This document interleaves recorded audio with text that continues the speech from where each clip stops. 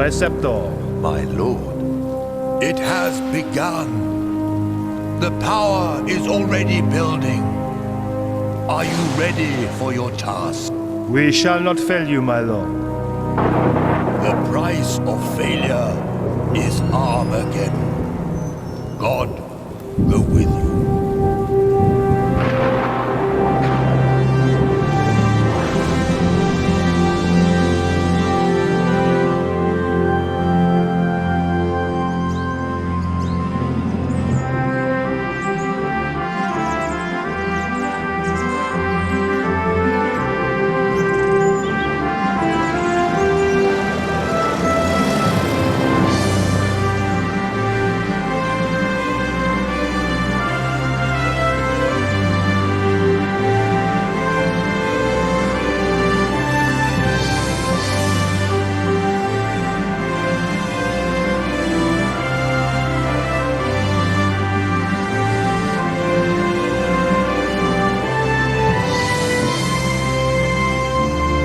Girlfriend, George?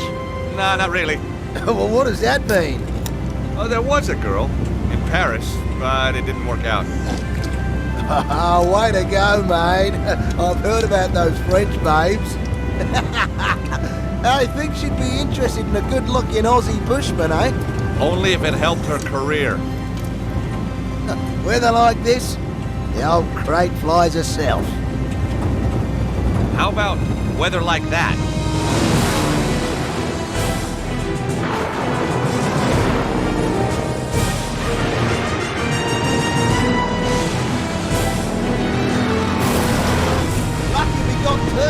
Just another couple of seconds and we'll be laughing.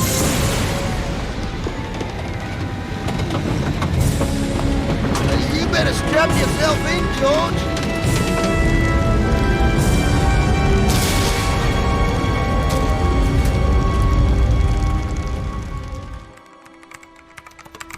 Meanwhile, as Paris wakes to yet another clear, hot day, in the south, the bizarre weather continues.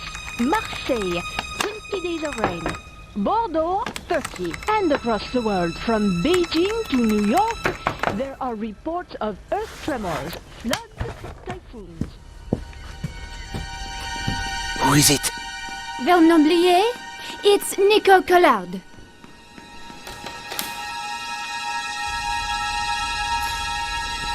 You're early. You said it was urgent?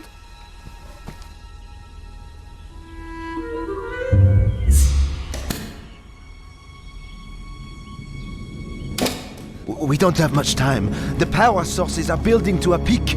It's all in the manuscript. Look, I decoded it. No one's ever done that. They paid me serious money. But the Earth, we're all in danger. Now they want to kill me because I know too much.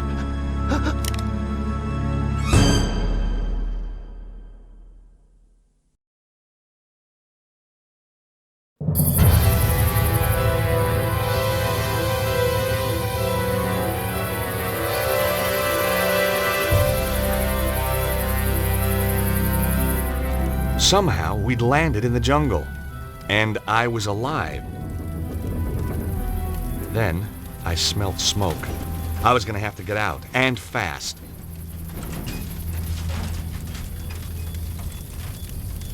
With the seatbelt fastened, I wasn't going anywhere.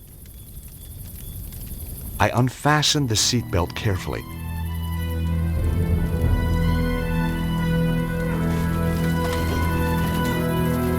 A buckle and strap held the crate tightly to a metal frame.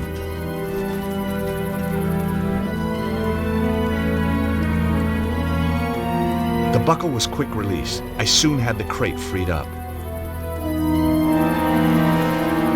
An unopened bottle of beer was lying on the floor of the plane.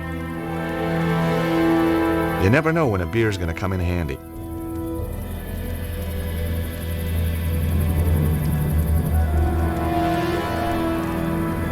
The door had taken a hammering.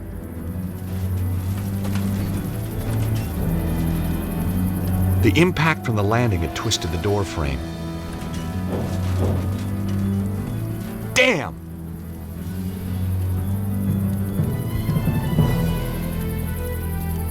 We were balanced on top of the cliff.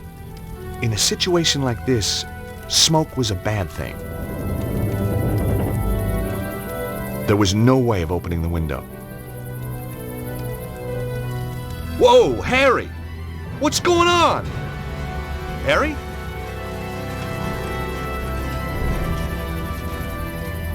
Man, that was close. We weren't safe at all.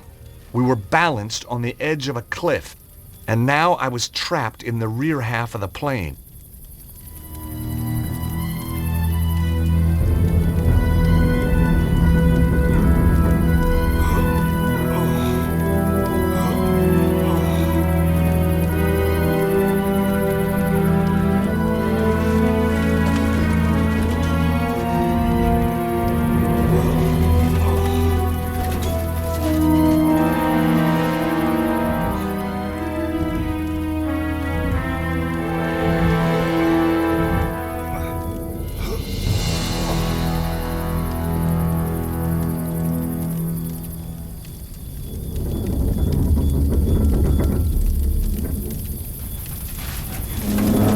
The bottle of beer had survived the crash unscathed.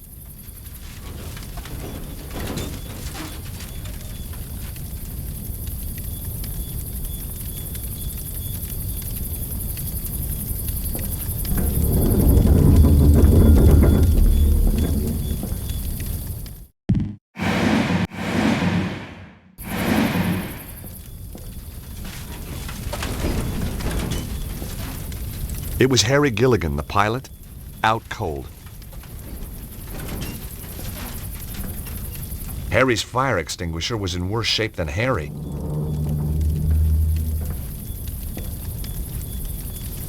Searching Harry turned up a handy bottle opener. The glass was cracked.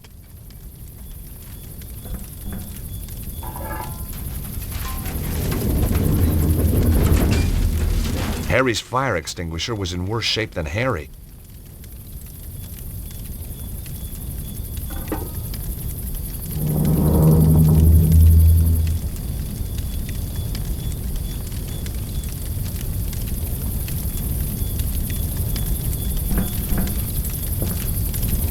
Harry!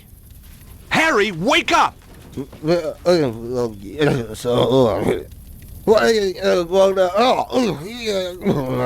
Slapping him wasn't gonna work.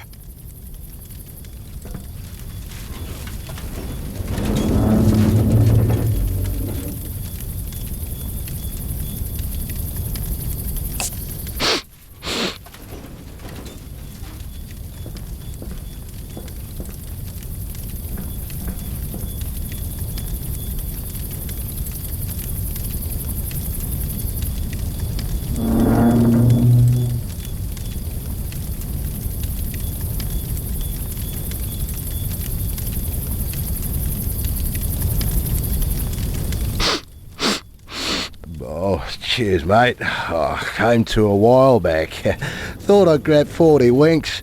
Oh, don't get much chance in my line. What were you doing flying us into that storm? You nearly got us killed. Oh, calm down, will you? The storm came from nowhere. Oh, I've never seen anything like it. Weird. So how far is it to the landing strip? Well, not far. We were right on top of it when the storm hit. You okay, Harry? Sure, mate.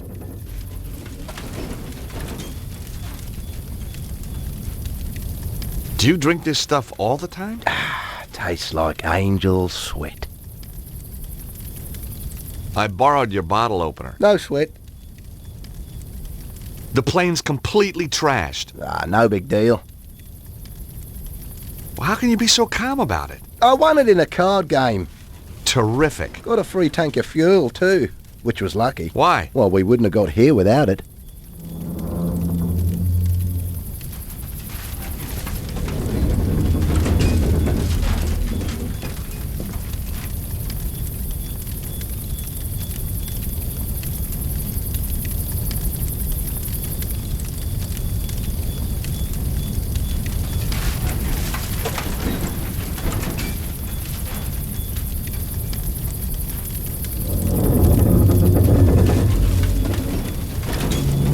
wasn't strong enough to push it out.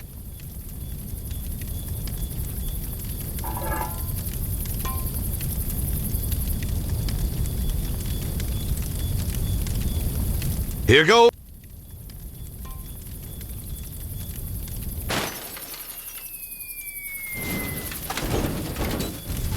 Yes!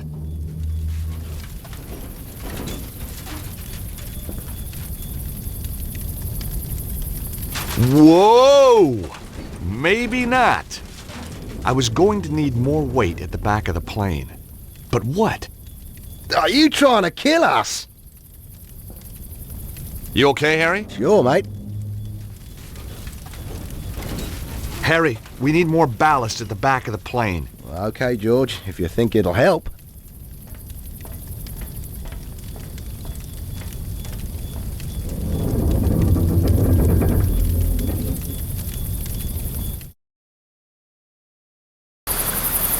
Harry! Just don't move! You bet. No! Not yet! Harry, stay there! Why? Whoa!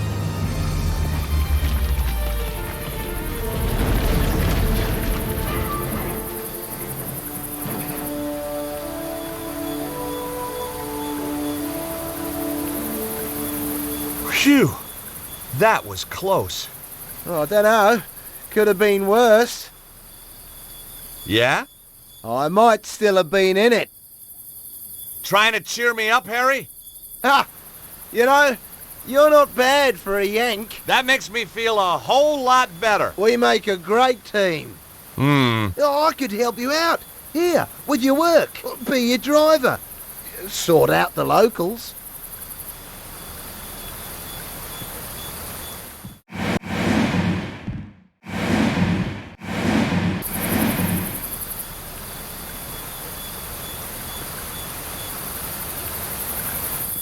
Harry, like I told you, I'm only here to meet someone, then I'm out of here. Oh, yeah, maybe I know the fella. I doubt it. Guy called Cholmondeley. Never heard of him. Exactly. What's he do? He's a scientist. Well, what kind of a scientist? He lives in the jungle, says he's built a machine that can create limitless energy. I'm a patent lawyer. He wants me to write the patent, make us all rich, okay? Capiche? Oh, I see. A mad scientist. It was Harry. I don't want to be rude, George, but did you seriously believe all that crap? Of course not. But have you ever lived in Idaho? Fair enough. Now what are we gonna do? Well, you lead the way.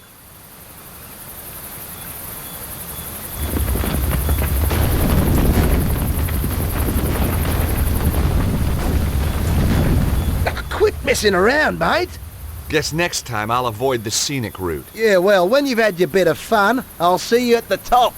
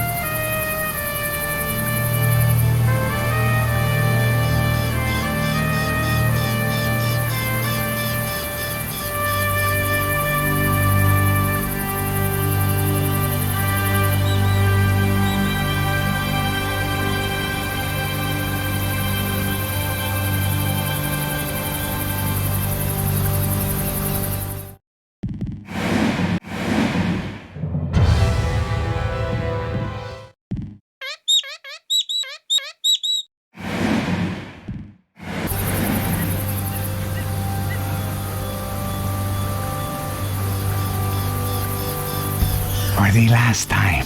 Where is he? I don't know! I don't know! For God's sake, I've told you everything I know! For which I am deeply grateful. Nevertheless, it was always my intention to kill you. Goodbye, Mr. Cholmondeley. How many times? It's not Cholmondeley, it's... It was a Sunday morning. I was 3 months behind on the rent, and my editor had given me another bum assignment, an interview with some hacker about the end of the world. Where had it all gone wrong? Was I never going to get that lucky break? What had happened to my glittering career in journalism? And then, everything changed.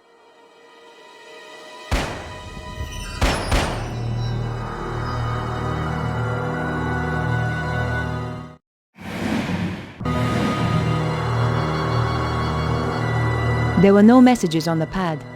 A pencil hung beside it on a piece of string.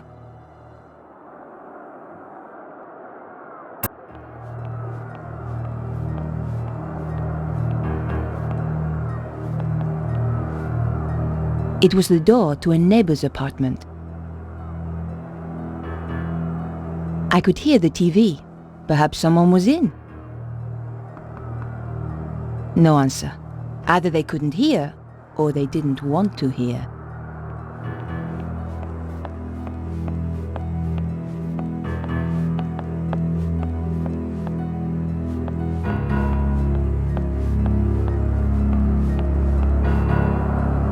The window led out to the balcony.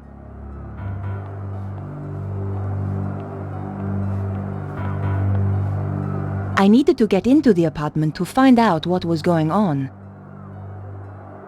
It was quiet, but that didn't mean the place was empty.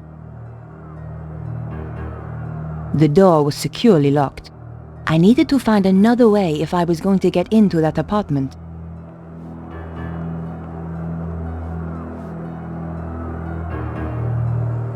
It was the pencil I'd borrowed from the lobby of Vernon's building. My press card. I never did like that picture.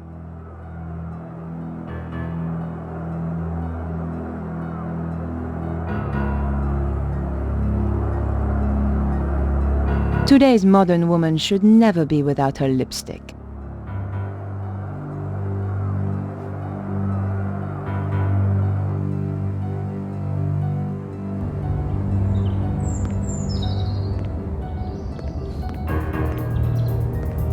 Somehow I was going to have to climb past the railing to reach the apartment windows.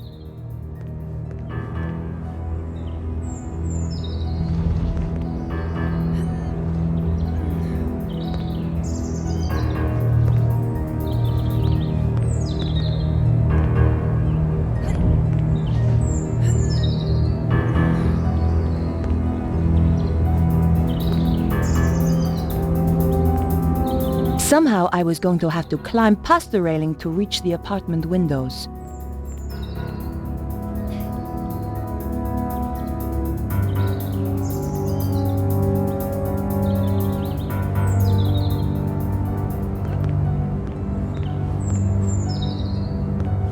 It was the hacker's window, all right. Through the grime, I could see a shape that looked a lot like a body. The window was securely locked.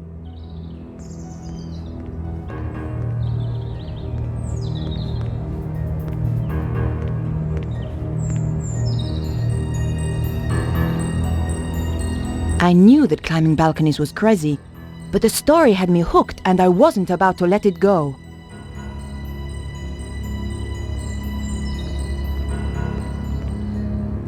It was pretty dark, but I could just make out the shape of a bed. The window was ajar, but with the latch down, it was still locked. The gap was too thin, even for my fingers. There was a gap, but the latch meant it was still closed.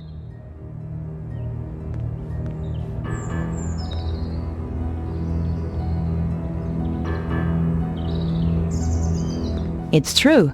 A press card can get you in anywhere. Just one little wiggle between the window and the lock, and the latch lifted. Here goes.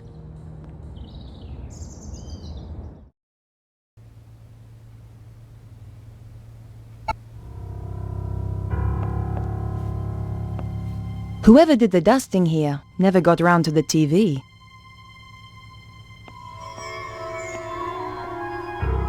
The wardrobe was stuffed with unwashed clothes. Disgusting.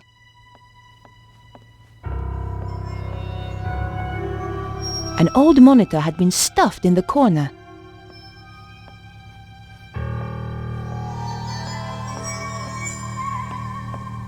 Cold Singapore noodle with tea bag. Gross.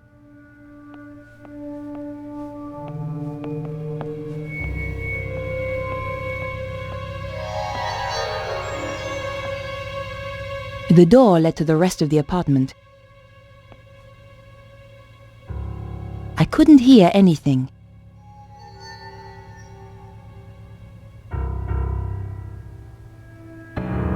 The guy was dead, all right.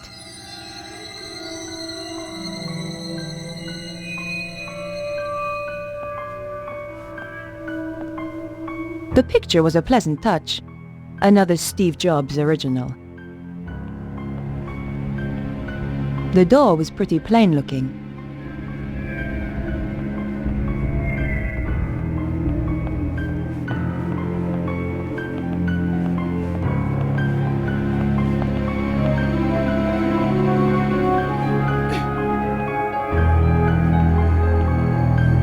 The front door of the apartment led back out to the hallway.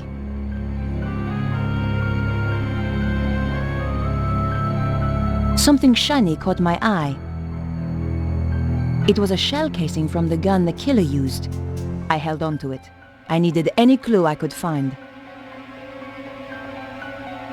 Who needs ornaments when you've got a TV?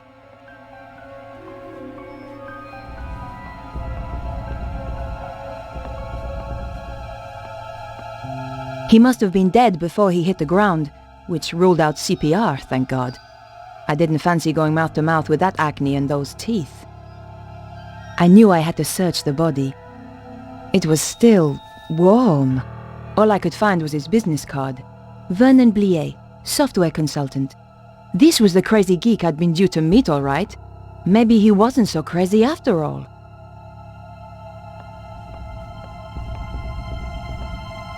The computer had been wrecked. Someone had removed the hard drive in a hurry. The computer was badly damaged. This was one serious binder collection.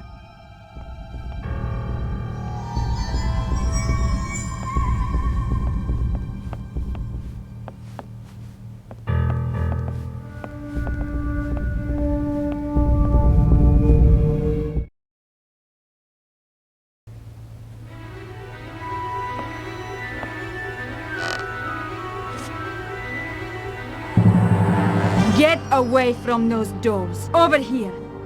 Where I can see you. Okay, whatever you say. I've been waiting a long time for the chance to do this. So, we've met before? Oh, yes. Really? You obviously didn't make an impression the first time. You won't be so clever when I've killed you. Time's up! Ah!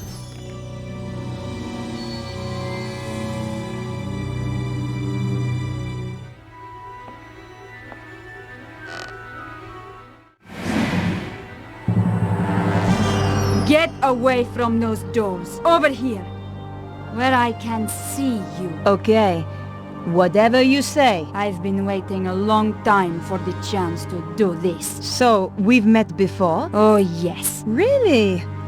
You obviously didn't make an impression the first time. You won't be so clever when I've killed you. Time's up.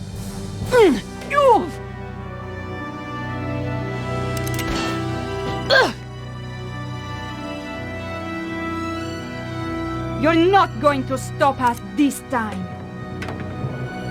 I never forget a face. So why had I forgotten hers? Ow! Oof!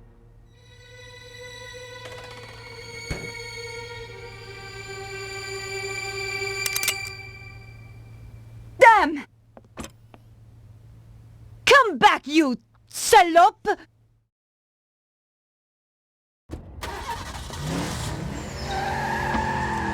Where did she disappear to?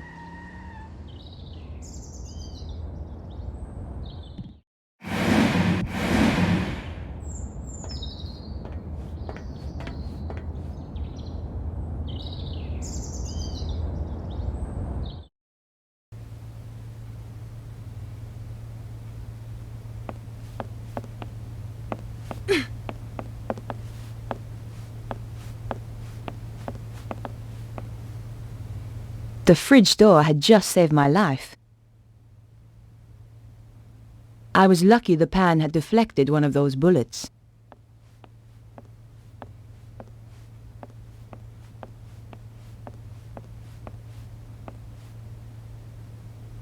Someone had thrown away a bank statement. Someone had thrown away a bank statement.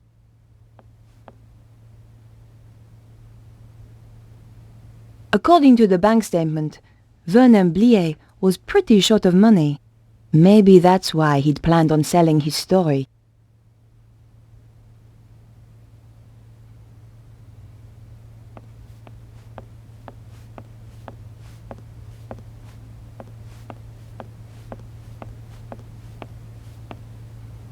The number of the phone was 0123748019.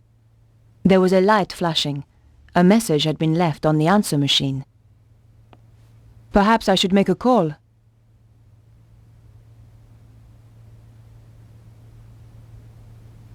Maybe there was a clue on the answer machine.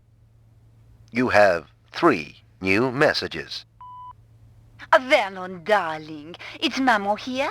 I'm at my wit's end. I've given your trousers 3 washes at 100 degrees and that stain still won't come out. It's more like cement than mayonnaise. Anyway, the ironing's done. Oh, I hate these machines. Au revoir, à dimanche. This is Nicole Colladier from La Liberté. Just to say I'll be round at 8 as promised. Goodbye. Vernon, it's Beatrice. Good luck with the reporter. I'll be waiting for you in the gardens afterwards. Love you, Snooky. Snooky? Perhaps I should make a call. I wondered if Andre might have any ideas. Andre Lobineau? Hi, Andre. My dear Nico, how are you? Having one of my interesting days? I was about to interview a guy when somebody shot him. My God! Are you hurt? I'm okay, but the killer escaped before I could stop her. Her? A woman? That's right. And it's not the only strange thing. I think this is more than just your ordinary homicide. Oh dear. Are you off on one of your little adventures again, Nico? Hey, what do you mean? I suppose at least that idiot Stobar isn't involved this time. Andre, I was nearly killed. Okay. Trouble is, I can't find any leads to follow up. The killer must have left a trail of some kind. Search the whole area for clues. I'll see what I can turn up. Andre, I'm going to get back to the investigation. Okay, Nico. Oh, and what I said earlier, I'm sorry. Don't worry, Andre. I ask for it sometimes. But you know, George, he was a lot of things. But he was never an idiot. If you need my help, be sure to call me. Perhaps I should make a call. Better check in with my paper.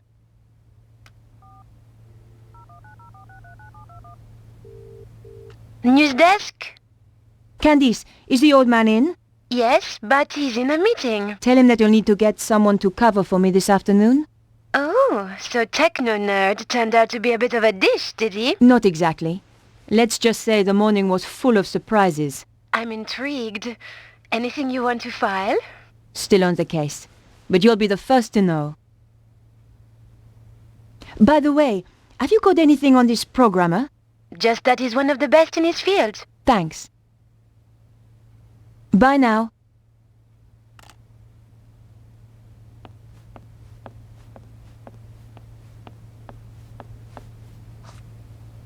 I pulled back the rug. One of the floorboards was loose. The rug had been covering a loose floorboard. The floorboard lifted up easily. In the space below, there was a small safe.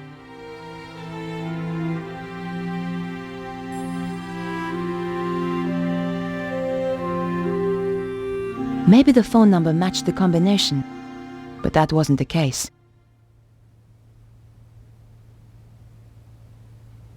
The combination could be the same as the number on the statement, but that slim hope vanished as soon as I keyed in the numbers.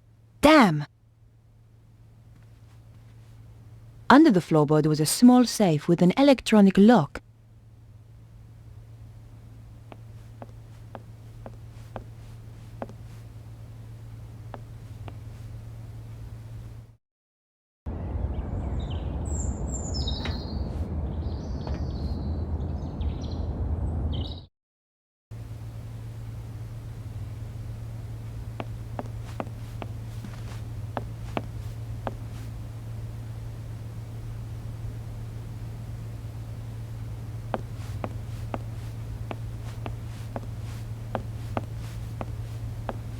Some things I just didn't need to examine.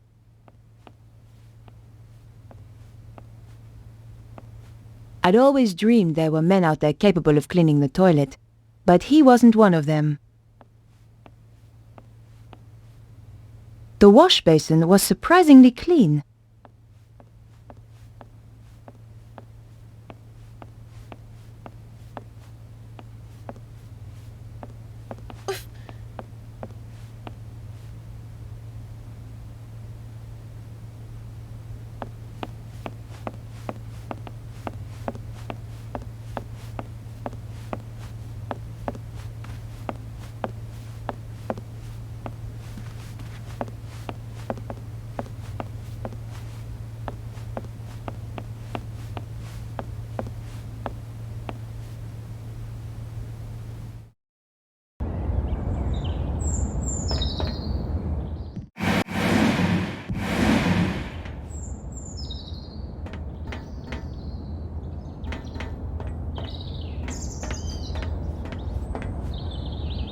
The door may have been too thick, but I couldn't hear anything.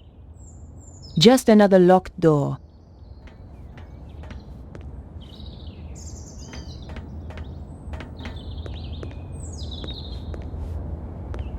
It was a typical trash can. When in doubt, search the trash. But there was nothing of interest. There had to be a clue around here somewhere. But not in there. It was just an old sheet of newspaper. But you never know what might come in handy. The drain pipe looked old, but sturdy.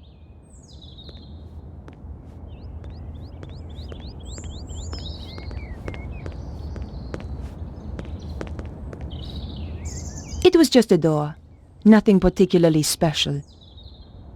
I couldn't open the door.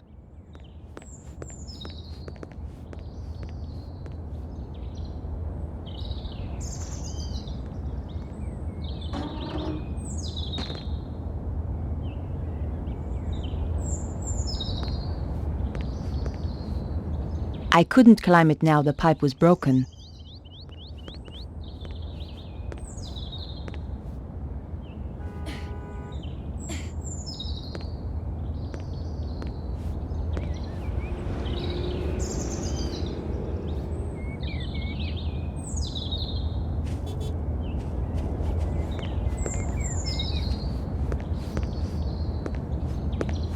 There was a dark wig lying on the ground.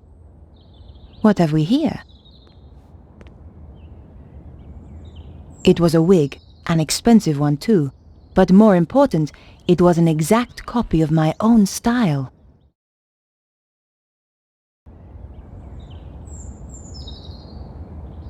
The label inside had been cut out. The killer had covered her tracks. Almost. There were a few strands of blonde hair inside. So the woman I'm after really has blonde hair, not black. It was the front sheet of an old newspaper. The paper had more stories about strange weather around the world. It was the card I'd found on the dead guy. His phone number was 0123748019. It was the casing from one of the bullets the woman had fired. I figured it could help in some way.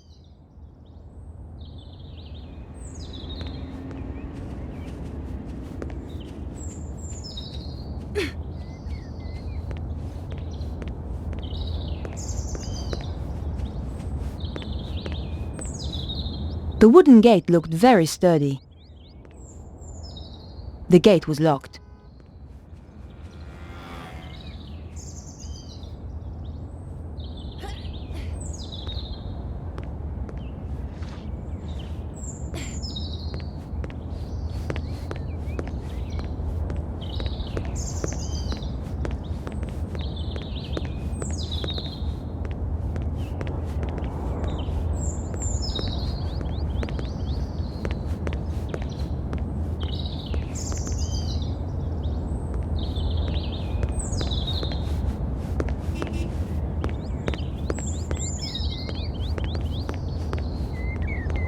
I considered leaving the area, but decided to remain here.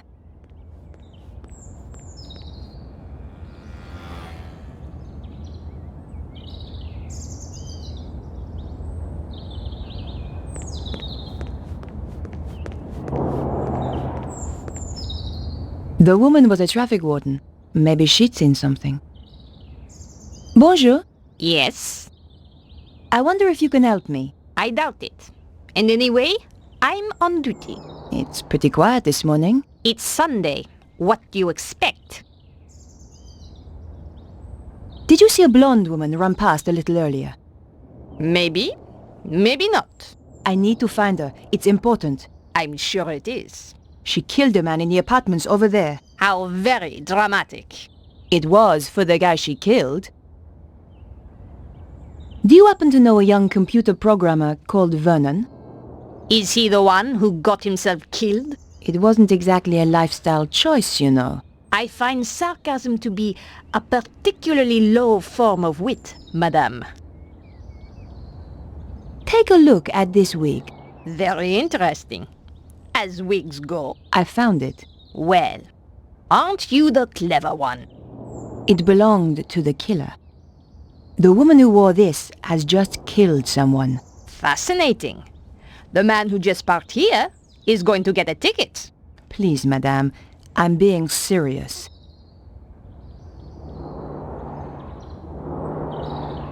Thanks for your help.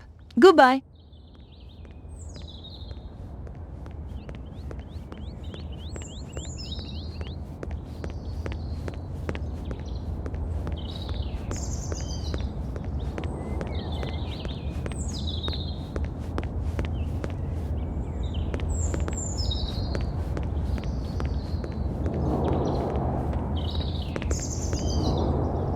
The old woman looked like she could stand around all day.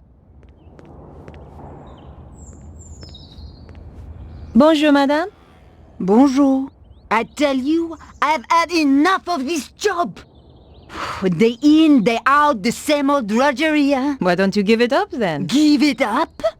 Who do you think you are telling me to give up my job? I thought you were too good for the likes of me, I expect? No, not at all. I didn't mean... I was a dancer once, you know. At Le Moulin Rouge. So stick that on your velo and ride it. That's wonderful. Of course. Alphonse, he wouldn't have any of it. I'll not have you flashing your knickers out of Paris, he said. Get a proper job. So I did. A real liberated man. He was an angel. I won't hear a word against him. This wig belongs to someone I'm looking for. Nice. At Le Moulin Rouge, we always had such beautiful wigs. Have you seen anyone wearing this wig? No. Was she a dancer? Something much worse. Pah! A singer, then. Do you know a young man called Vernon? I'm sure I don't know what you're suggesting. I am a married woman. Of course, between you and me, in my dancing days, it was a different matter. Have you seen a young blonde woman by any chance? I certainly have. Skinny-looking thing, like you. Thanks. Which way did she go? She got into a sports car and drove off. Do you happen to know the make of car? What do you take me for? Some kind of mechanic? You'll have to ask someone else. It happens to all of us. No one escapes. What do you mean? Look at the picture. Your looks have gone already. Just what a girl likes to hear. Just one thing. Your husband, Alphonse, is he around? No. I thought perhaps he might have seen something. It's unlikely. Why? He left me 20 years ago. Ran away. With a singer? That's amazing. How did you know? Lucky guess. Thanks for your help. Goodbye. Au revoir.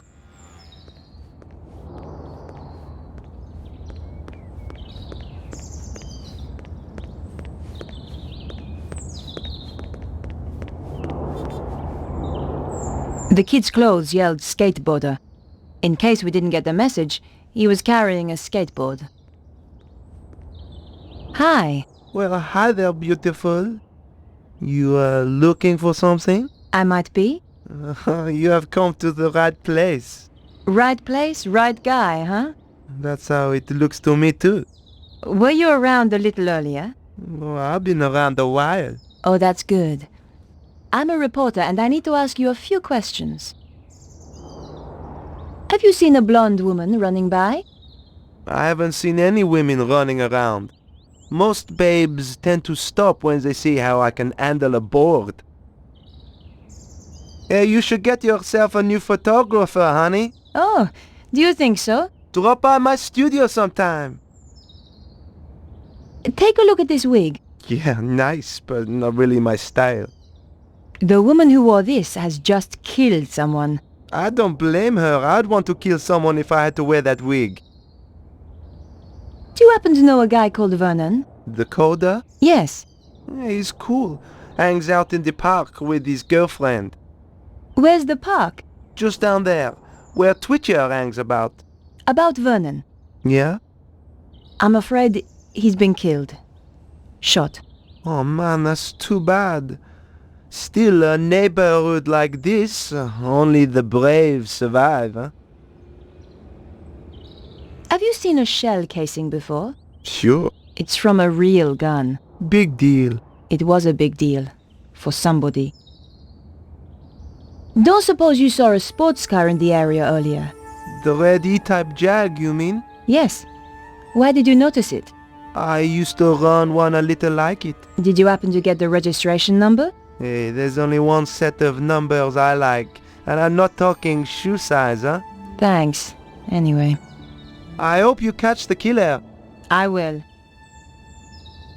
So where's your posse? What? Big guy like you? Gotta have a posse, surely. Oh, yeah, sure. I got two. Wow. How about you? You got a posse? Oh yeah, but I like to keep it secret. Gotcha. Thanks for your help. Goodbye.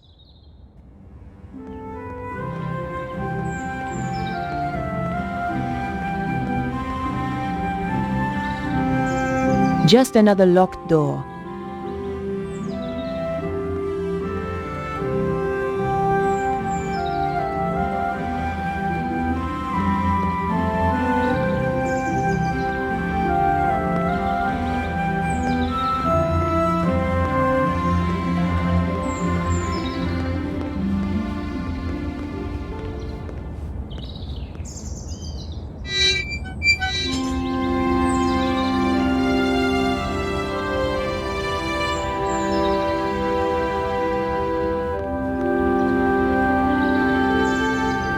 Beatrice was sitting in the gardens waiting for her boyfriend. One good thing about being a goth, you don't have to dress up to be in mourning. Bonjour, mademoiselle. Bonjour. Are you Beatrice? How do you know my name? I'm Nicole Collard. Vernon was going to meet you. That's right. He was supposed to come here afterwards. Where is he? I'm sorry. Vernon is... He won't be coming. What's happened? Did you see a blonde woman a short time ago? I don't know. Tell me about Vernon. Did you happen to see a sports car in the area? Don't talk to me about cars. What about Vernon? Something's wrong, isn't it? I'm looking for a woman who was wearing this wig.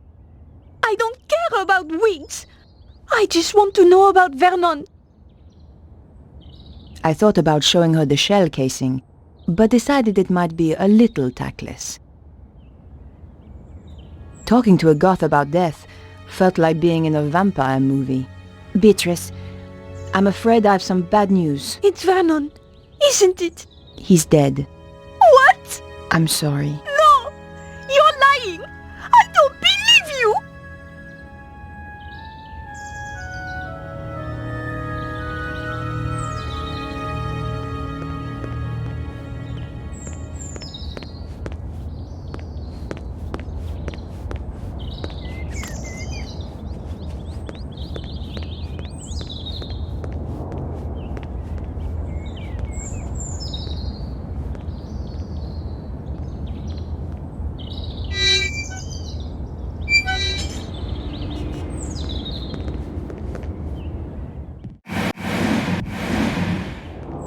Bonjour.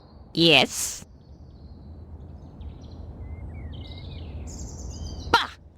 What does this prove? Any fool can throw together a fake ID. True, but only a real fool would impersonate a journalist at my paper. Take a look at this. Interesting. 12 millimeter. And recently fired. That's right. But how do you know about firearms? Let us just say, I have not always been a traffic warden. What else can you tell me about it? From the head stamp, manufactured in Prague. And the gun itself? The new Magnum, if I'm not wrong. You can tell all that from the shell? You just have to know what to look for. It came from the gun of the woman who tried to kill me. This is not a Saturday night special. You are dealing, I think, with professional killers.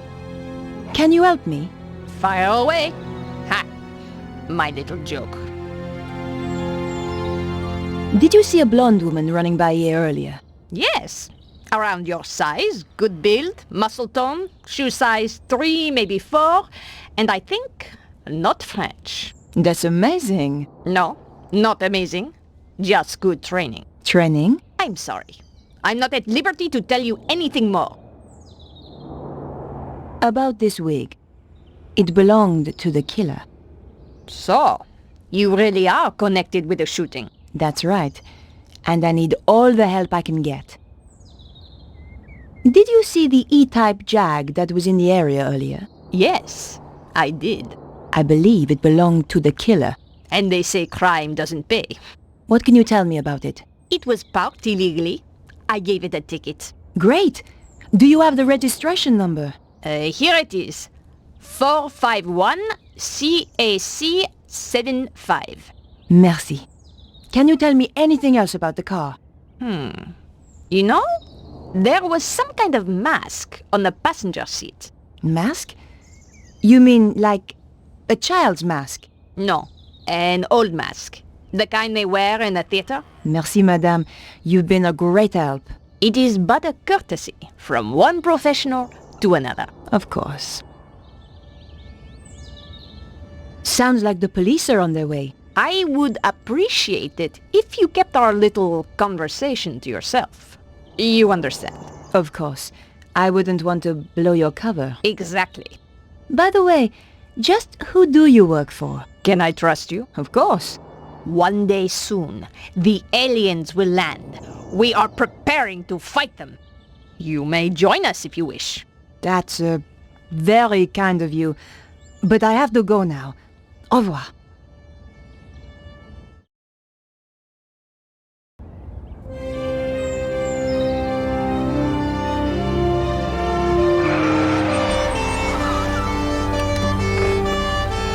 What's going on?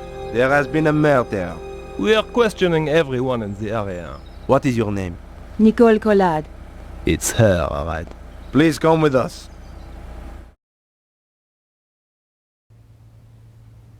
And this is... Come on, speak up. Nicole Collard. Aha! The woman he had arranged to meet. She's a tough one, I think, sir. Like me to loosen her tongue a little? Not quite yet. Your identity card, please. My press card.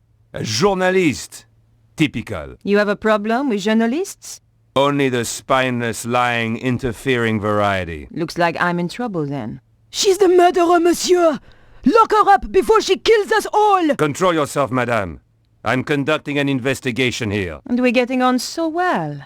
How did you know the dead man? He contacted me through my paper. He wanted to meet. Why? Some nonsense about the end of the world. Why did you kill him? I didn't. But you admit you were here. He was already dead when I arrived. I broke in through the bedroom window. The killer was still here. And? We fought through there, in the kitchen. Then she ran off down the fire escape and I lost her. There are certainly signs of a struggle. Inspector. Oui? How did you know Vernon was due to meet me? Your message on the answer phone. The woman I fought was really a blonde. The neighbor said she had dark hair. She wore a wig. How very convenient for you. Here's the wig the killer wore. I'll take that as evidence. Where did you find it? Over the wall at the back of the apartment. Oh, I see. How terrible. You've been framed. Correct, Inspector. She's the killer! I saw her with my own eyes! Have you any idea why he was killed? None at all. Perhaps it was to stop him talking to me. Not everybody rates journalists so highly, mademoiselle. I've got the number of the killer's car. My, you are being helpful. Are you quite sure you're a journalist? Do you want the number or not? Very well. 451 CAC 75. Thanks. Am I free to go? Don't let her get away! The evidence is clear enough. I'm placing you under arrest, Mademoiselle Collard. Officer, take her away. With pleasure, sir.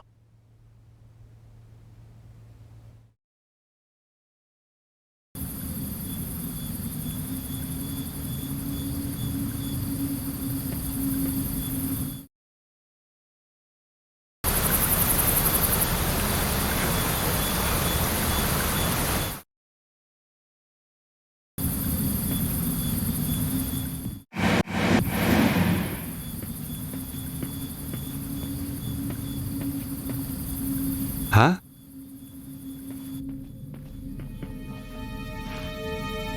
Can you hear me?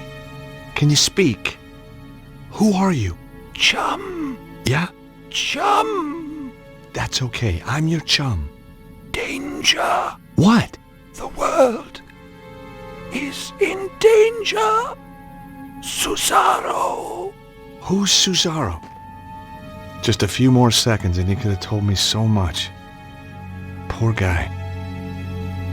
Whoever he was dead all right. This was the kind of job I could do with my eyes shut. In fact, that's normally how I did it. All I found was his ID, Cholmondeley, the guy I was supposed to meet. The ID card belonged to the dead inventor, Cholmondeley.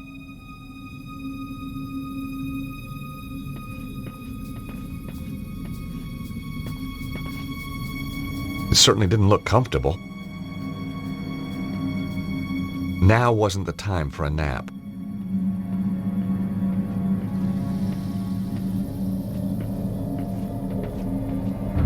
The old pressure pad trick, eh?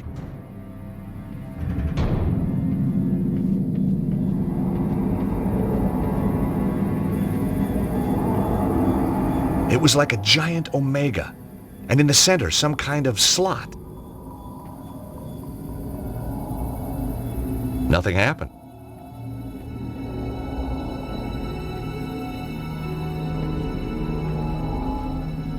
The workbench was a mess. but I hadn't flown halfway around the world to critique someone's housekeeping. In amongst the junk was a postcard, all the way from England, someplace called Glastonbury. It was signed Bruno. The workbench was a mess. A second look turned up a magnifying glass. Suddenly I was 5 years old and back in California, setting fire to my father's sun hat. A couple of packing cases. Someone was obviously in a hurry to leave. They'd been packed in a rush. There was nothing inside it that was any use to me.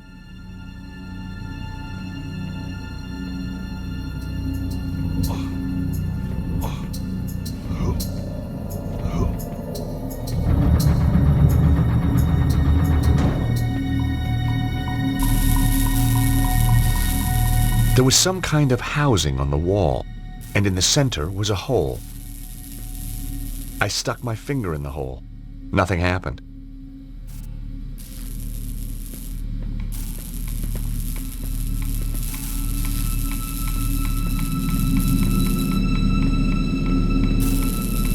Gas cylinders. The cylinders were connected to the inventor's machine.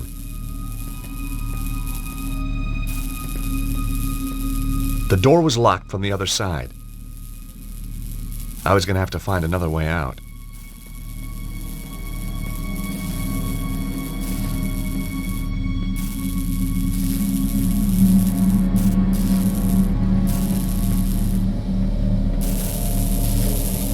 Wow, so the guy actually built the thing. I wondered if I could get it to work.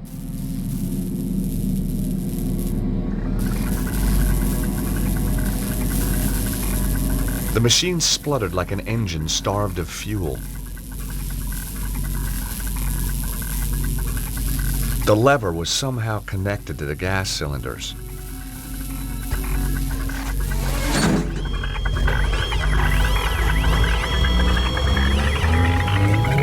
Whoa!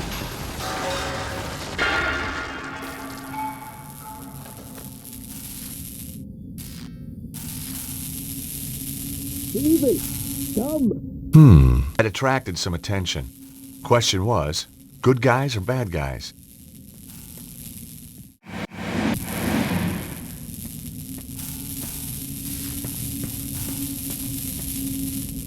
The lever had been blown clear of the wreckage. I took the lever.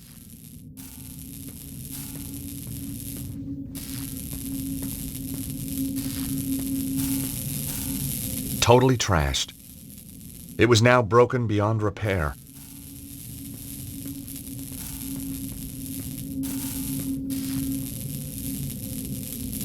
The rod looked about the right size to fit the hole. Cool! It fits!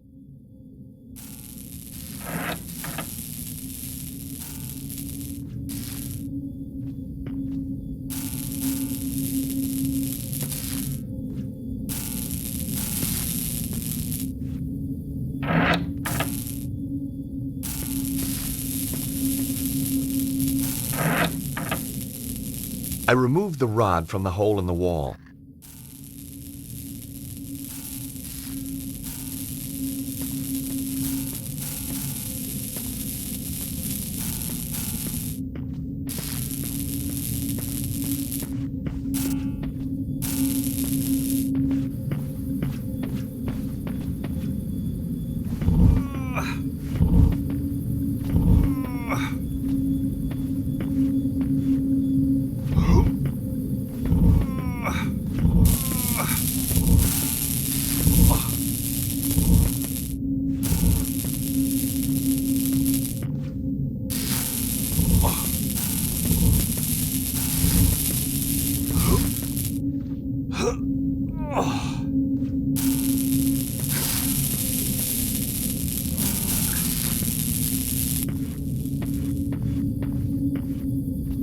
There was a bird's nest up on a small ledge, but it was out of reach.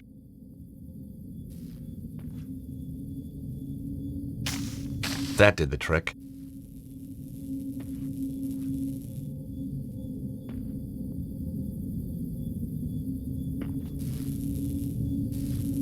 The bird nest was as dry as tinder. I'd already checked for spiders. The rod had been thrown off the inventor's machine in the explosion. The magnifying glass was a real beauty. The postcard showed a picture of a quaint English village. On the back was a message. Have had to leave Paris in a hurry. Suggest you do the same.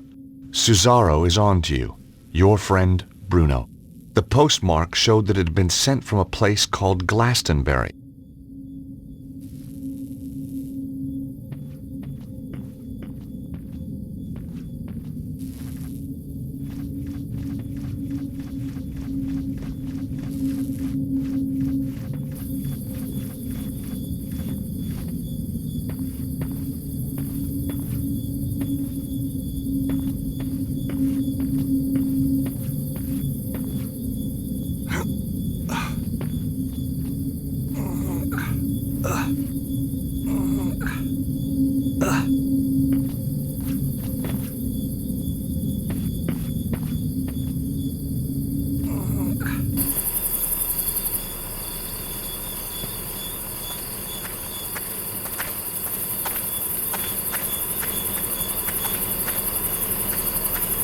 Out of the corner of my eye, I caught sight of a familiar shape. Harry had made it after all. It was a statue carved from stone. The back had been hollowed out. Inside were the remnants of a fire.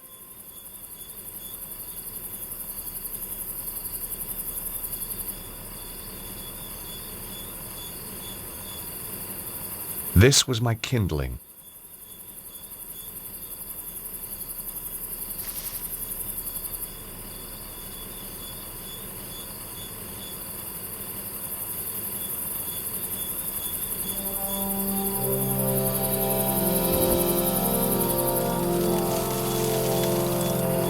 Look, monsieur. The evil! It is come!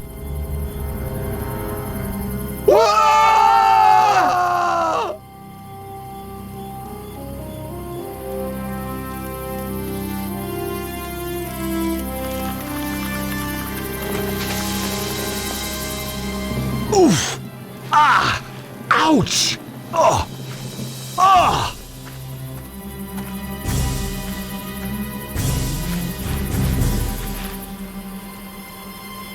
George! Quickly! Over here! Imbeciles! It's a trick! Get back here now!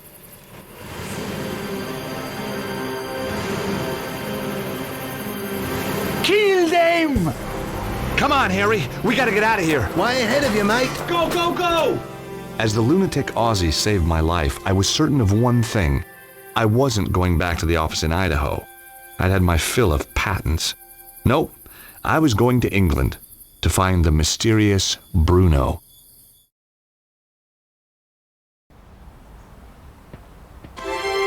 Glastonbury, England. Home to more legends and mystical baloney than you could wave a wand at. Joseph of Arimathea was supposed to have traveled here from the Holy Land, and he didn't do it to buy an overpriced crystal. Somewhere in amongst all this New Age hokum was a guy called Bruno, and I was going to find him.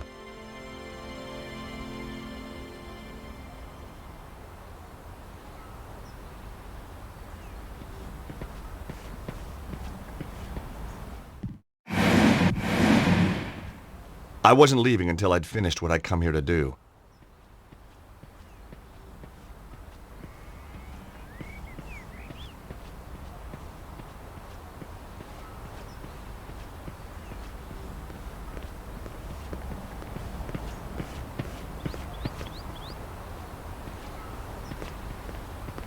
There was a big middle-aged guy walking around the street. He looked lost. He also looked kind of dangerous.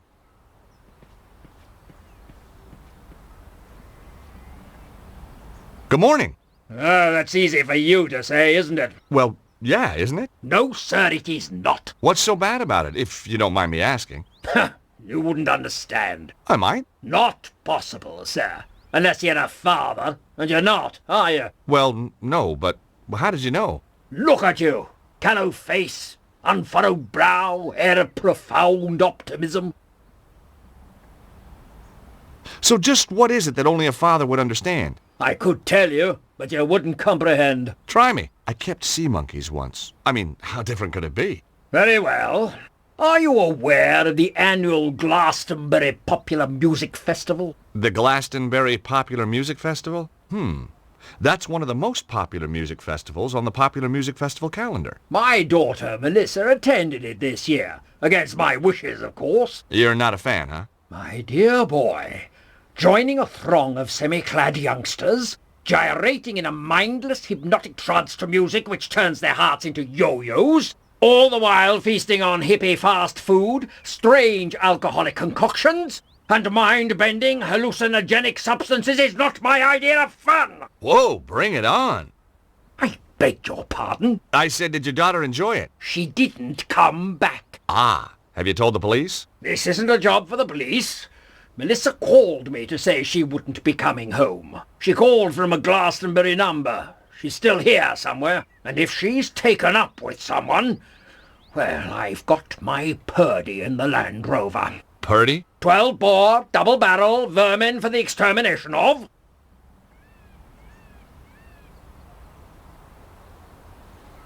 My name's George Stobart. A Yankee? Colonel Buckley. Rutland Lancers, 3rd Battalion, retired. You know, I had a feeling you might be a soldier. Can take the fella out of the army, can't take the army out of the fella, eh? It could have been that. It might also have been the aura of latent violence that surrounded him. Recognize this? Glastonbury Tor. What do you know about the Tor? Good place to deploy artillery. Right. Okay, thanks. Does this ID card mean anything to you? It's not yours. Never seen the chap. Did you find it? Yeah. Then you should hand it in at the police station.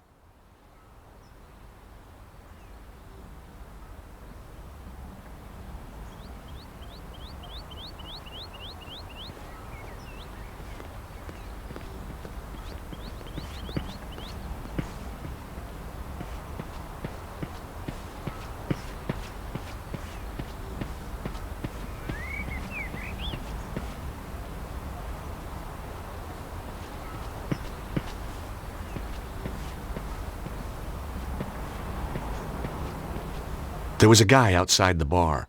He looked like he'd failed an audition for Our Man in Havana. Hi, my name's Stobart. George Stobart. How fascinating. 2 T's and 2 B's. You'd be amazed how many people get it wrong. Nothing amazes me these days. Eamon O'Mara. You're Irish? No, I'm from Hawaii. The Maui O'Maras. You're not from Hawaii. No, I'm not. I lied. Very astute of you to see through it. You clearly have a lucid and highly rational cognitive process. So what do you want, Mr. Stobart? You sightseeing? I'm researching. Outside a pub? I'm researching the alacrity with which this place opens. In a civilized society, a man should be able to get a drink at this hour. It's 10 o'clock in the morning. Precisely. You can't need a drink that much, can you? Now that's a complicated question. Let's discuss it over a beer. It's too early for me. Very wise. I'll be raddled before me time. Me liver riddled with the cirrhosis. Raddled and riddled. Well. So, what do you do? Good morning. I'm Eamon O'Mara, and today I'm in the enchanting town of Glastonbury. I'm sorry, I have no idea what you're talking about. Of course you haven't. Now wait a minute. I'm here as a professional media Irishman, researching my new BBC programme. Oh, you're putting together a TV show? Bingo! Give the man a figurative coconut. I visit villages, interview the local characters, sample the local cuisine. What's the show called? Up Your Alley with Eamon. Nice. And you're doing this place next? That's that finely tuned cognitive process of yours in action again, isn't it? How did you get into television? By accident. I was doing a reading at a bookshop in London. This wild-eyed BBC producer wanders in, points at me like I'm the second coming, and says, "You'll do, you'll do." You're a writer? Wash your mouth out, I'm a poet. Poetry is a gift to the Irish from the gods themselves. Yeats, Wilde, Joyce. Bono. Don't push your luck. I may have the soul of a poet, but I've the fists of a welterweight. Have you seen that guy walking up and down? The army type? Kind of Englishman I'm allergic to. Oh? Why's that? Well, if you have a couple of 100 years, I'll explain it to you. I'm worried he might be out to kill someone. Now you're beginning to understand my allergy. What do you think of the town? It's a theme park. So where'd the tourists go? I don't know, maybe it's out of season for hippies. Do you know much about this place? It's got half-decent pubs when they're open. Oh, I see, you want to know about the fairy stuff, don't you? Fairies? You see that hill? Yeah? Fairies guard King Arthur's sword Excalibur under that. Really? No. Does this postcard mean anything to you? No. Should it? I guess not. It was a long shot. Who's Bruno? I wish I knew. Does this ID card mean anything to you? It's an unflattering photo. Doesn't look anything like you. That isn't me. No, didn't think so. You're one of those godforsaken photogenic types, aren't you? And no, it doesn't mean anything to me.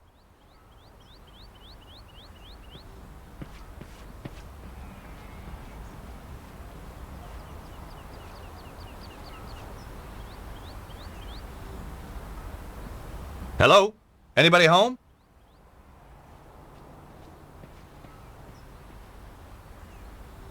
The place looked empty.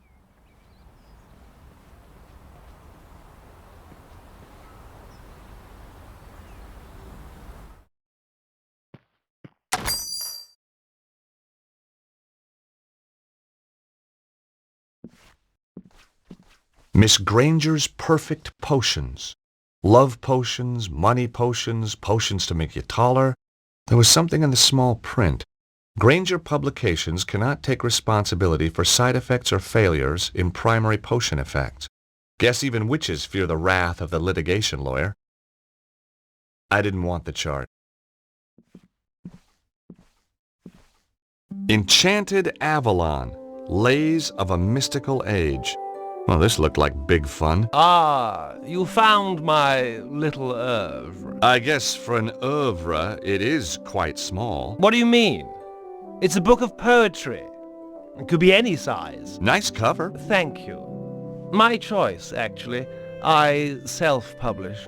The big publishers just don't understand spirituality. What's the deal with the coins? Joseph of Arimathea bringing the Holy Grail here. Arthur and Guinevere being buried here, and of course, St. Michael defeating the dragon on the tour. Each silver coin commemorates an event in Glastonbury's history. History? Sounded more like folklore to me. Silver, you say? Well, silver-plated. I have a dear friend who does them for me.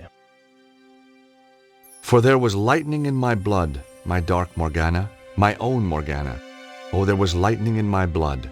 Red lightning lightened through my blood, my dark Morgana. What do you think? Pretty good. Yes, I was rather pleased with it myself. Darkness o'er the world is creeping, slumber while the heavens are weeping. More good stuff. Maybe my first impressions have been wrong.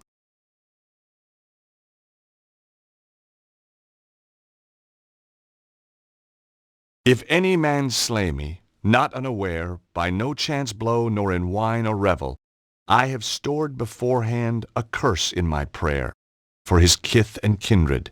His deed is evil. I didn't have time to read any more of the poems.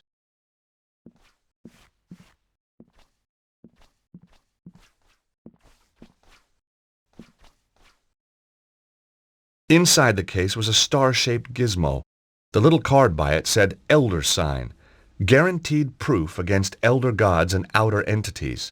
Could have used that a few years ago.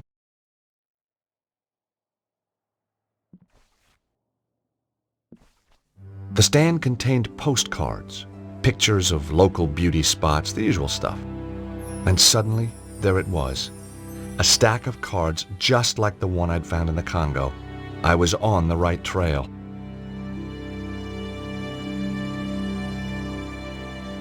I hadn't come here to send postcards.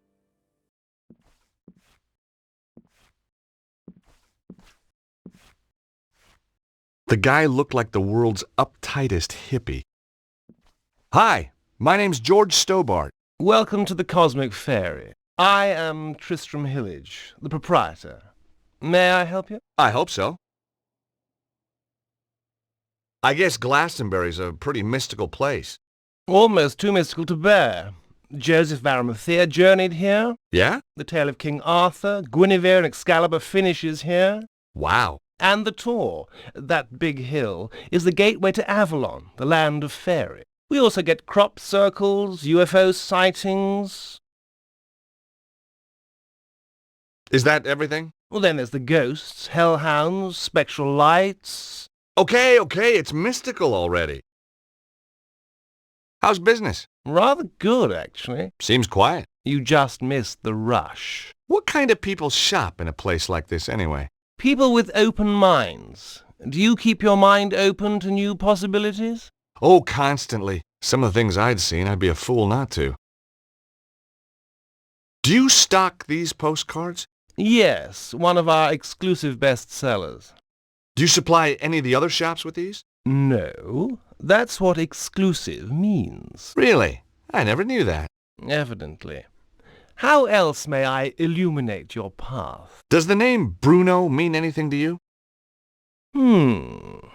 Bruno. No, I don't think so. Really? Yes, really. You sure? Of course I'm sure. I've never even met anyone called Bruno. You seem very positive. His tone made me immediately suspicious. Something tells me you're not on the level. Who is Bruno? Where can I find him? I don't know who you're talking about. Now get out of my shop, you annoying man. Oh, I'll get out, once you've answered a few questions. Oh, God. You're not a tax inspector, are you? Hell no. I may be a lawyer, but I still got a few shreds of pride left.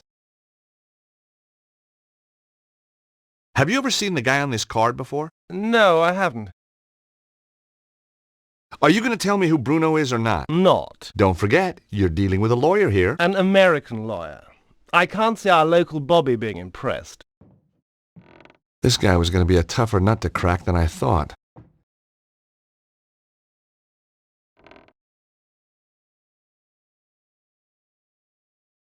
Hey, there's someone moving around up there.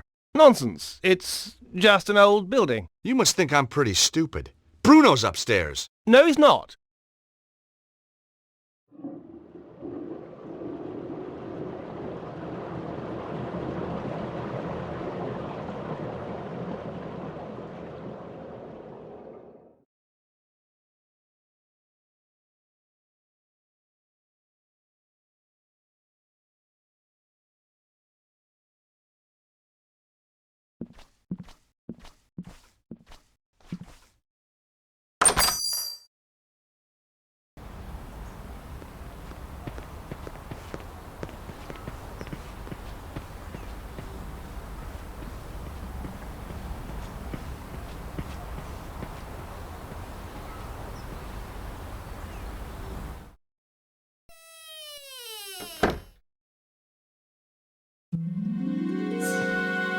Hi, I'm... Nobody tell me. Me a Madame Zazie. Me know all. And me see all. Sit down, you. You have traveled far. Oh, sure, like my accent was local. You come for the truth. And another no-brainer. George Stubar. What? How did you... Me know all. Me see all. Okay, I had to admit, that stumped me.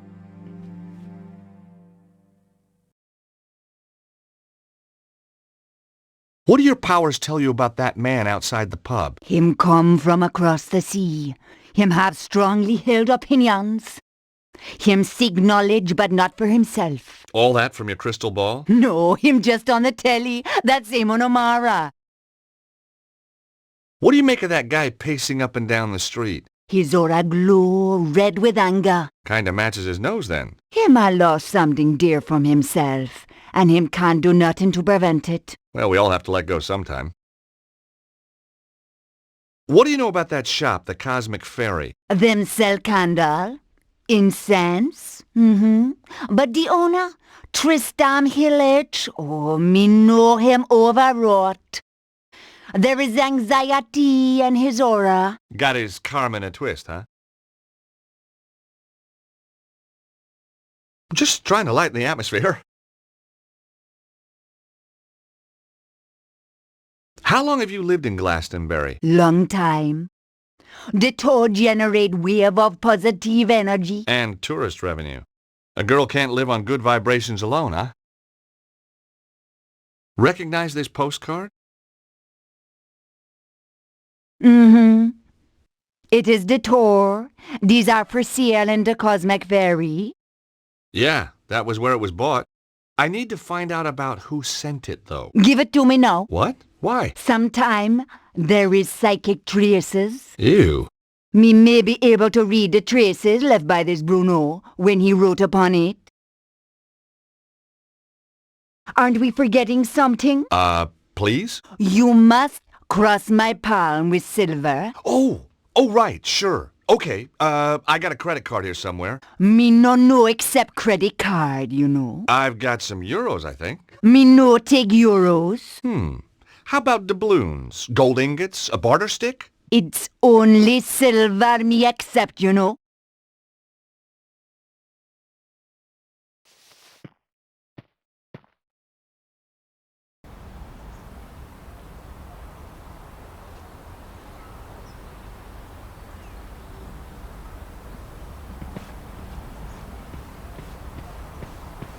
I wasn't leaving until I'd finished what I'd come here to do.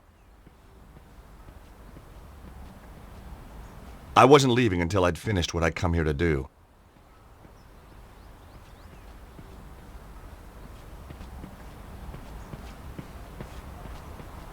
I tried to open the door. The door was locked. It wasn't opening time yet. Hi, Eamon. Have you been in that shop, the Cosmic Ferry? Oh yeah, always go there for me love beads. I was just asking. Have you been in the fortune tellers over there? Now why would I do a thing like that? To talk to the fortune teller. Well, if I wanted my palm read, I'll get my head examined first. You don't seem very open to suggestions for your program. I work best after a couple of stiff drinks.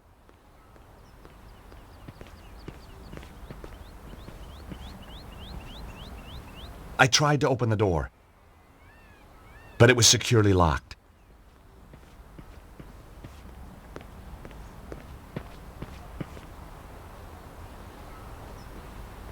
Hello again. That guy over there looks suspicious to me. There. I've seen suspicious, and he isn't it. Oh, so what does suspicious look like? Take a glance in the mirror sometime, young fella. There's a fortune teller up the street. Maybe you could ask her to help you. How so? Well, you know, she could look in the crystal ball and maybe she... Or, tea leaves.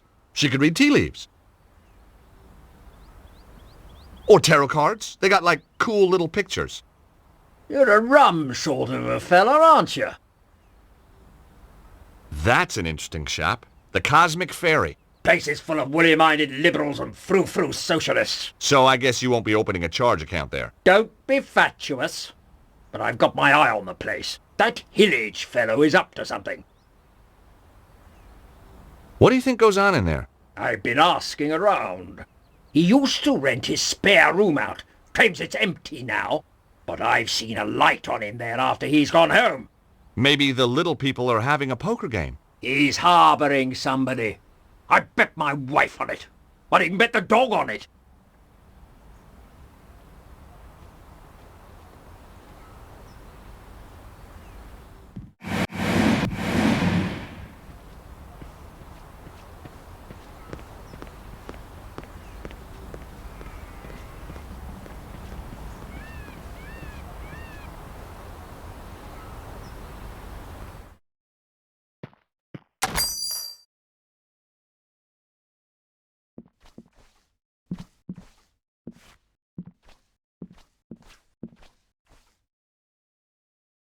Tristram was more than a little edgy.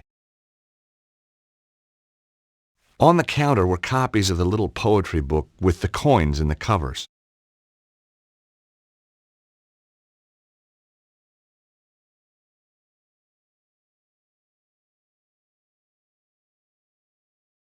On the counter were copies of the little poetry book with the coins in the covers.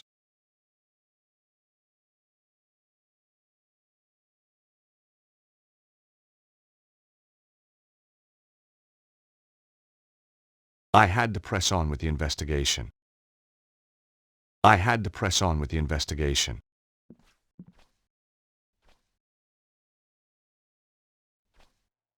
Hi again. What do you make of that fortune teller? Madame Zazie? Very traditional.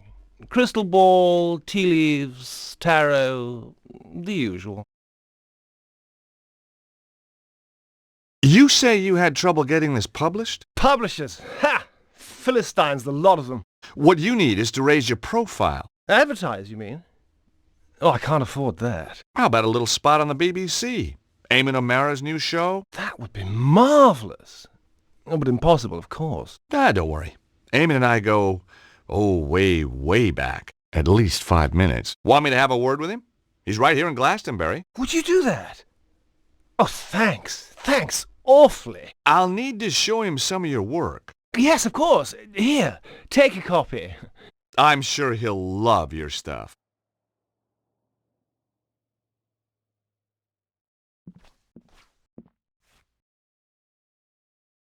Enchanted Avalon, Lays of a Mystical Age.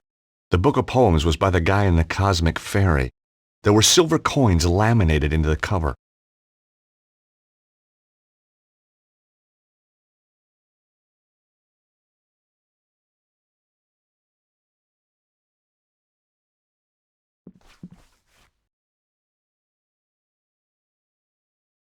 The 3 commemorative coins had come from the poetry book. The book of poems was pretty beaten up now. I'd levered the coins from the cover.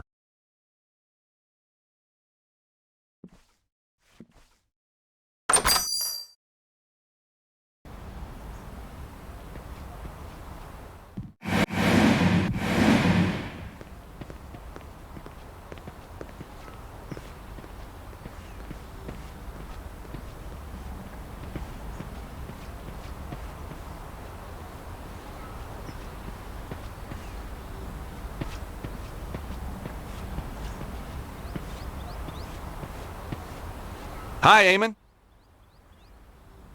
The guy who runs the Cosmic Ferry might be ideal for your show. That old hippie. I've no time for the 60s. Caftans stink. Timothy Leary was a turn-off, and I'd rather listen to The Clash than the Beatles any day. I thought you wanted to talk to eccentric characters. Hippies aren't eccentric. They're pathetic. I think this guy's got something. Take a read.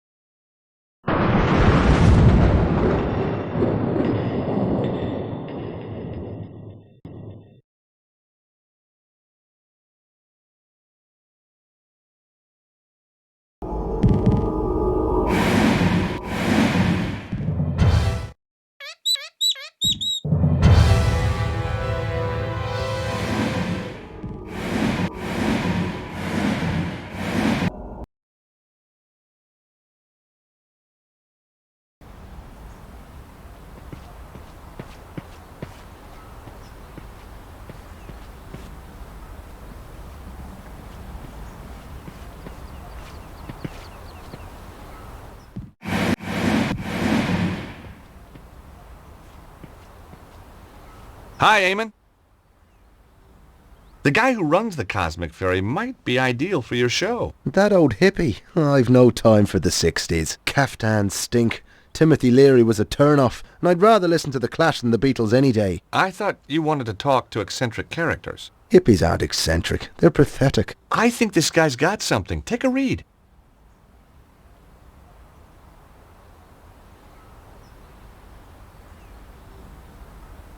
Enchanted Avalon. Lays of a mystical age. Oh, just what I needed. No, read some. You won't be disappointed. If you say so. For there is lightning in my blood, my dark Morgana, my own Morgana. It's not bad, is it? No, it isn't. Oh, there was lightning in my blood, red lightning, lighting through my blood. That's beautiful. It is that, just as beautiful as when James Clarence Mangan wrote it about his Rosaline 180 years ago. What? Look at this. The fairies are a silent race, and pale as lily flowers to see. That's Samuel Ferguson. Shameless, absolutely bloody shameless. Darley, Griffin, Aubrey bloody de Vere, does his thievery know no bound? Well, he's stolen it all? Every word! Oh, get this. The author reserves the right to be identified as the creator of this work.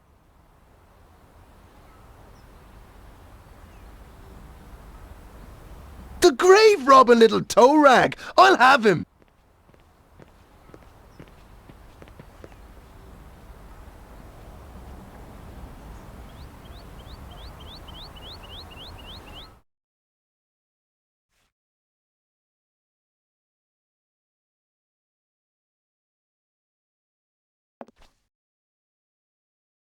Good morrow, fair traveller. How may I help you? To the island valley of Avilion, where falls not hail, or rain, or any snow, nor ever wind blows loudly, but it lies. I beg your pardon? Deep meadowed, happy fair, with orchard lawns and bowery hollows, crowned with summer sea. That's good. That's very good. Of course it's good. It's Tennyson, you tofu-chewing twit. From his Mort to Arthur. Not the Thomas Mallory one, but we won't hold that against him. Now, do you recall King Mark of Cornwall in that tale? I've read Mallory, yes, but, You'll recall Mark has a big downer on a knight called Tristram then. 'Cause Tristram took something that didn't belong to him. Oh, God! You mean Melissa? Look, I can explain. No, not Melissa, you idiot! Isolde! Now you've completely lost me. I'm talking theft and possession. Possession by the spirits of Mangan, Griffin and de Vere among others. Ah! Yes, 'Tis a miracle that you've channeled all these great talents into your little book. Just a shame that they ended up repeating themselves from their own published works. Word for bloody word! Wait! I can explain everything! Now, that was my line. It was also my cue to make a move. Good, you explain. And in return, I'll explain to you the theme of boxing in Irish literature. Now, let's stay calm. Oh, I am calm. You should see me when I lose my temper. Gosh! Hi! Sorry to just barge in here like this. I could have been getting undressed or anything. Guess we were just lucky then. Or not. What's your name? George, what's yours? Melissa. Have you come to save me? Melissa? Melissa Butley? How did you know my name? Well, your dad's stamping up and down the street like Godzilla, except scarier. Daddy? Oh my God, he isn't. Oh my God, he is! Oh, he drives me absolutely potty. You have no idea. You know, you remind me of somebody, but I can't put my finger on who. Perhaps we were sweethearts in another age. You know, underneath that brash exterior, you're really rather my type. About your dad. I say, you're not working for him, are you? No. Shame. I'd come home today if you were the pool boy. I guess your dad's just worried about you. Worried that I might have grown up? Well, he's too late. I have. And I rather like it. You got a boyfriend? You got a girlfriend? Well, not really. Interesting. So, you're on the run. Sort of. Your dad's a real ogre. Oh, he's a pussycat. Really? The frothing pit bull terrier type of pussycat. Have you seen anything weird while you've been in Glastonbury? Only the people who live here. There's a guy who does shows for the BBC in front of the pub. We don't do shows in Britain, George. We do programmes. Have you been to the fortune teller up the street? And what would she tell me? I'm going to meet a tall, dark man with a big moustache and a double-barreled shotgun. He hasn't really got a shotgun, has he? Of course. Daddy's old-fashioned like that.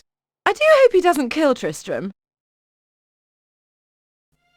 Hey, I know who you remind me of.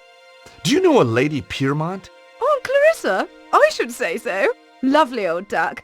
How do you know her? Met her in Paris a few years back. On one of her man-trawling holidays, no doubt. I say, did you and Aunt Clarissa... No, not my type. No, you don't have that haunted look her conquests usually display. You recognize this? One of the tour postcards from downstairs, isn't it? It's what brought me here in the first place. Does the name Bruno mean anything? Oh, Tristram mentioned him. He used this room before me, you know. How do you know Tristram? I met him at the festival. Aha! He read me his poetry. You don't need to tell me the rest. Then he said I could come and stay with him. So I did. You poor kid. You and Tristram, is it serious? Tristram is one of a kind. In fact, when I think of him, I go, you know. The poor woman had been duped by Tristram's lies. I couldn't let him mess up her life. And she was bound to find out sooner or later. Look, Melissa, you hardly know me, but some things are better coming from a stranger. Ooh, is that a promise? These poems, Tristram doesn't write them. They're all copies. Well, duh. Obviously. What? I knew that. What? You must think I'm totally dim. No, I just thought he'd tricked you, put you under his spell. Oh, you're too sweet. George, are you for real? I don't... You've come to save me. Like a knight in armour. Well, that wasn't my original plan, but it became an option. Oh, I could kiss you all over. Hey, steady. Remember the Geneva Convention? Who needs it? I don't take prisoners. I bet. So, when did you find out about the poems? From day one. I wrote my thesis at Cambridge on Irish poets of the early 19th century. You're very gifted. Try me. Ha! And Tristram doesn't know. That I know? Of course not. Why let a question of authorship get in the way of a good... Yes, why indeed. But all good things.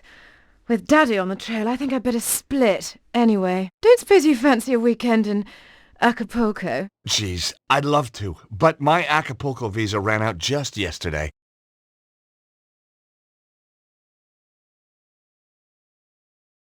What were you doing? Having a little conversation with Melissa. That's private up there. You had no right. Just like you had no right to be seducing that poor girl with stolen poetry. You had no right to interfere. She had a right to know. Oh, no. You haven't told her. Not about the poetry. You can't base a relationship on lies. I have to talk to her. I wouldn't advise it. She needs a little time to herself. Then she's going to stay with friends. I took more than a little pleasure knowing that he was the one who'd been duped. Maybe I should march right outside and tell Melissa's dad about you. Tell him that you've got her upstairs. Tell him that you've broken her heart. You wouldn't. But that poor, innocent kid. Think what it would do to her. He ought to know. Please. Oh, God, no, you wouldn't. You'd kill me. You're breaking my heart. On the other hand... Yes? Yes? You tell me what I want to know, and I forget about your house guest. Blackmail wasn't really my style. And suddenly I wasn't so sure who was being duped anyway. Very well. Now will you tell me about Bruno? Well, he was here, but he's gone. Upton went one night. Did he leave anything behind? He was in a hurry. He just grabbed his pathetic belongings, threw them in his bag, and off he went. We must have left something. Nothing worth looking at, believe me. Letters, notes, a phone number? No. He took everything with him. Only... Aha! So he did leave something. Well, yes. But what good is an old pair of pants to you? Pants? Give them to me. I found them in the laundry pile after he'd vamoosed. Did you examine them? No. What kind of a chap do you think I am? Excellent. Come on, let me see them. You're a sick man. What are you waiting for? Oh, man, these aren't pants. Yes, they are. No, they're not. These are shorts. What are you? Some kind of underwear detective? Oh, heck. I'll take them anyway. Ugh. Yeah, that's what I said.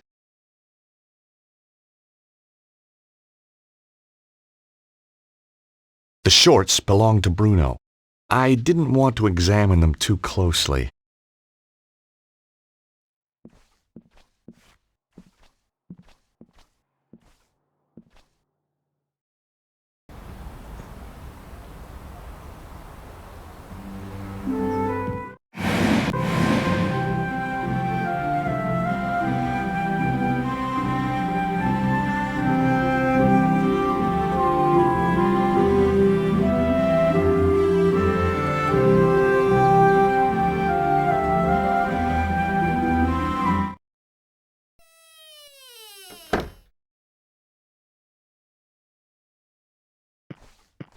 Hi again.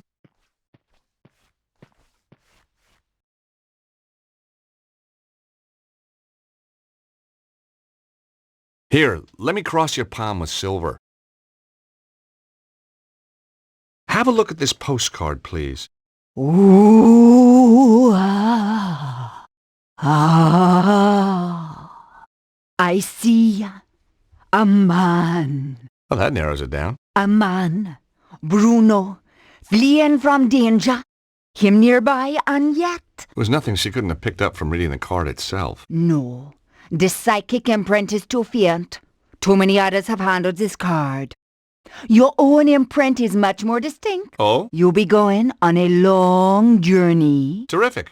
Am I going to come back? Perhaps, perhaps not. I need something much more personal to this Bruno if you want a better reading.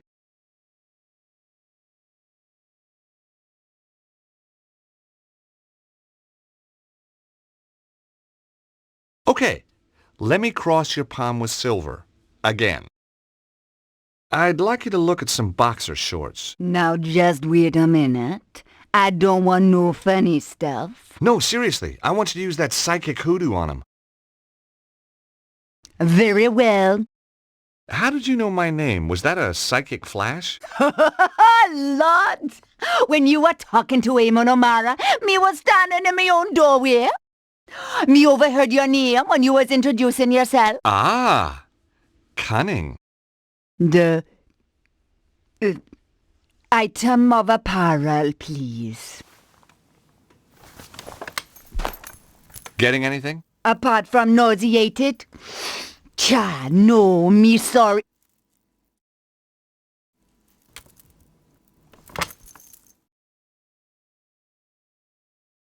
Oh, no! What? What can you see? Dragon fire! No. A man and the dragon seek his death. He only has minutes to live. Oh, the flames. No! No, Madame Zazie? Madame Zazie? She was out cold, but okay. I must admit, sometimes my shorts had the same effect on women. If she was right, Bruno would be dead soon. I had to act fast. But how? I didn't even know where he was.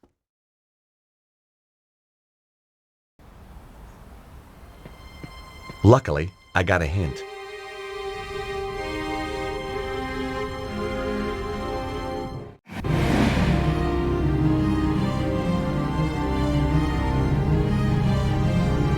Please, I need help. I'm an aesthete, not a psychiatrist. I'm serious. There's a fire. Someone's trapped, but that door's in the way. Say no more. I may have the soul of a poet, but I've the heart of a lion. Lead on!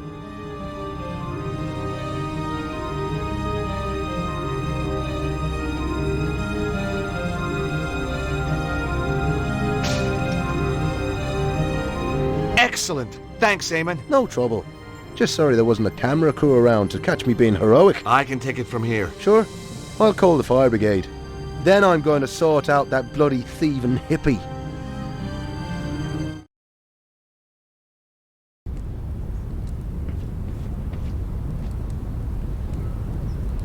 Hey, you, wait!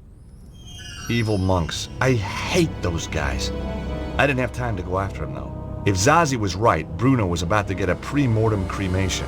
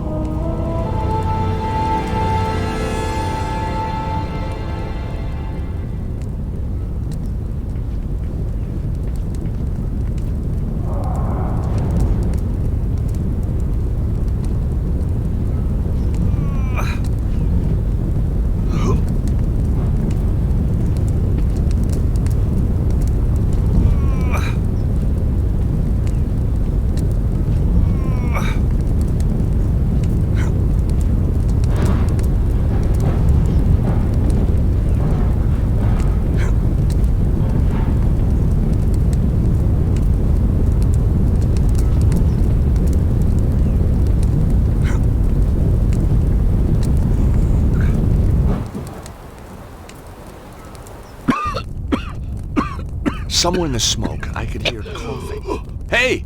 Is there anybody in here? Call out! Over here! Help me! Help me, please! I'm on my way.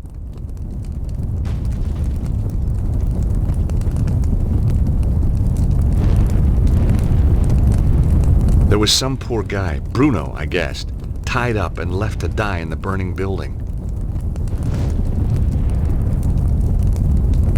Are you okay? Can you walk? I think so. Good. Come on. This place is about to collapse.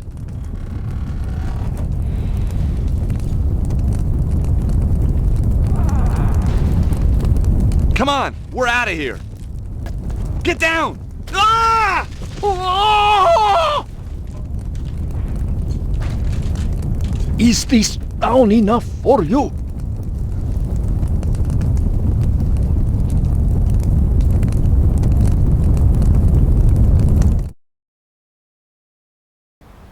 Whoa, that was a close one. It was indeed a close one, yes. Thank you. I am indebted to you. Glad to be able to help, Bruno. It is Bruno, isn't it? Now I must be on my way. Wait a minute. We've met before. I know you. You know my name is Bruno, but I am not knowing you. Where do you come from? A small country in Eastern Europe. You would not be able to pronounce it. Wait a minute. I remember now. The foyer of the Hotel Ubu in Paris. You're Ostwald, the Nobel Prize winner. Oh, my goodness. Stobart! You're a Neo-Templar, you son of a bitch! No, listen to me. I left the Neo-Templars. They were evil. The Grand Master, he was all lies. The last time I'd seen Bruno was when I went head-to-head with a weird bunch known as the Neo-Templars. It had ended badly at a place called St. Ninian's. And true, Bruno wasn't lined up with the bad guys when the curtain came down. Let's say I believe you. Who's after you now? The Neo-Templar Order was not destroyed, only badly weakened. It now seeks revenge against its enemies.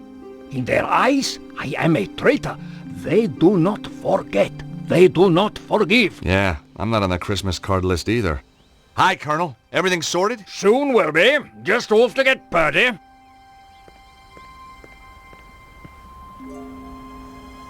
Who was the weirdo in the monk's habit? I do not know. I think maybe one of Susaro's men. Susaro? You know him? As well as any stranger who tries to kill me. What's Susaro's interest in the Congo? The Congo? Yeah, I found a postcard from you there. It's how I found you. Of course. My friend, Dudley Chumley. You mean Cholmondeley? No. Chumley. Drive him crazy being called Cholmondeley. Not anymore, I'm afraid. Susaro got to him before I did.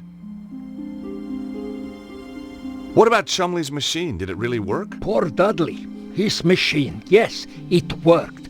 But only at that one place in the world. Why there? Like St. Ninian's, it is focus of natural energy.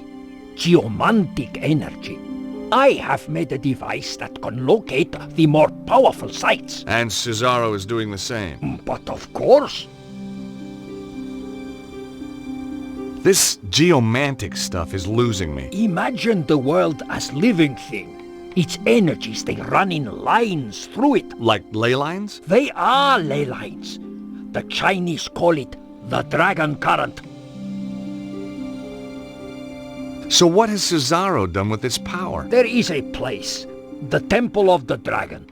It is possible to make the energy there very powerful, very strong. Where is this place? Its location has been long forgotten. I think Cesaro may have found it. So, Cesaro wanted the site in the Congo to use its energy? No, it was a poorly developed site, and Dudley had already dissipated much of its power. But Cesaro knew this. He is not just tapping such locations. He is doing something else. How do you know? He is making the world sick. You have heard these reports of earthquakes and floods. Cesaro is doing that? They are side effects. Every 12,000 years the energy builds up to a peak. This is natural. But Cesaro is changing the build-up somehow, putting the world in danger. I fear he has found the Temple of the Dragon and activated it. Cesaro doesn't look like a well man. He has dabbled with the energy for too long. At first it made him strong. Now it has made him only more or less human, and he is dying. Success doesn't just mean incredible power for him. It means his very survival. How did Cesaro get control of the Neo-Templars? With the Grand Master dead, the Order fell into chaos. Cesaro quickly took over. Anyone who opposed him was dead within a week. So, Cesaro's now the new Grand Master? In all but name. He never liked the Templar trappings. He calls it now the Cult of the Dragon, dedicated to giving him power. Power to do what? Anything, Stobart. And everything. So what brought you to Glastonbury? I was in Paris. It is a major power focus. Cesaro's men found me. I was lucky to escape with my life. I came here. Why Glastonbury? See the Tor up there? It is a power site. A very important one. Look at its history, its folklore. You know, Saint Michael, he killed a dragon here. On the Tor. Yeah, well, you can't believe everything you read, huh? Yes, you must. This is true. Cesaro's men obviously came here after you. They are on my trail. Why don't you come with me to Paris? Cesaro has many agents in Paris. I would be in deadly peril. Well, don't you think it's time we took this war to Signor Cesaro? Stobart, you cannot stop this dragon cult by yourself. I stopped the Neo-Templars once. I can do it again. Let me at the thieving Aegis! Take my little Lissy, would you? I'm going to kill you, you blighter! Violence isn't the answer. Yes, it bloody is! Ow! Oh! Oh! Not the face! Not the face! Daddy! No! Trouble? Oh, just another wild party. I don't think we should gate crash.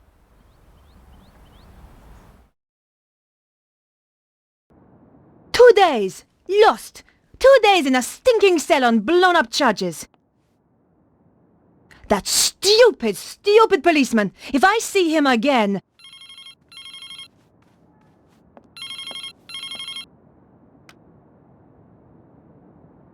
Yes? Alcatraz. Who do you wish to talk to? Nico? Candice? Where have you been? Staying with friends. The boss is after you. Thanks for the warning. Keep him off my back, would you? I'll try. Thanks. See you. Bye. I still hadn't found what was so special about the dead guy. My battered old phone had seen better days. I'd bought the TV and DVD player some time ago, but had hardly had the chance to use it. I didn't have the time to spend watching TV.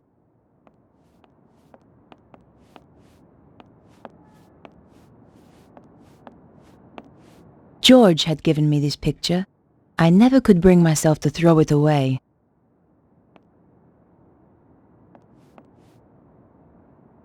It was a photo of my old friend, George. I wondered what he was doing right now. Probably running a clam bake somewhere for his law firm. We had some good times together, and more than our share of dangerous ones too. The bathroom door was looking a little shabby.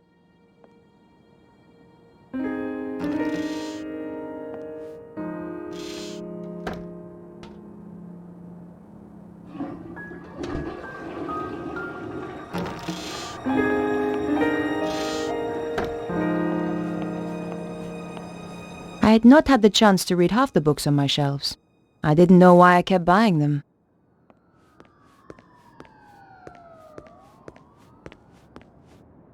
I knew how to cook, but these days all I did was throw stuff into the microwave. I was scared to look inside for fear of what I would find.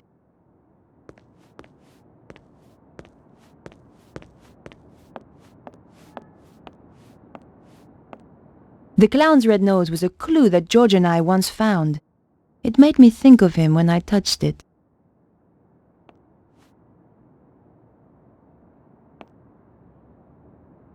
Looking after houseplants wasn't my forte.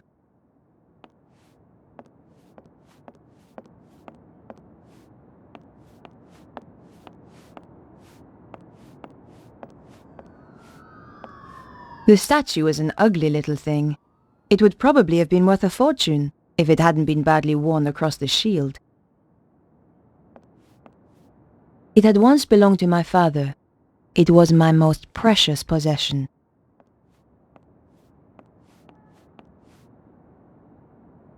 I thought I should check my messages. You have new messages.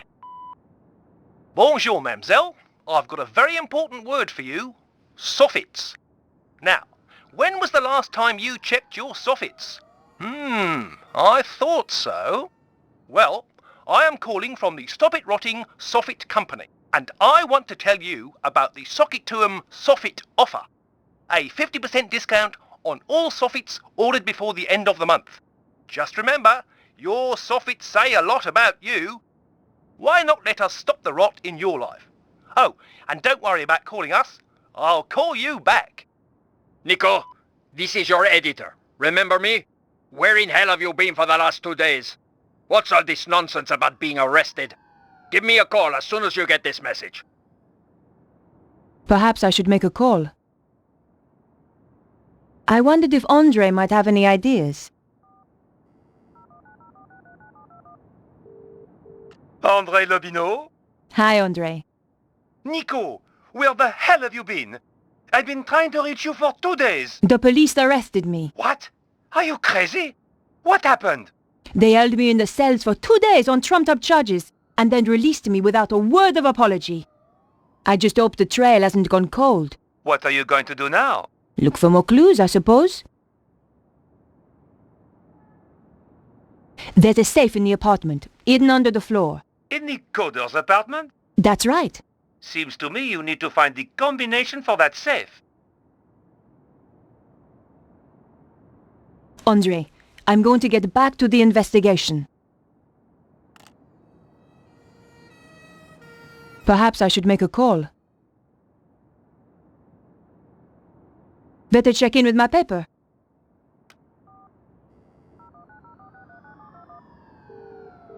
News desk? Hi, Candice. Is he in? He's in another meeting. He phoned me and left a message on my machine. I'll get him to call you when he's free. Bye now.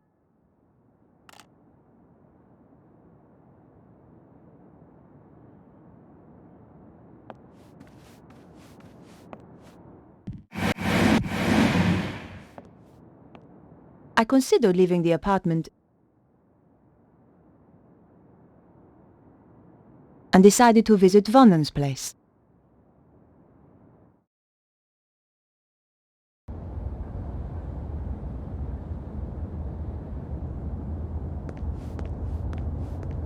She asked so many questions. Odd questions. If you ask me, she wasn't really a reporter. She knows you are a witness. Not that I want to worry you. You're right. I saw her entering the poor boy's apartment. Then I heard the shots. I don't know how you sleep.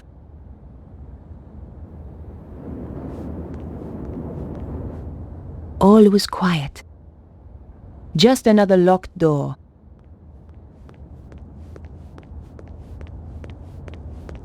Shh! That's her!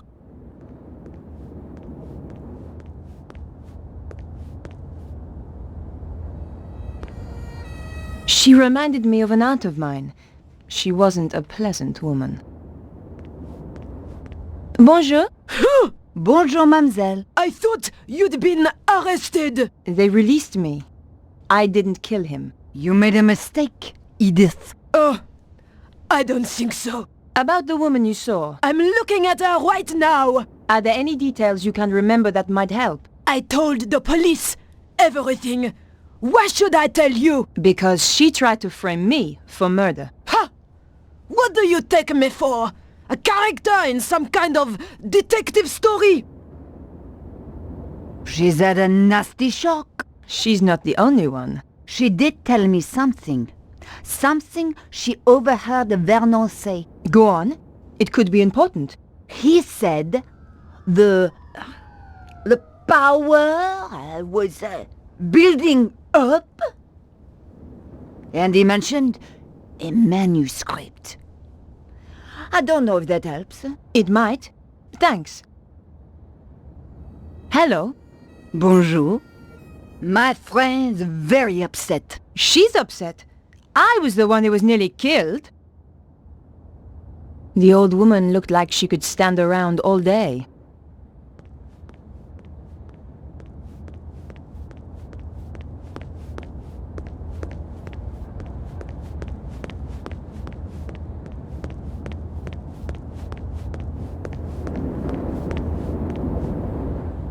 I couldn't open the door. It was locked.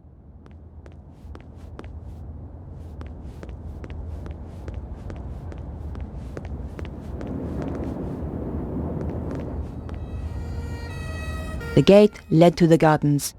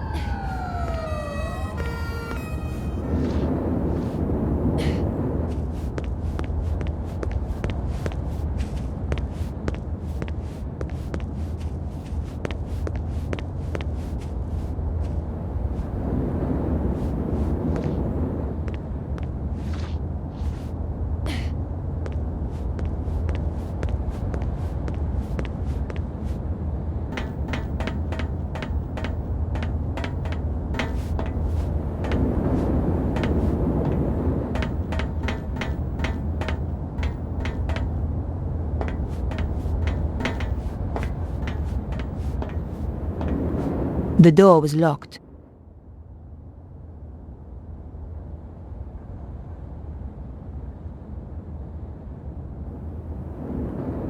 There wasn't enough of a gap to fit the card through.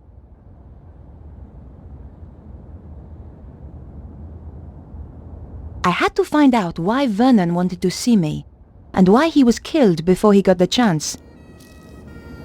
This was an old trick, but it might just work.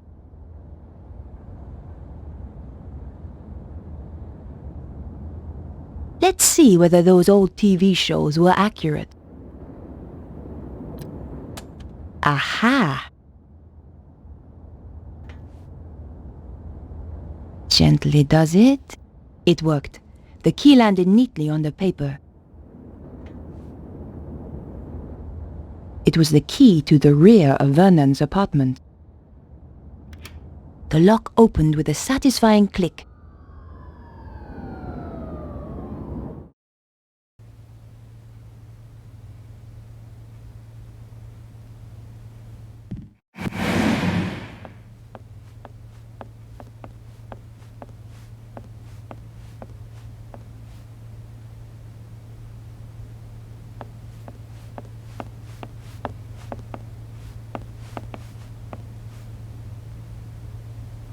The trash can contained no clues.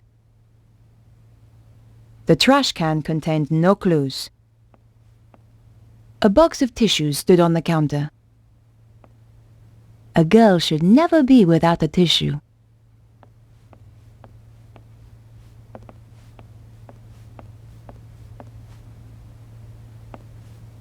You have no new messages. Old messages. Vernon, darling, it's Maman here. I'm at my wit's end. I've given your trousers 3 washes at 100 degrees and that stain still won't come out. It's more like cement than mayonnaise. Anyway, the ironing's done. Oh, I hate these machines. Au revoir, à dimanche. This is Nicole Colladier from La Liberté. Just to say I'll be round at 8 as promised. Goodbye. Vernon, it's Beatrice. Good luck with the reporter. I'll be waiting for you in the gardens afterwards. Love you, Snooky.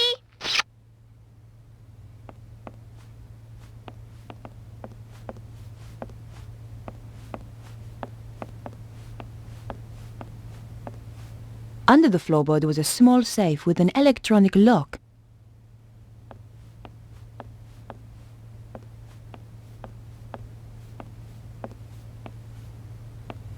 The computer had been wrecked. This was one serious binder collection. Who needs ornaments when you've got a TV?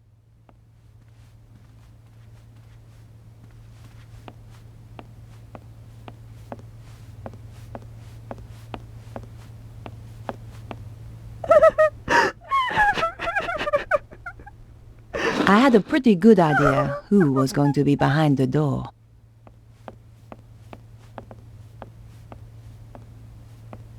The picture was a pleasant touch. Another Steve Jobs original.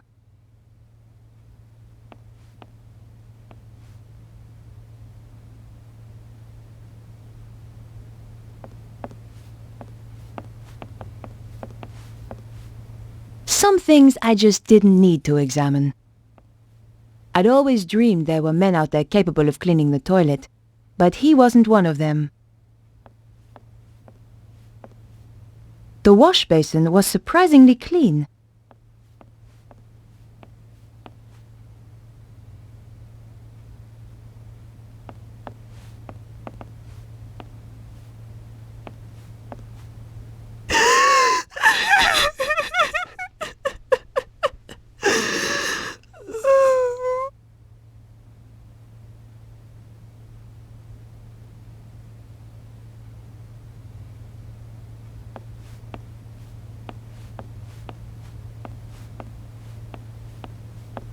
The wardrobe was stuffed with unwashed clothes.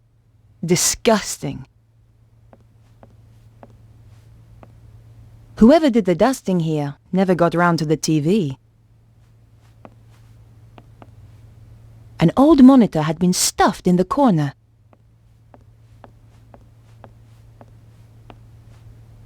Cold Singapore noodle with tea bag. Gross.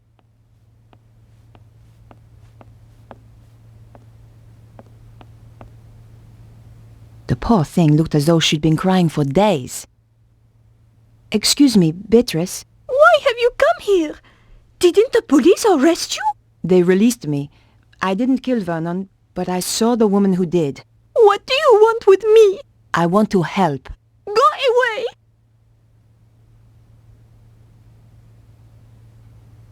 It was a paper tissue. Here. I understand if you don't want to talk. Thanks.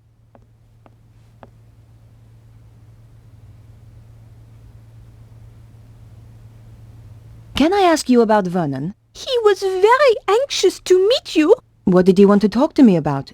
Do you know? Not the details. He was acting so strangely. Go on. He said his life was in danger. Wouldn't let me come up to the flat. We had to meet in the gardens. Why was he so scared? It was those people. Who? I don't know. They paid Vernon to crack some old manuscript. I don't know why it was such a big deal. Anyone can see the manuscript on the internet. So did he crack it? Of course. Vernon's the best. He was the best. So, what happened then? They told him to keep quiet. Threatened him. That was 6 months ago. So he risked his life to speak to me. But why now? He said it was all coming true. What was? He wouldn't tell me. The stuff in the manuscript, I suppose. Do you know anything about Vernon's safe? Only that he's got one somewhere. You don't know the combination? No. It would have to be easy to remember, though. Vernon had a terrible memory. Really? I used to laugh, because he was always asking me my birthday. Go on. What's your birthday again, babe? He'd say. 23rd of October. Same every year, I tell him. Okay, Beatrice. I'll leave you alone now. No! Wait! What about that woman? What if she comes back? Don't worry. She won't. What are you going to do? I'm going to find her and get to the bottom of this. Thanks for your help. Goodbye.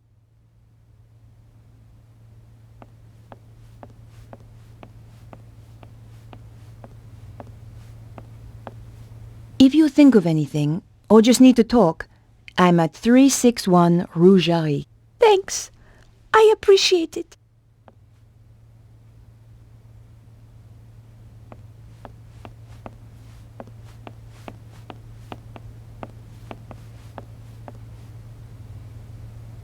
Piecing together the information from Beatrice, I figured that her birth date was the combination I needed. Et voilà! There were only 2 things inside, a hand-drawn diagram and a DVD disc. There was nothing else inside.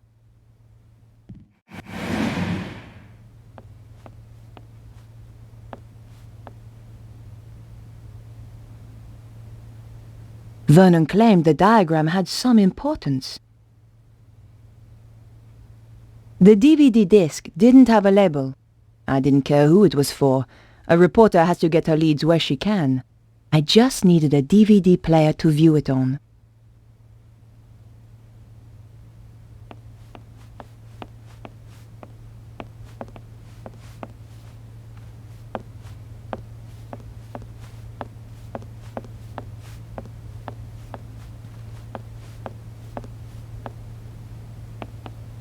The door was securely locked.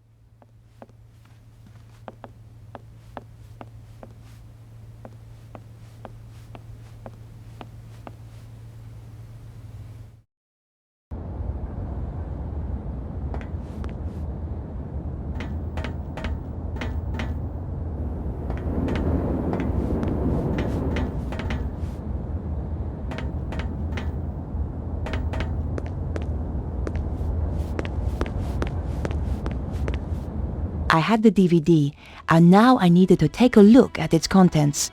Going back to my place was the best option. What the?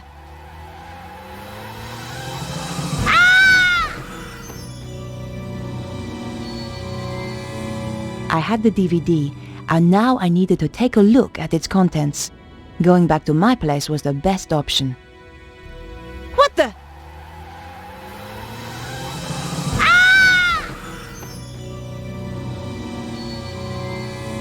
I had the DVD, and now I needed to take a look at its contents. Going back to my place was the best option. What the?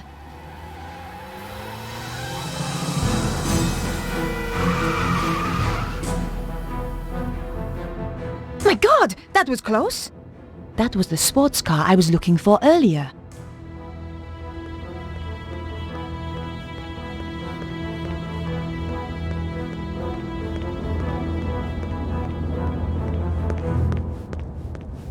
I considered leaving the area and decided to visit my apartment.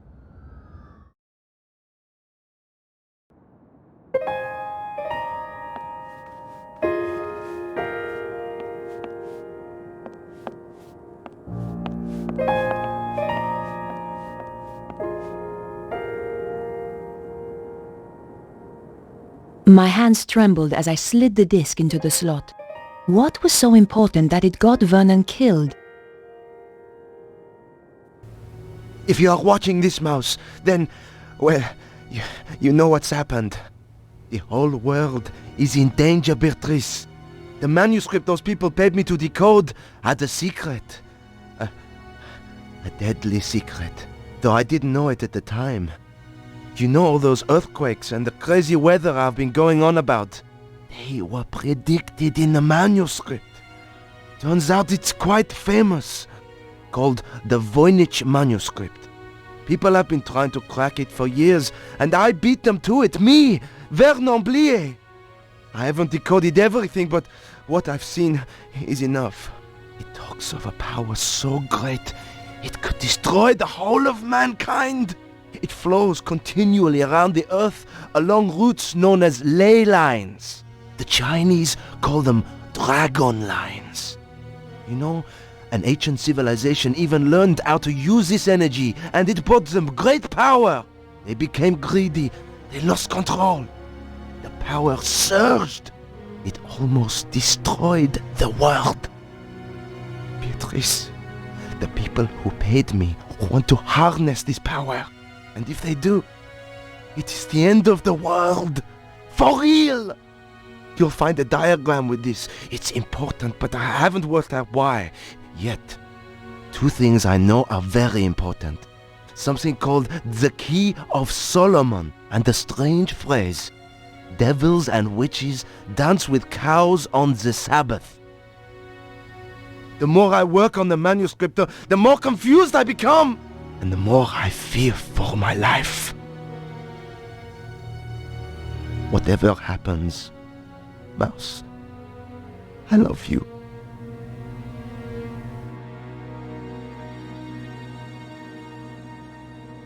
I'd wanted a big story.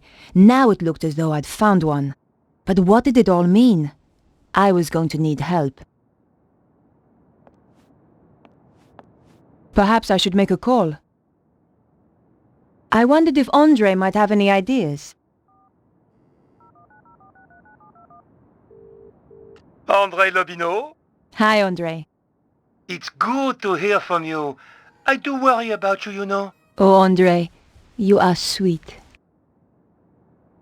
I've got a serious problem, Andre. I really need your help. Tell me about it and I'll see what I can do. The guy who died? The one you went to interview? That's him. He left me a message recorded onto a disc. How terribly dramatic. A voice from beyond the grave. This is serious, Andre. In his message, he says he managed to decipher something called the Voynich manuscript. Also, do you know anything about the Key of Solomon? I need to see this for myself.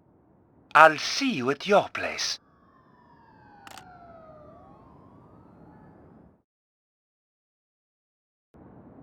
Whatever happens, Mouse, I love you. If even 1/10 of that is true, we have to assume it is, Andre. Let's summarize what he's told us. Something called the Voynich manuscript suggests that an ancient civilization used a power that ran through the earth itself. And someone is trying to use that power today, possibly in the process causing earthquakes. That strange diagram and something called the Key of Solomon has, as yet unknown, significance. I have no idea what the diagram is, but I know about the Key of Solomon. What does it unlock? It's a fabled book that holds the wisdom of Solomon. What else was there? Devils and witches dancing with cows on the Sabbath. Devils and witches were reputed to have danced on the Île Saint-Louis. Part of that island used to be called Île aux Vaches. Cow Island. There's a significant connection to the Île Saint-Louis. If we could only pinpoint it more closely.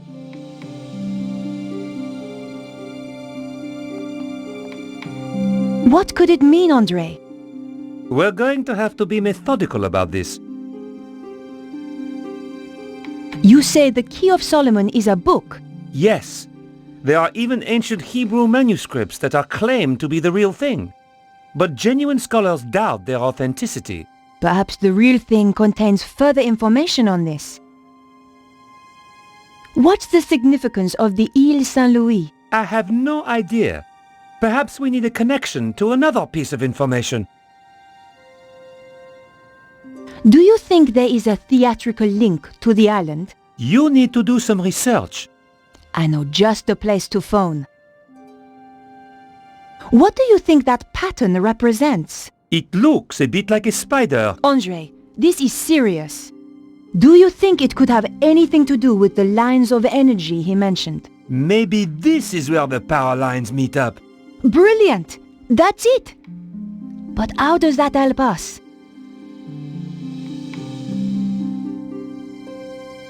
Perhaps I should make a call. Better check in with my paper.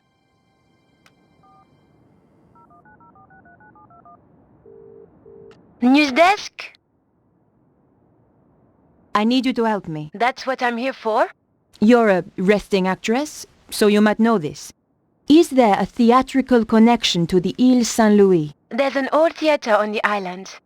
I knew some people who were trying to get it reopened a few years back. But it's been condemned for the last 5 years. Does it have a name? L'Hieroglyphe. Thanks. I owe you one. Bye now. What could it mean, Andre? We're going to have to be methodical about this. Andre, do you know anything about a theater called L'Hieroglyphe? On the Ile Saint-Louis? Yes. No. I'm going to have to investigate then.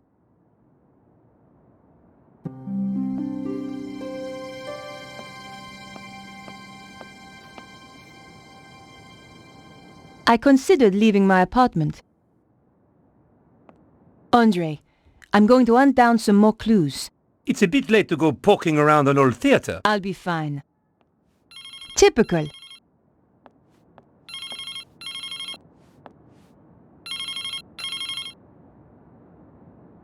Hello? Remember me? Your boss? Ah, Where the hell have you been? in jail. How come you didn't bail me out? We're a bit low on resources right now, Nico. Which is why I have a new assignment for you. I'm still working on the dead hacker story. That's old news. I want you to... I'm going to get to the bottom of this. Drop the case. No! Someone framed me. You don't get to choose, Nico. That's not the deal. In that case, I quit. You know, I feel better for that. There's just the question of how you'll pay the bills and eat. Something will come up. You sound like your friend, Georges.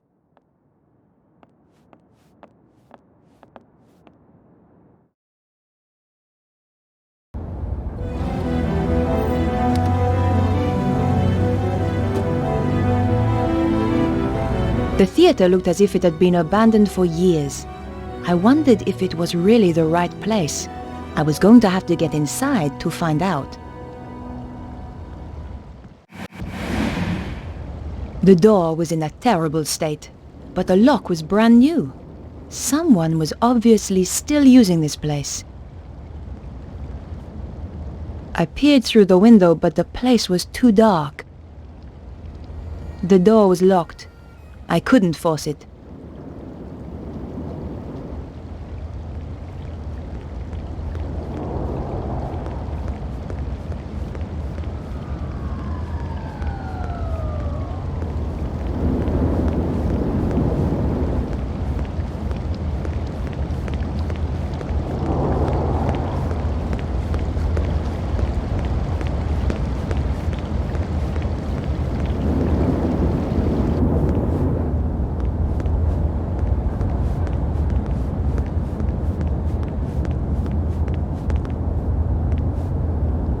It was just a door, nothing particularly special. I couldn't open the door, it was locked.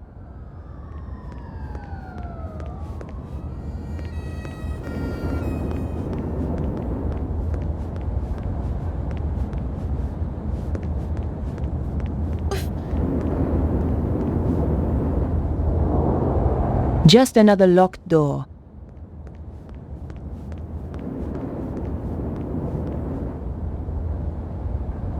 I couldn't open the door.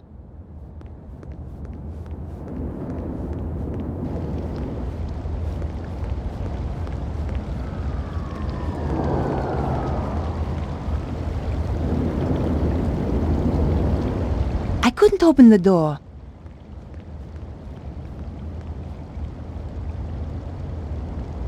Just another locked door.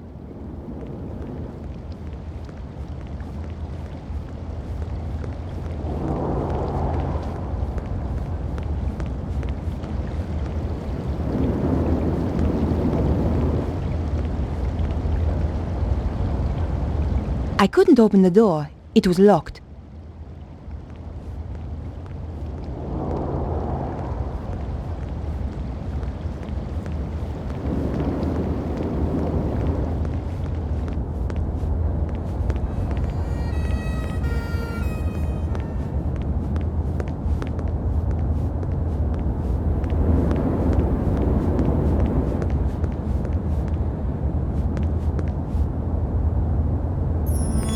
It was the red Jaguar that had nearly run me over. The killer clearly had the connection to the theater. It looked like I was on the right track after all. I could see the mask the traffic warden had described. I was in the right place, all right. The door was locked. I had no way of opening it, short of throwing a brick through the window.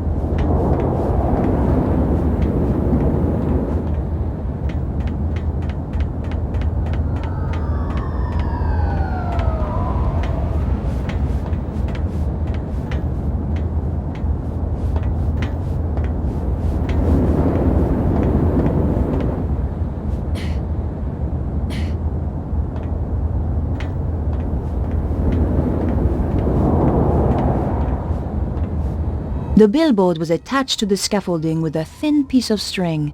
It wouldn't take much to pull it loose. It was a gamble, but my options were limited.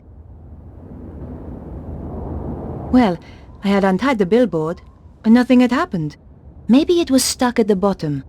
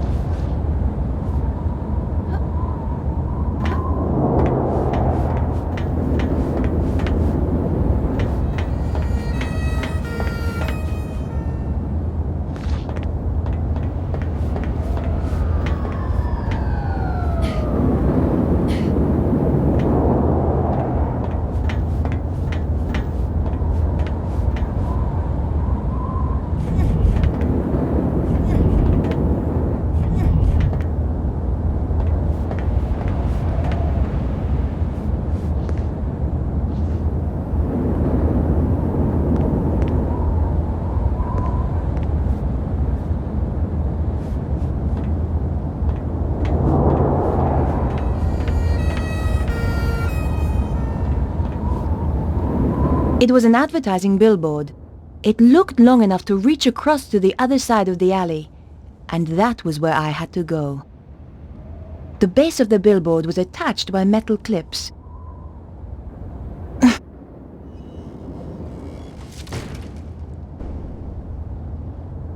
Success! I was risking death with every step, but so what? I felt like I was under a death sentence already.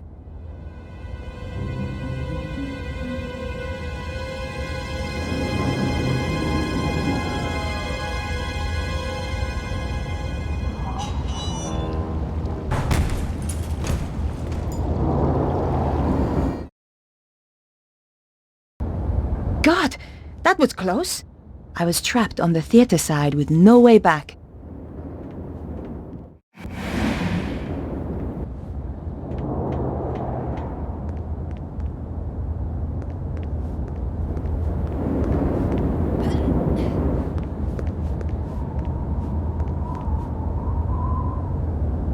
I couldn't open the door. It was locked.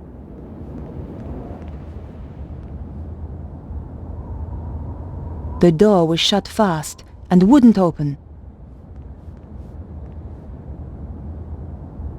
I couldn't open the door.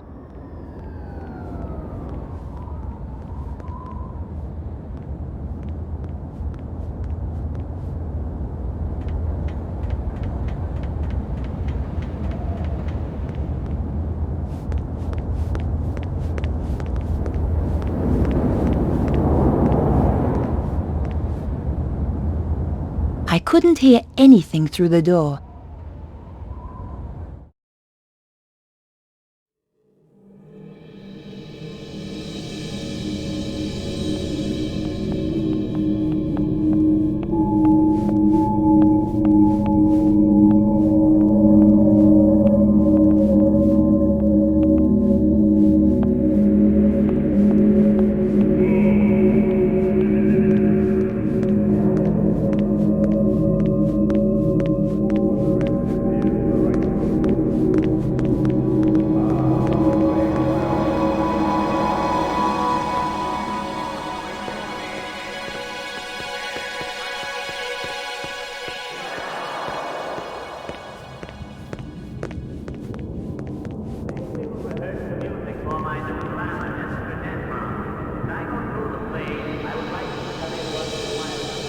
All was quiet.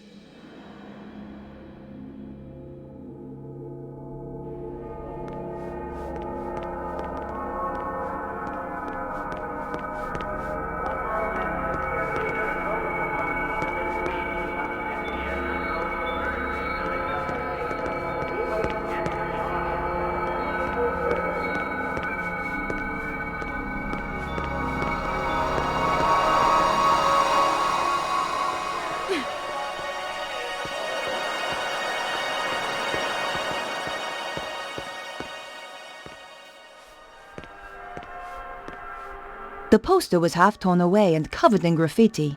The eyes spookily followed me around the room, reminded me of the father of an old boyfriend.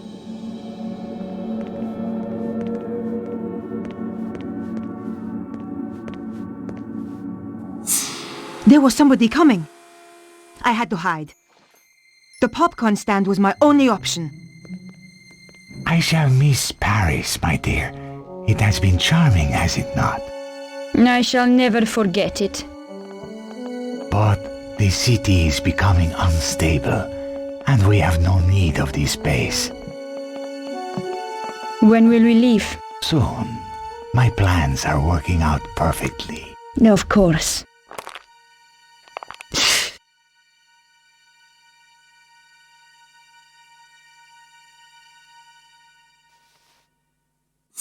Yao! It seems that we have a visitor. Is this the right place for the audition? You again! Aha, so this is the girl. Petra, my dear, you must introduce us. Nico Collard? Senor Susaro. We have never met, and yet our lives have crossed. For the worst. In your case, That will certainly be true. Flap! So, Bruno and I came to Paris. It was the first time I'd been back since the last time. I was on the trail of Cesaro and the dragon power. We waited till it got dark. Then Bruno led me through the back streets to the place he suspected.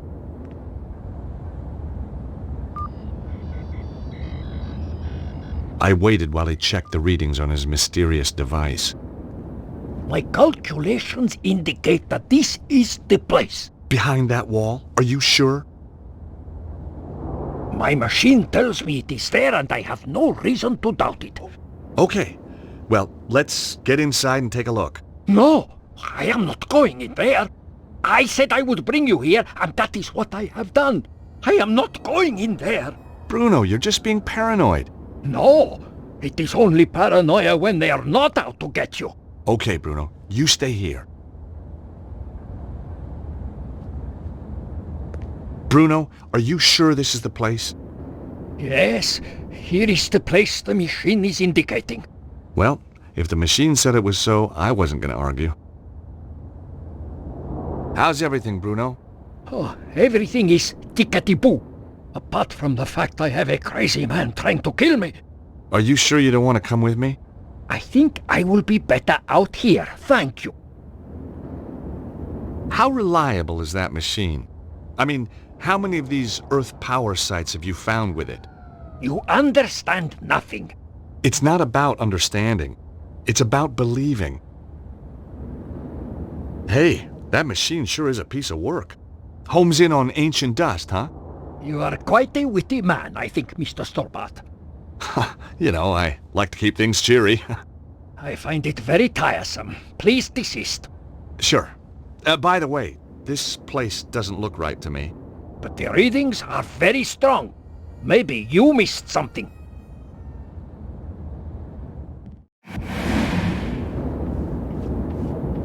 Bruno had risked a lot to bring me here. I wasn't about to go sightseeing.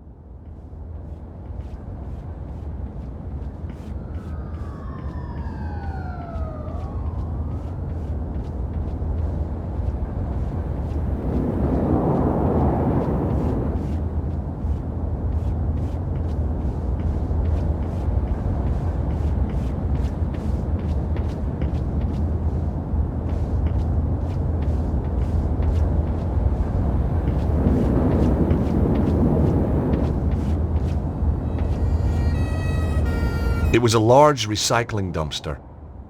I wondered what sort of things the French recycled.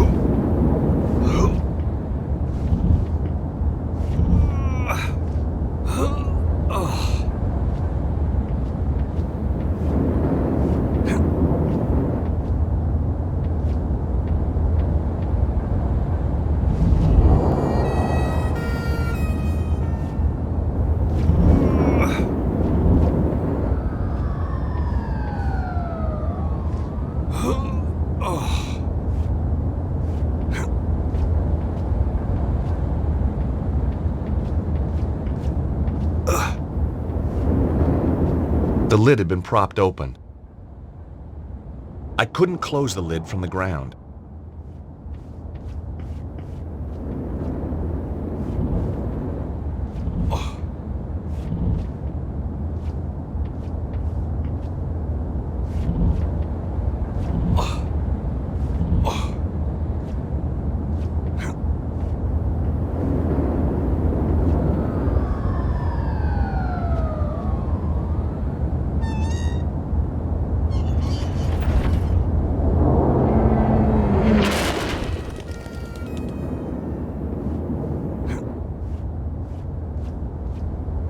The window was latched inside. One of the panes was smashed, leaving a gaping hole. The window was broken. The window was broken. Suddenly, I was very scared of what lay ahead.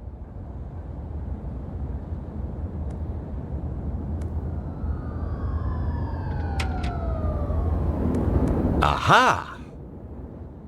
The window opened easily. I found myself in a book repository.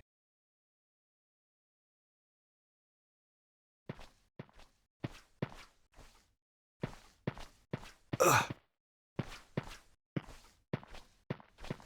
I could see very little in the dark. I needed more light. I hoped to find something useful, but I was out of luck.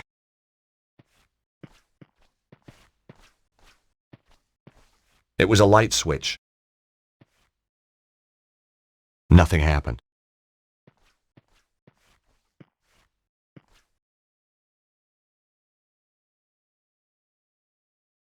Silence. That was either a sign, or there was just no one behind the door.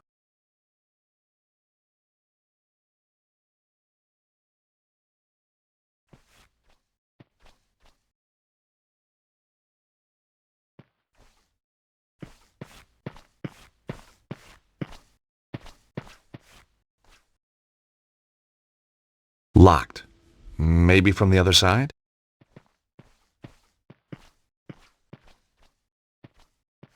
Books on cryptozoology, care and feeding. Imagine keeping a yeti as a pet. Think of the hairballs. Yuck. Books on conspiracy theory. On the shelf below, the label read, Conspiracy Practice. Books on cryptozoology, care and feeding. Books on cryptozoology, care and feeding. Books on cryptozoology, care and feeding.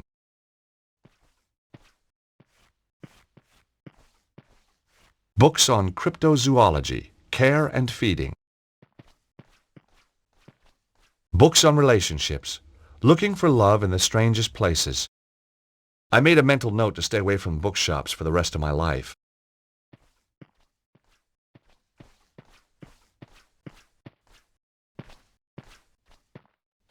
Books on the occult and the paranormal.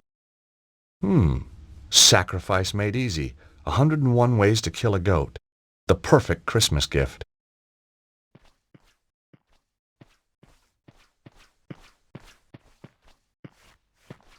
Just some filing cabinet drawers. The labels on the drawers were old and unreadable. The filing cabinet was locked and I didn't have the key.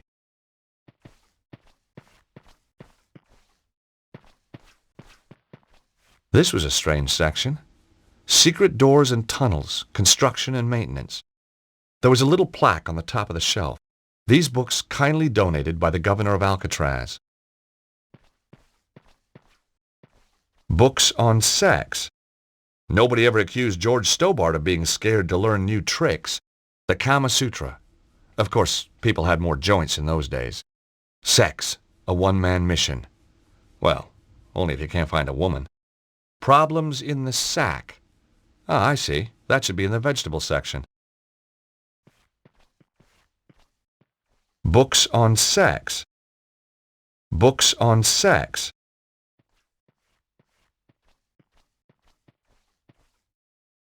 The drawers wouldn't open. They were securely locked.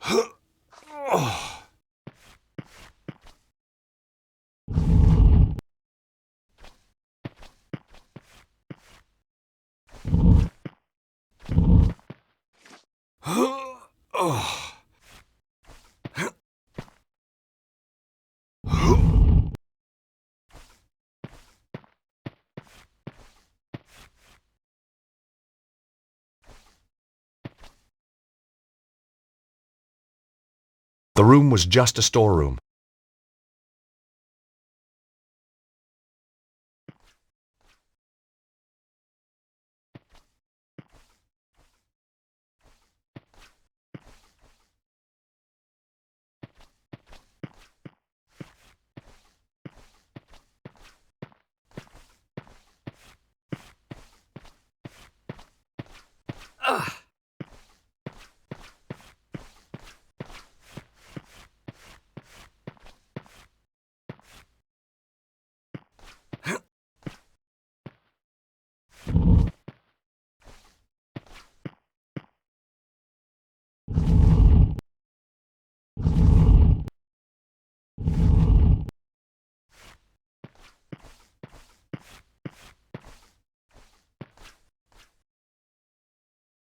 Deep scratches had scarred the floor.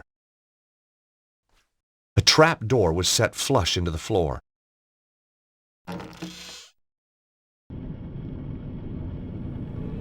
A ladder led down into a well-lit passage.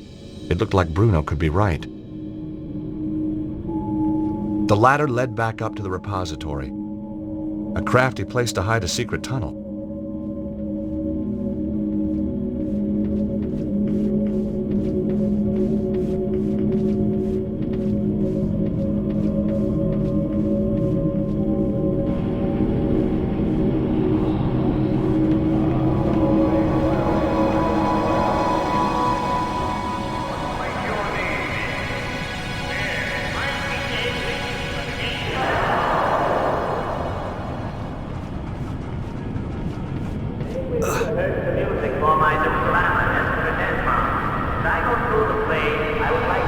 That door wasn't going to open.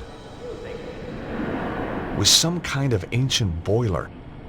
It was like something from a horror movie. I half expected to hear screams coming from inside.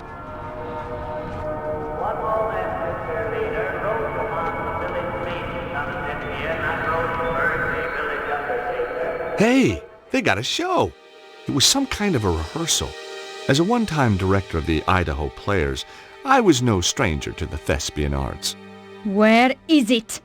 We must have the location. I tell you, I don't know. Let me do this properly. I know I can break her. As you wish, Petra. I'm not scared of you, you bunch of thugs. Bravo! Ooh! Senior Cicero, sir. Sorry to bother you. Yes, what is it now? We got a little problem downstairs. Do be precise, Flap. What kind of a problem? An intruder problem. A guy's getting killed problem. Just as I was getting comfortable. Cesaro! This was no rehearsal. And the girl giving the Oscar performance was my old friend Nico. This is very tiresome. You will stay here, Miss Collard. Don't try anything. Some hope. What do you think I'm going to do? Ask the audience for help? Flap, you watch her like a hawk. Like a hawk, Senior Cicero. The name is Cesaro. Senor Cesaro. Do try and make an effort, Flap, or I shall have to kill you too.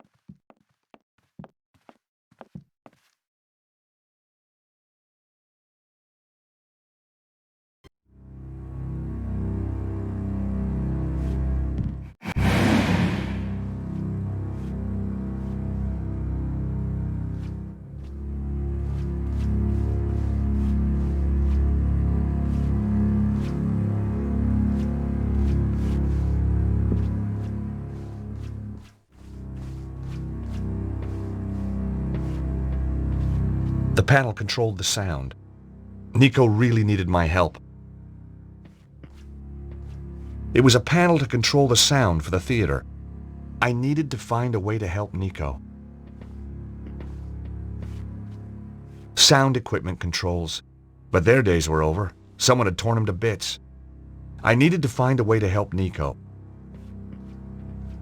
This panel was also broken, deliberately too.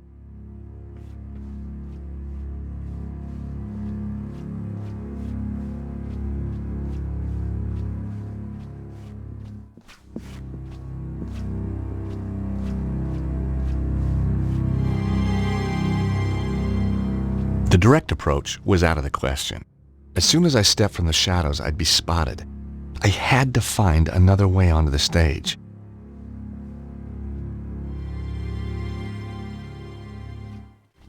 Huh!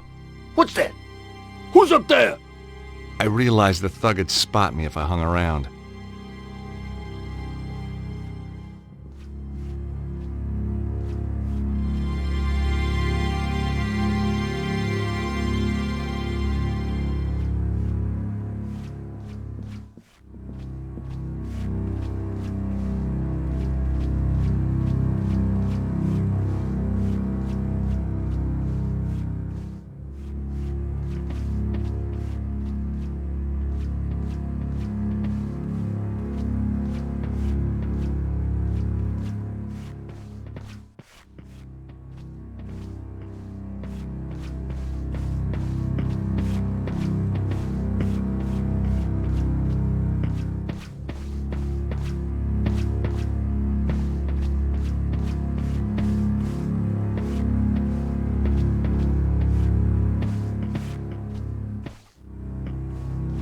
Popcorn buckets lay strewn across the counter and floor.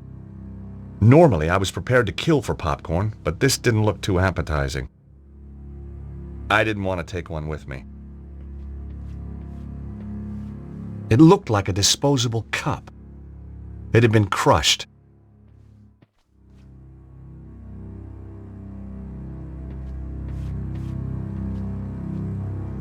Dust and Weevils, my favorite theater snack. I was wasting time when I should have been helping Nico. It was some kind of old drinks maker, the kind where you had to mix the syrup and the soda yourself. Just 2 flavors, lemonade and cola. Nico could die while I was wasting this time. Damn, just my luck, no soda. Trying broken machines wasn't going to help Nico. The door probably led to a pantry or a storeroom. It was locked and wouldn't open. Wow, it was a classic cash register. I remember these from when I was a kid buying candy. This wasn't the way to help Nico. Maybe there was some cash still inside. Well, the drawer was jammed, so I guess not.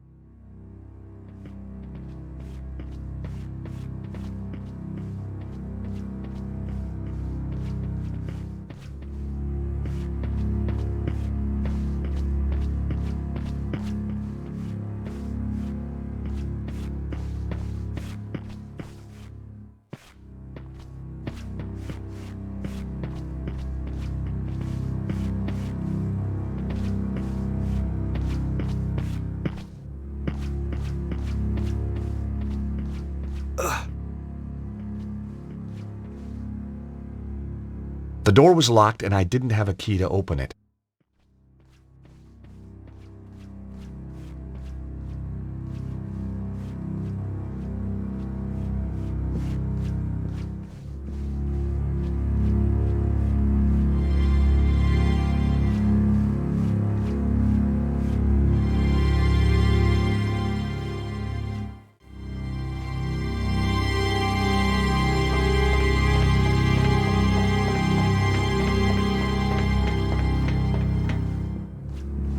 Whoa! The gangways were dangerous. They'd fallen away in places. It was a long way down.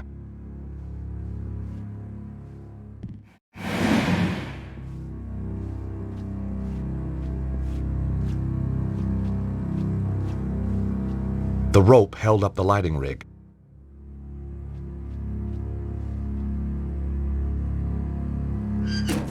The lighting rig lowered part of the way, but then jammed fast.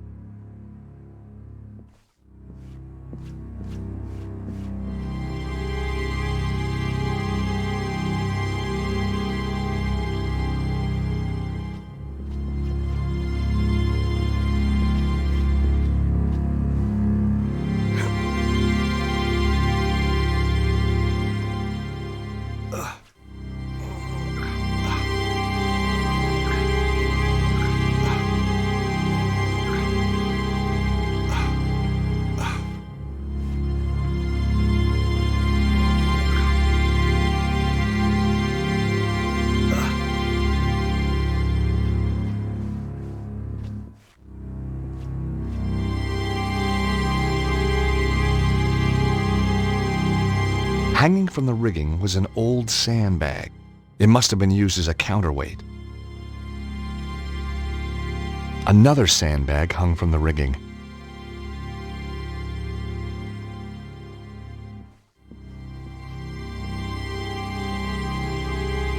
I knew this would get his attention.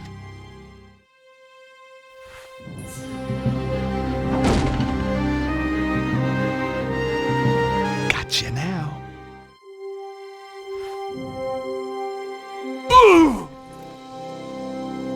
Well, well, well.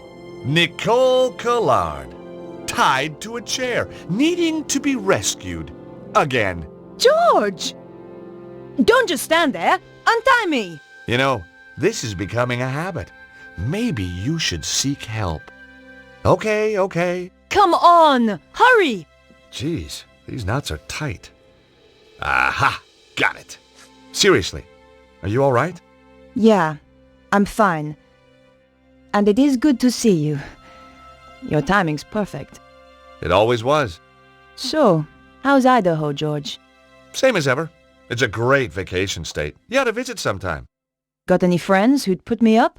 I could put a word in for you. You're a real sport. Why the sudden interest in theater? I'm on the trail of a guy who killed one of my clients, a man called Cesaro. That's the maniac who captured me. I know. I was watching from the stalls. Thought you were pretty good, by the way. Thanks. I wasn't looking forward to the next scene, though. Yeah. Those guys, they got their own special twist on the word corpse. So tell me about Cesaro. Cesaro connects back to the Neo-Templars. Surprise, surprise. That explains idiot guy over there. So why are you here? The blonde. She killed the guy I was due to interview. Tracking her down brought me here. We're working on the same case. Now that's amazing. Only if you believe in coincidence.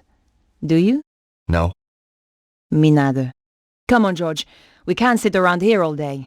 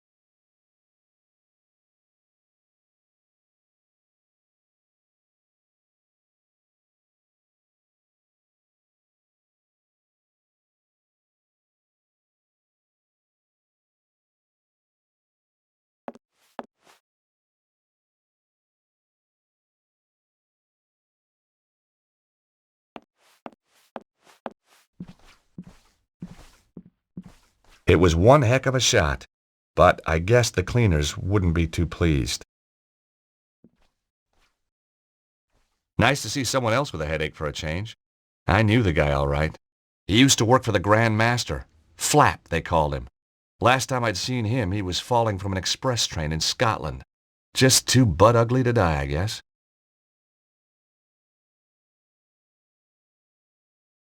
Flap believed in traveling light, just his IQ and his gun. Me, I just put faith in the old IQ. Seeing Nico again was a strange experience. She was more beautiful than I remembered. Not that I would have dared tell her so. Nico? Yes, George? I wonder if you could help me out. It depends on what you want. So, Nico, you still a reporter? Not according to my editor. Well, what happened? You get fired? No, I quit first. So why did the blonde kill the guy you were interviewing? He was trying to contact me. Said he had information about all this weird meteorological stuff going on. Said the world was going to end.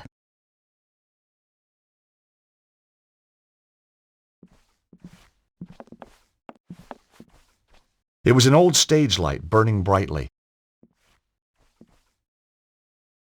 Ah! Damn, that's hot! What an incredibly dumbass thing to do.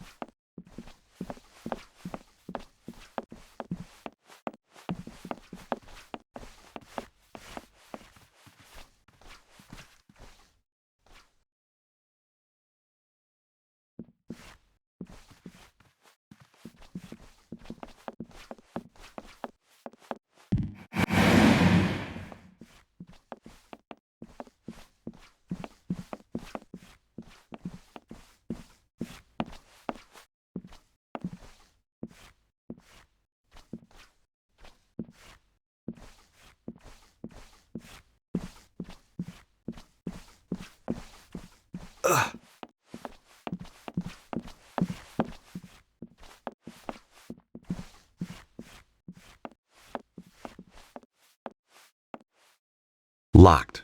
Maybe from the other side?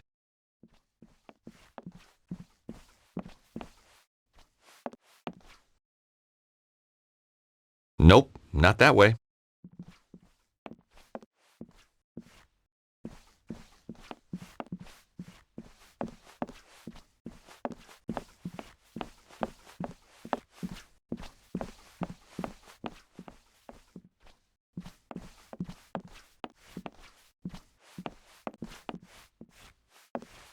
A beautifully painted cloth backdrop. It was a perfect market scene. Fruit stalls and bric-a-brac stalls.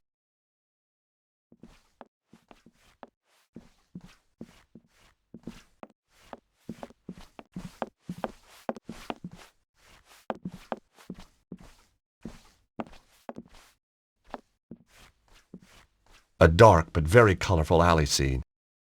Scenic artist. Now that was a nice career. Why hadn't I thought of that?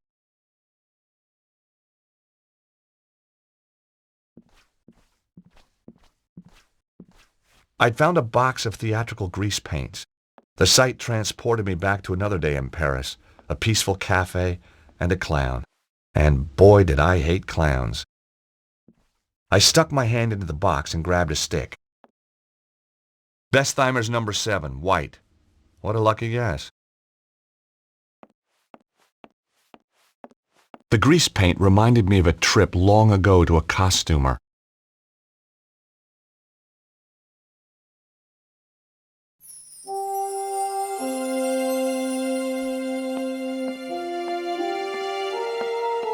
I'd placed the grease paint in the old cup.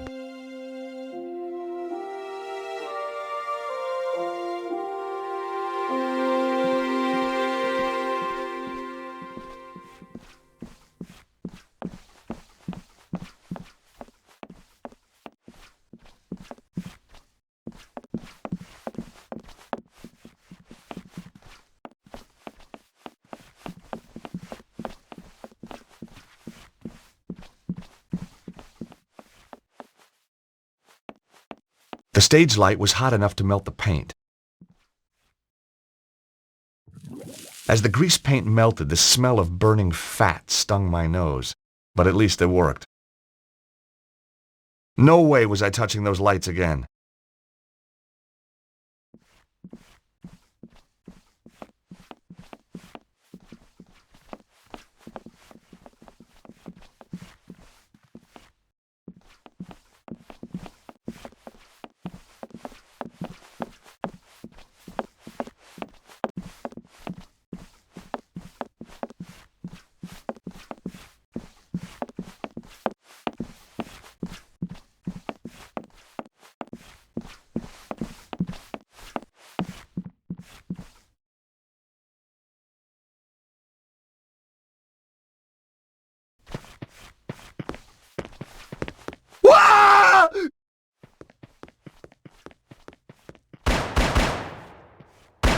Stay away from me! I mean it! What the hell's up with this guy? Don't come in here! Stay away! Ah! Somebody has put the fear of God into him. Somebody or something. And you know what? He's safe in there, and the thing is out here.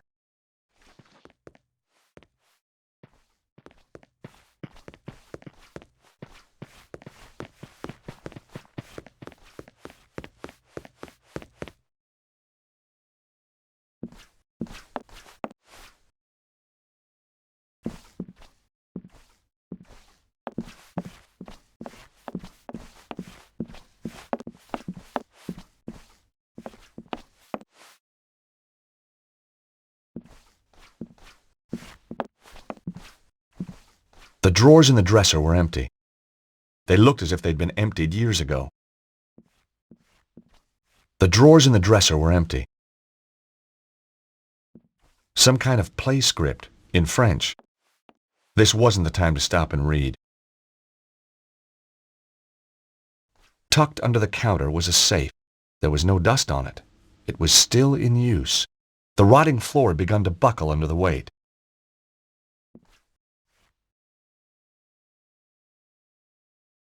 Damn! The safe was locked, but on reflection, that was hardly a surprise. The drawers in the dresser were empty.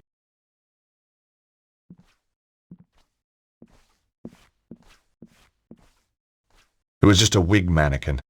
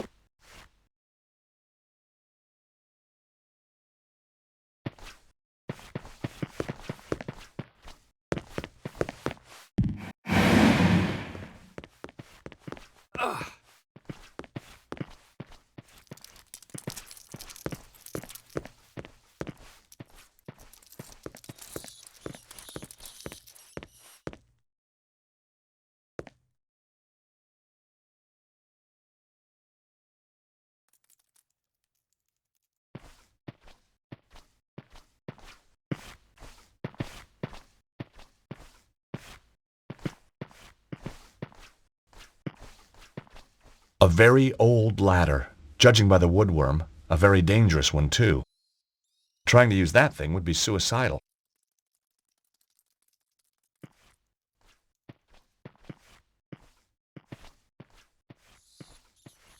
It was the fuse box for the theater.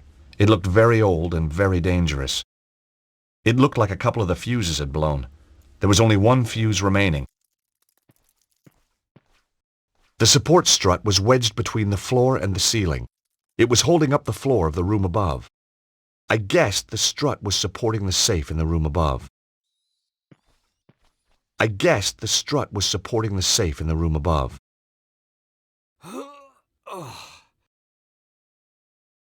The strut wouldn't budge.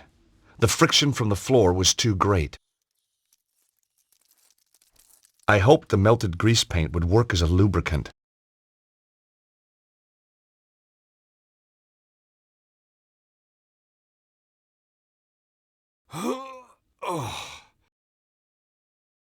Even with the added grease, I still couldn't shift it on my own.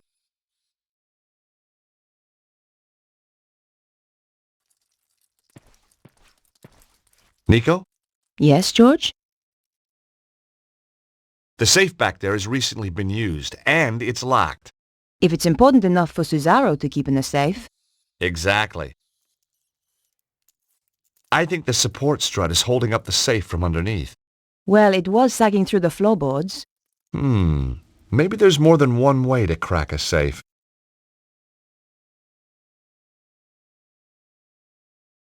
I think the support strut is holding up the safe from underneath.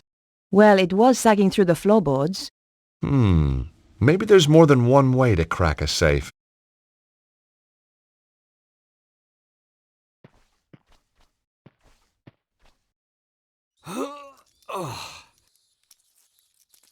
Even with the added grease, I still couldn't shift it on my own.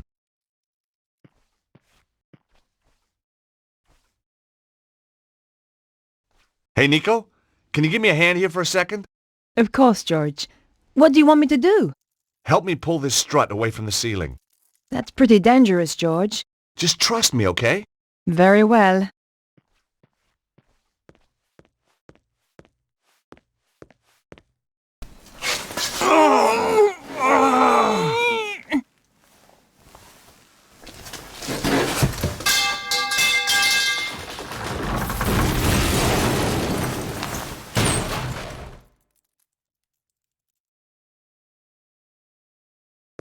Oh, God! That's one way to crack a safe. You didn't say you were trying to crack my skull, too. Just the usual slight miscalculation. You know me, Nico. You wouldn't be you without it.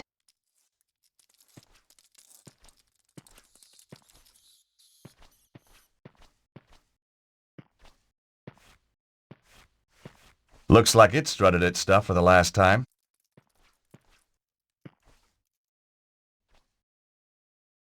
Nico? Yes, George?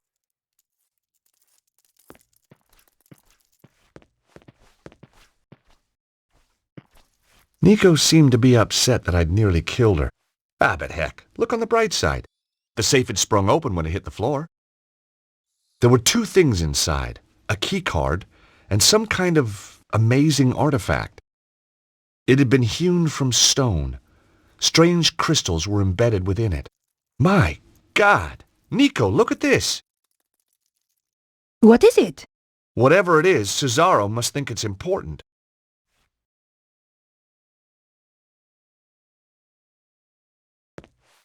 There was nothing left inside the safe. It was a swipe card for a security lock. The oddly shaped artifact was encrusted with blue crystals. My friend Nico.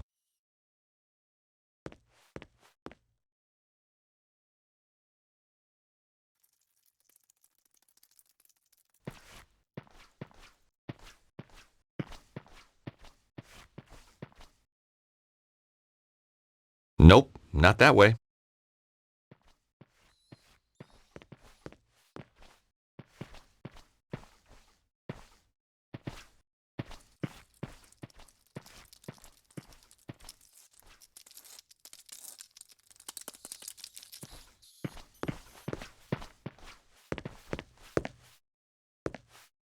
That door wasn't going to open.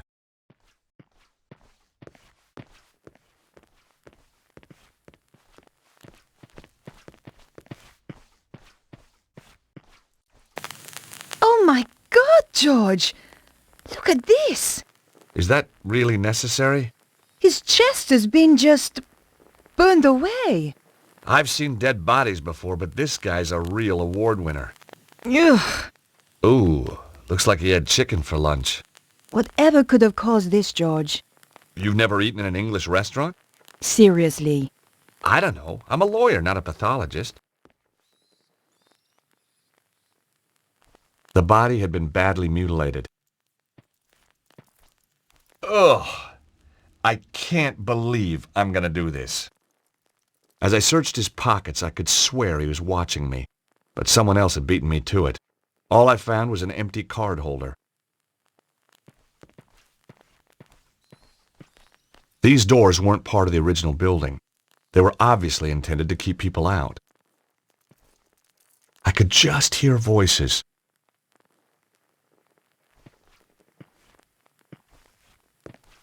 It looked like a card reader, but without buttons or a keypad. I wondered why it had been installed. Hey, Nico, an elevator.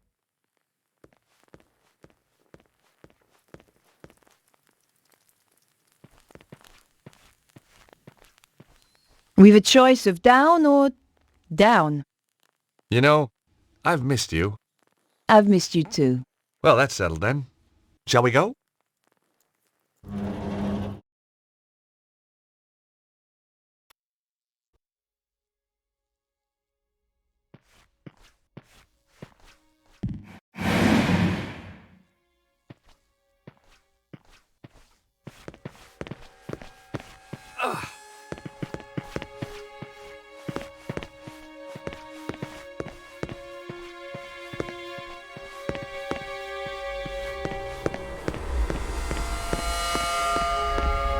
Look at this, Nico. What is it, George? It's some sort of symbol carved into the stone. They must have found it when they excavated this tunnel. It looks like forked lightning. I wonder what it means. Beats me. It was beautifully carved. It'd look great in my apartment. The stone looked heavy. I certainly wasn't going to pick it up.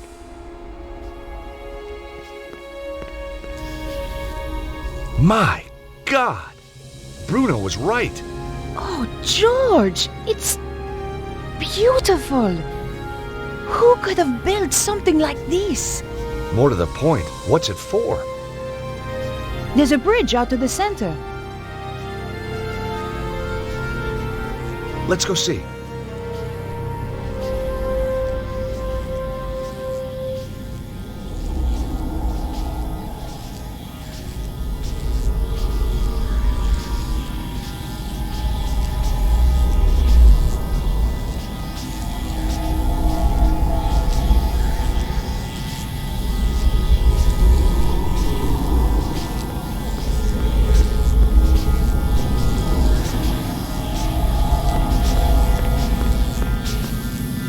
George, look at that.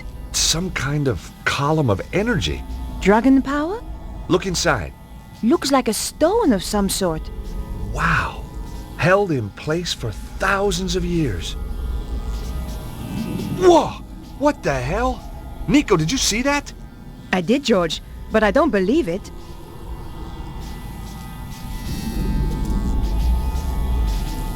Bizarre.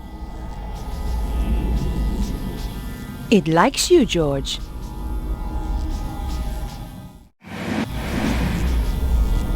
At first glance, it looked like a column of plasma. But when I looked closer, it seemed that there was something trapped inside. The surface looked dangerous.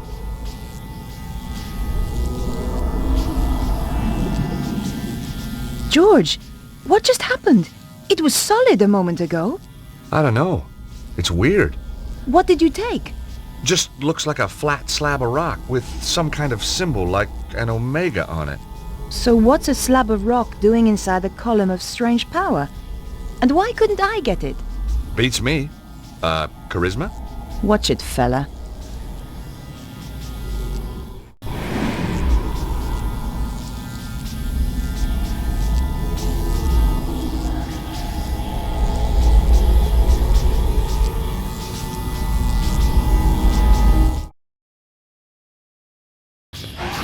What the heck was that? What's going on? Those guys are terrified. It's only one man. Why are they running?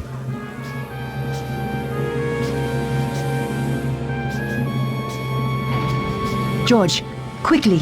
Someone is coming up in the elevator. Oh no, it's Cesaro. Got his girlfriend too. Nico, we don't have time to get past the elevator. Find somewhere to hide.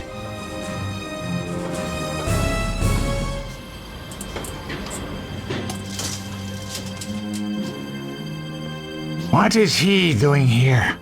How did he get past all the guards? The men are weak. They don't understand what is at stake. Wait here a moment. We shall see what happens next.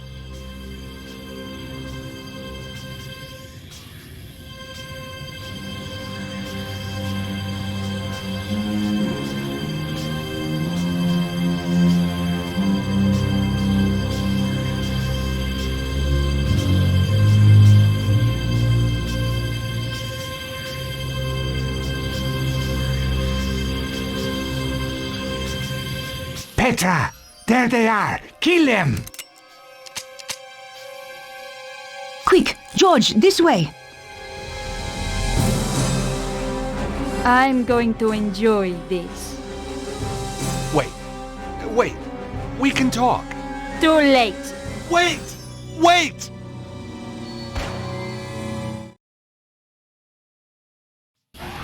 What the heck was that? What's going on? Those guys are terrified. It's only one man. Why are they running?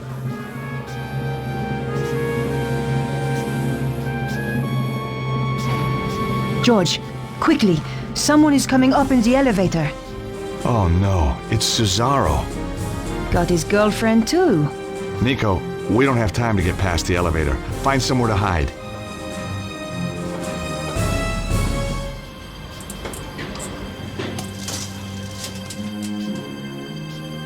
What is he doing here? How did he get past all the guards? The men are weak. They don't understand what is at stake. Wait here a moment. We shall see what happens next.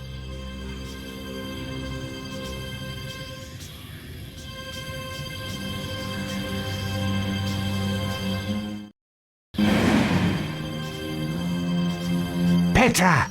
There they are! Kill them! Quick, George, this way!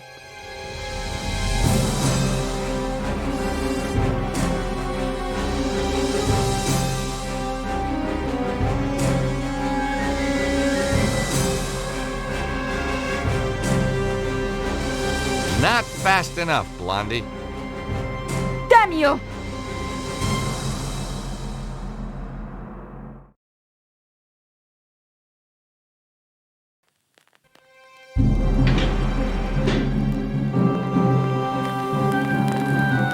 George, I'll hold the doors to stop the elevator going back down.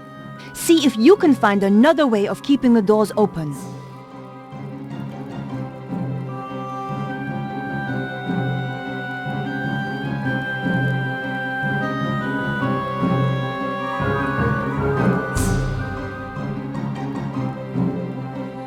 I knew Harry wouldn't mind me using his bottle opener like this. Okay, Nico, you can let go. Good thinking, George.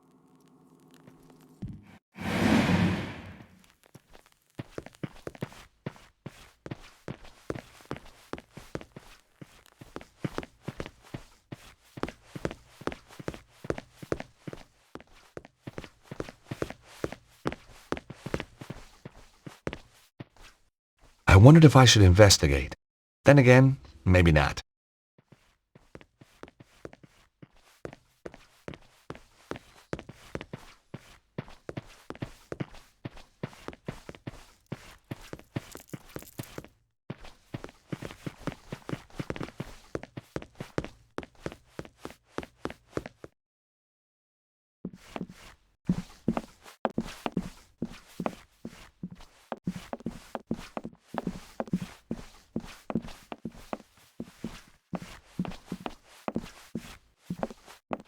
I wondered what the button was for.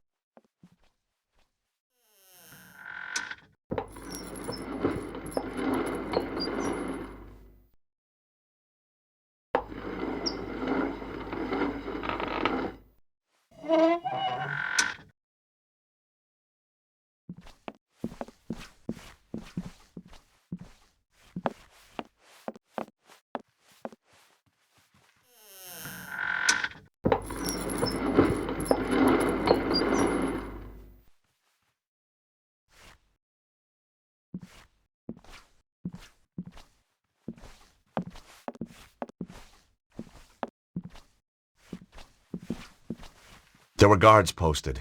If I went that way, they'd hear me. There were guards posted. If I went that way, they'd hear me.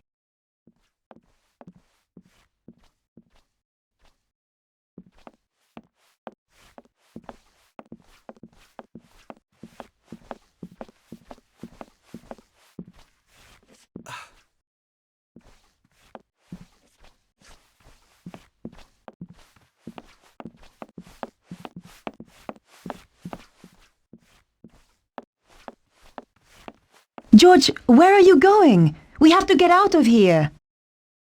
Trust me, Nico, this way is safer. And I've got a friend waiting outside.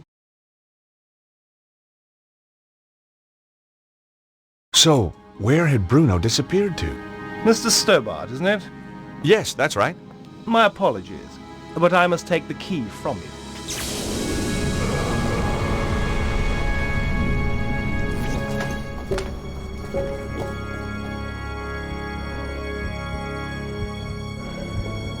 George! Quickly, mademoiselle. We must get him somewhere safe.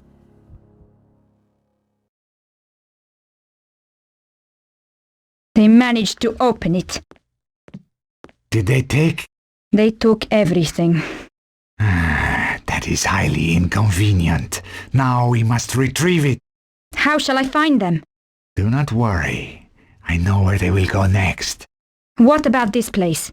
Not important. Our work is finished here. This Stobart, he has powers. I know. It is disconcerting, but not a problem. Kill them for me, Petra. Both of them. With pleasure.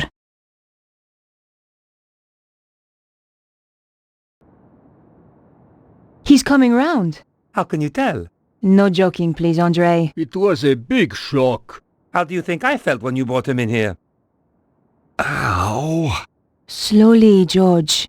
I feel like somebody plugged me into the national grid. You are one lucky bunny, George. There's good news and bad news. It usually is.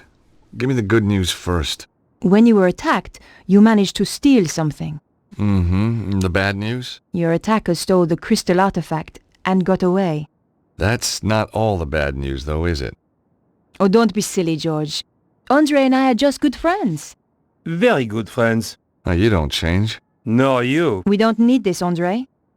This is what you grabbed when you fell. Weird. Have you worked out the markings? They are quite baffling us. We should pool our knowledge. You're right, Nico. Bruno, would you like to bring these guys up to speed? No, I don't think so. I mean, recap what you know. Oh, yes, of course. Yes, where shall I start? Well, tell them about the dragon cult. Ah, yes. The dragon cult was formed by Susaro after death of Grand Master at St. Ninians. He pulled together remnants of Neo-Templars and made them into his own organization. Sounds like he should be thanking you, not trying to kill you. He continues the work started by Grand Master, using what they call dragon energy for his own purposes. This power is about to peak. It runs in cycles, each 12,000 years long. The current cycle is reaching its zenith. Susaro knows where is the Temple of the Dragon. It contains the means to enhance the power build-up, an extraordinary device known as the Armillary. What have you discovered, Andre?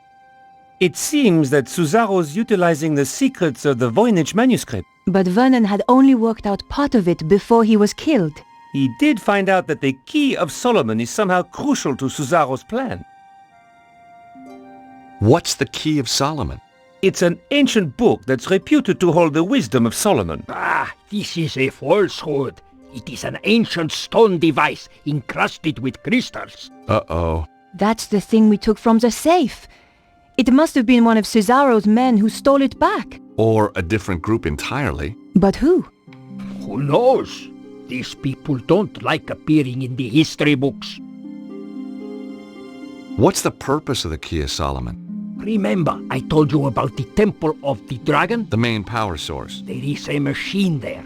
They call it the Armillary. Once it is running, the key is used to create a huge burst of dragon power. If Suzaro's got the armillary running, why hasn't he used the key already? Why keep it in a safe in Paris? Because you have to use the key at precisely the right moment. There is just a tiny door of opportunity. You mean window? A window? Not a door? I know, it makes no sense. Okay. The window lasts just a few days. Susaro is waiting for that window. What are your thoughts, Nico? I keep thinking about the diagram. Is it a convergence of ley lines? It's possible, but I have never seen one like it. This could be how Susaro found the location of the temple. But yes, you are right. This stone we found at the theater. Yes. I've seen this exact symbol before. My dear Georges, it is a Greek omega symbol. You're bound to have seen it before. No, I mean this exact same style. Of course. The Congo. That's right, in the caves. The slot in the wall. Exactly. We got a lot of clues, but I think we've still got a way to go. The only solid lead we've got is the artifact and the jungle cave. I think I know where this is heading. You're right. The Congo. Oh, I wanted to give the Jeep back, but I couldn't find no one to give it back to. So, I set up my own taxi company, just to keep busy like. Lucky we found you. Yeah, very lucky. Yep. You wouldn't get any of the locals driving up here. I'll stay here. Keep an eye open. Turn the meter off, okay? Ah, very funny.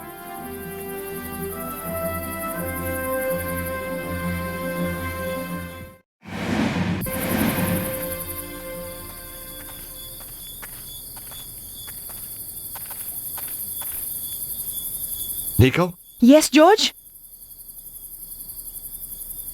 This is it, Nico. Chumley's workshop. The Omega door is just inside. Okay, let's go. I tried to get out of here last time, but it was impossible. Now I can see why. The last person to lock this was probably Susaro. Any luck? Nope.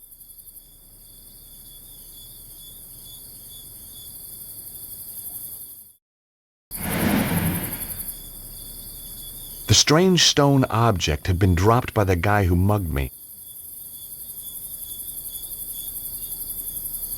The rod had been thrown off the inventor's machine in the explosion.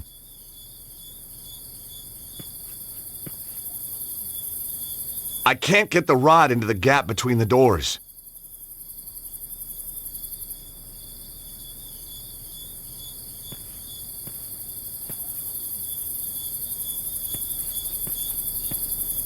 Nico? Yes, George? The door over there is fastened tight with a big padlock. If you pull on it now...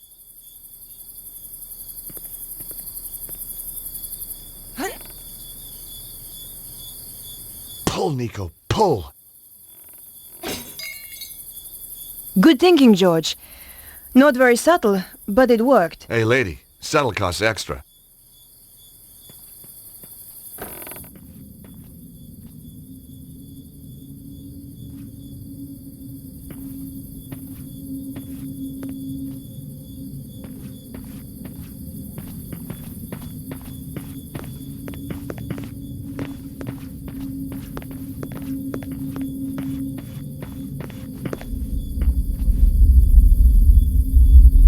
Hey!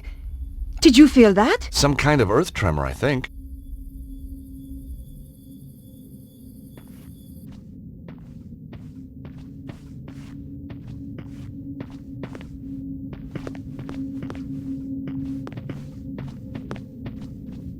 Poor old Chumley. He's getting pretty high. Oh, what a smell. George, I wouldn't get too close. There's nothing you can do for him now.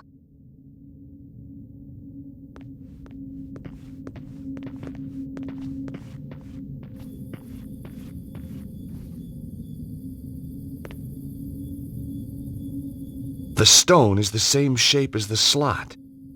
It must have been designed to fit. Hey, Nico! I think this is some kind of key. Something's happening. Weird, huh?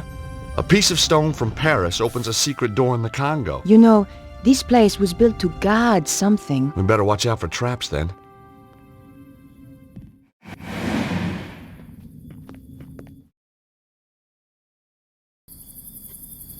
Look, Nico. Just what I need. Another dead guy. But how did he get in? We have the only key to the place. Through the roof, I guess. Well, that'll teach him to drop in uninvited.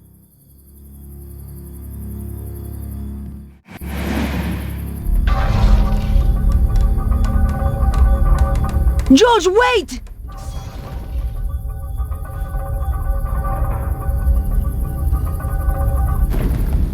Thanks, Nico. That was a close call. I'm gonna look around and try and find another way across. Okay, but be more careful.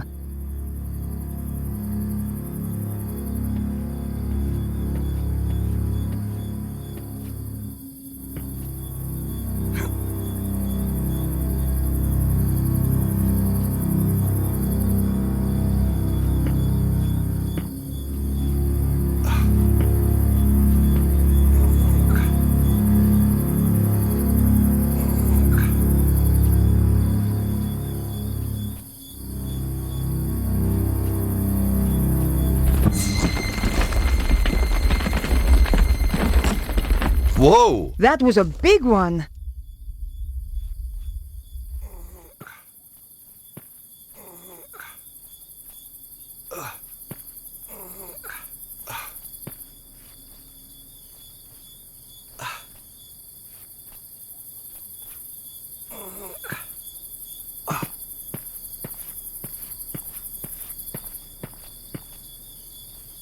A pair of cogs stuck out from a hole in the wall. No way was I going to put my hands in there.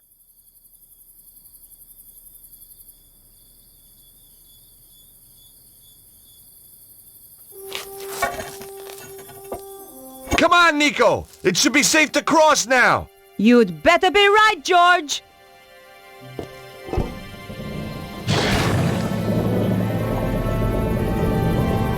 Hurry, will ya? Oh! Can't hold it much longer. George?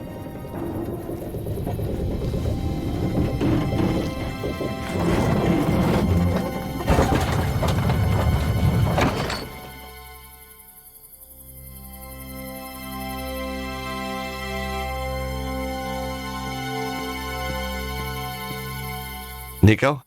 Yes, George? The spikes must have been a surprise. I do hope he hadn't come far.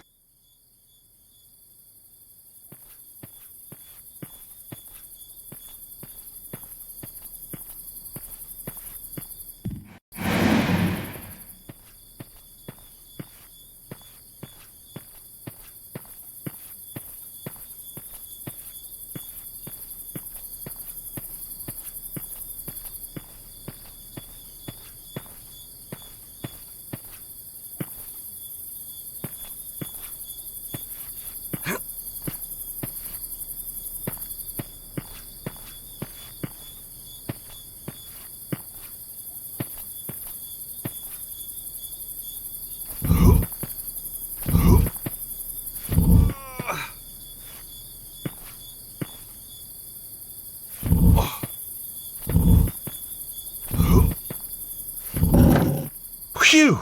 That was close.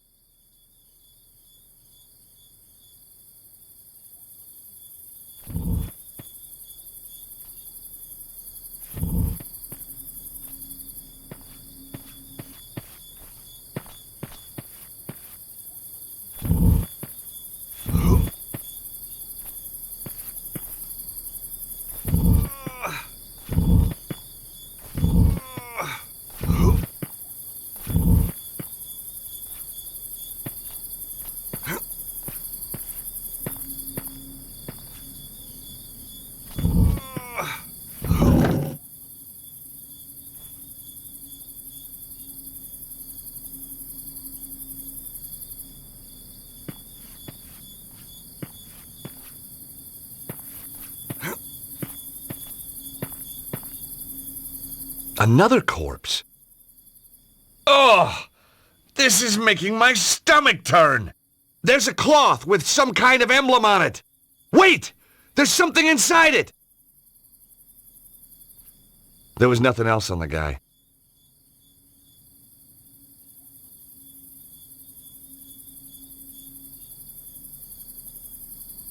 That wouldn't work. I carefully unwrapped the cloth. It was a scarf embroidered with a coat of arms. Wrapped inside the scarf was a metal plate. It was decorated with a lightning symbol. I'd found the metal plate on the corpse. It had a lightning symbol embossed on it.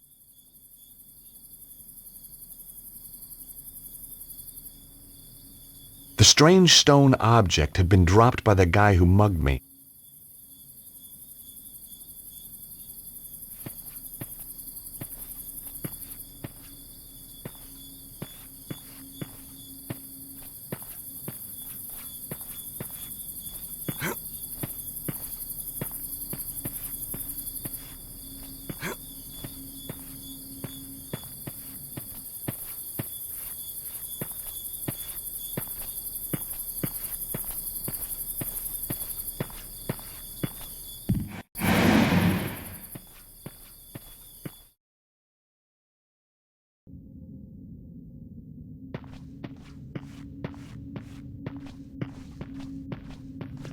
Wow! Well, that's clearly the way out. And these are clearly not ordinary floor tiles.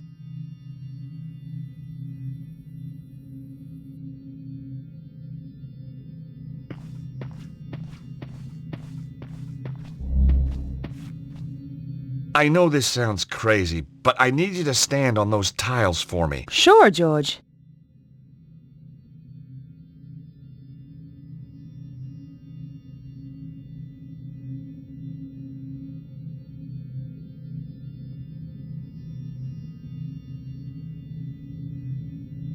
Can you stand on the fish stone, please?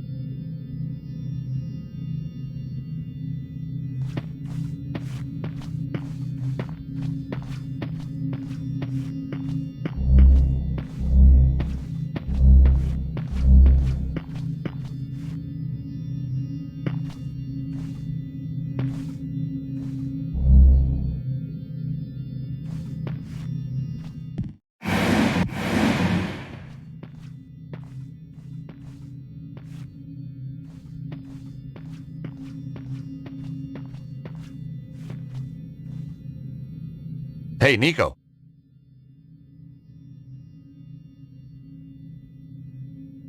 Can you stand on the scorpion stone, please?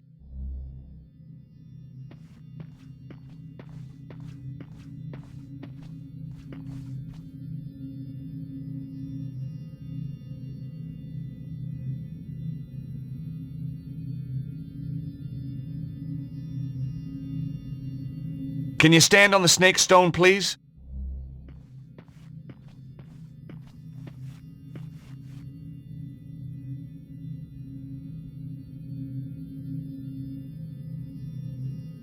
Can you stand on the fish stone, please?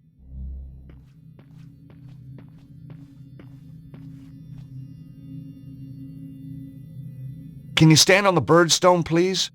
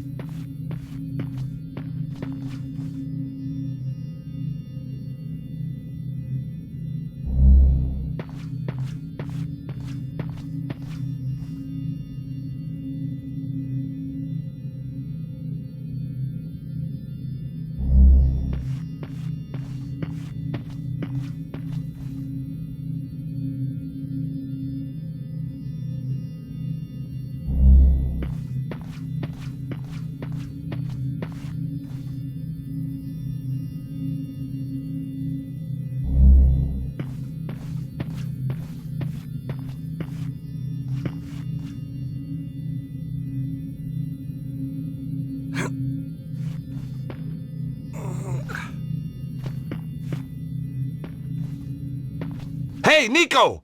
There aren't any pressure pads at this end. I'll go on ahead and see if I can find a way to get you through. Okay, George. I'll be here.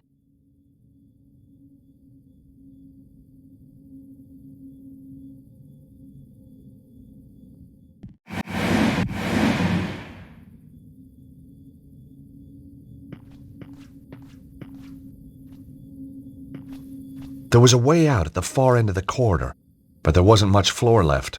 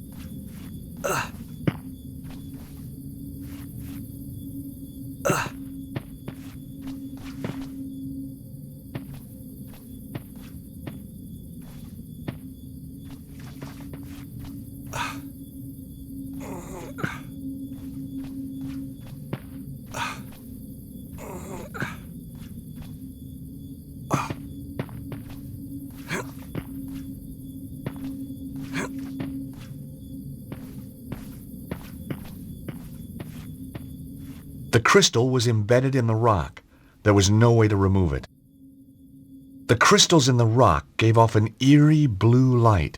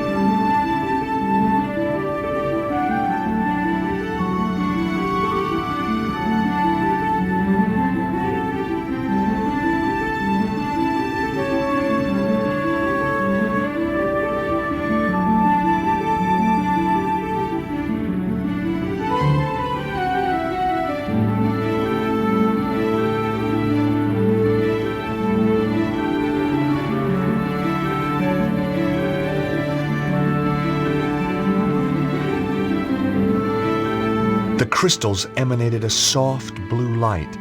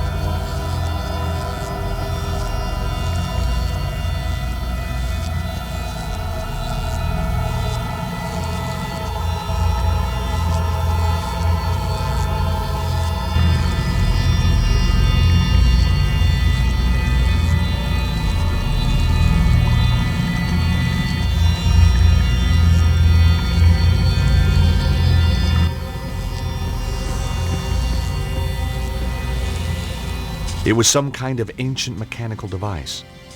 3 hollows containing crystals were at one end, 3 protrusions at the other. There was nothing I could do with such a large object.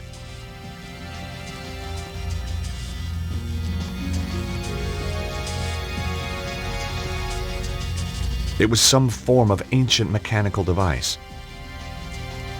There were 3 cylindrical protrusions at one end and 4 hollows containing crystals at the other.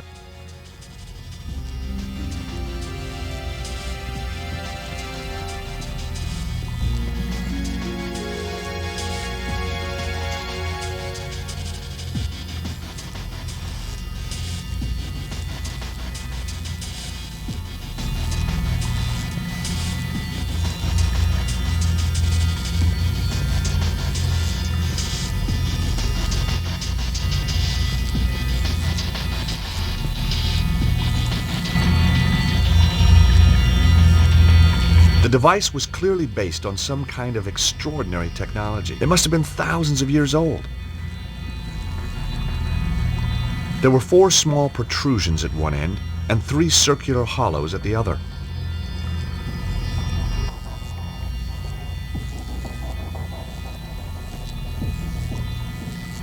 It was a touch-sensitive panel. For the moment, it seemed to be inactive. Touching the panel had no effect. For the moment, it seemed to be inactive.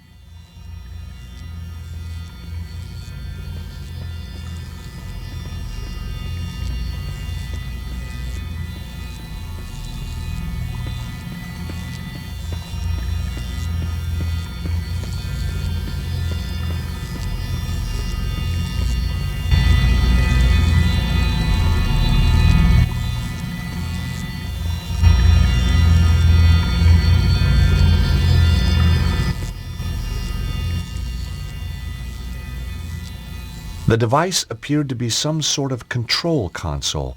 There was a large circular dial and a panel standing proud of the surface.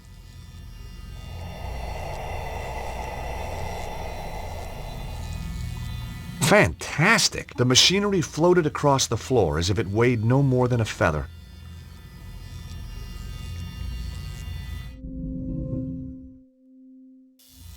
Hey! Nice. Turning the dial made the central disc rotate just like a turntable.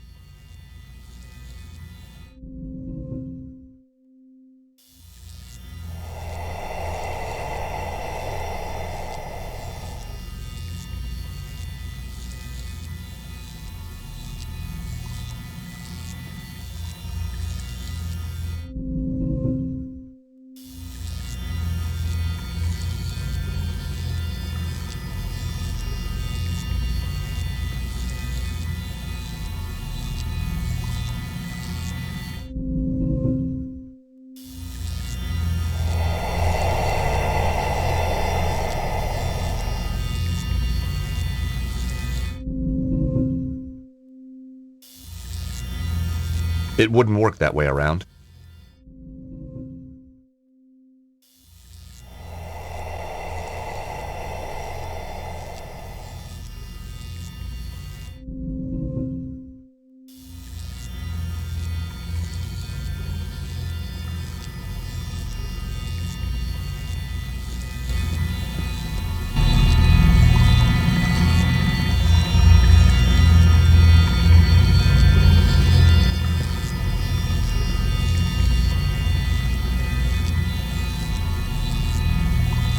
Touching the panel had no effect.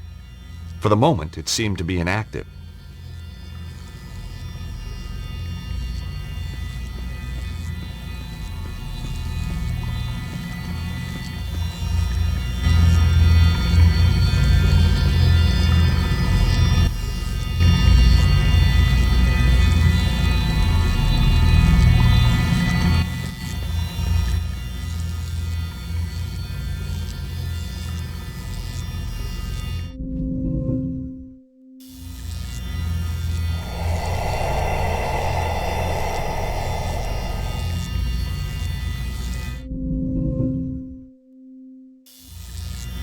It wouldn't work that way around.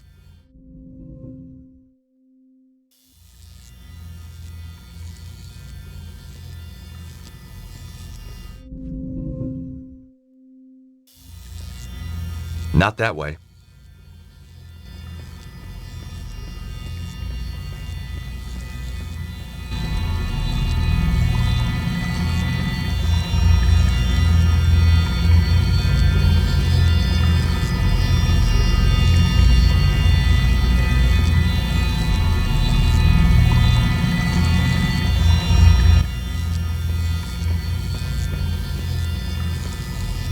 It was far too heavy to move and had no obvious features to push or pull.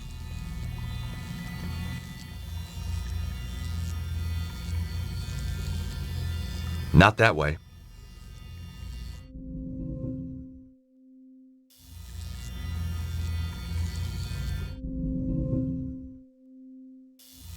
It wouldn't work that way around.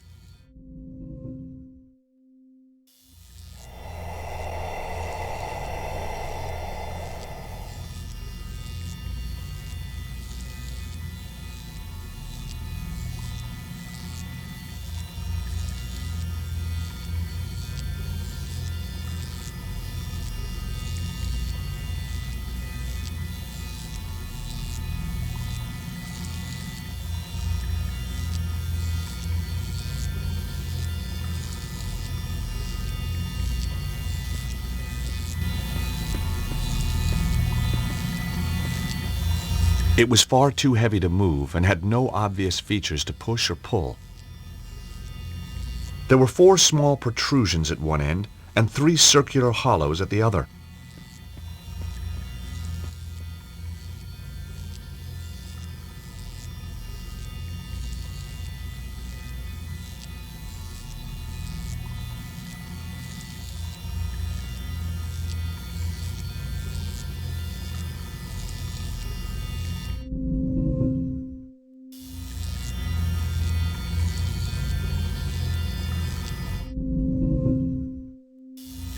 The device appeared to be some sort of control console. There was a large circular dial and a panel standing proud of the surface.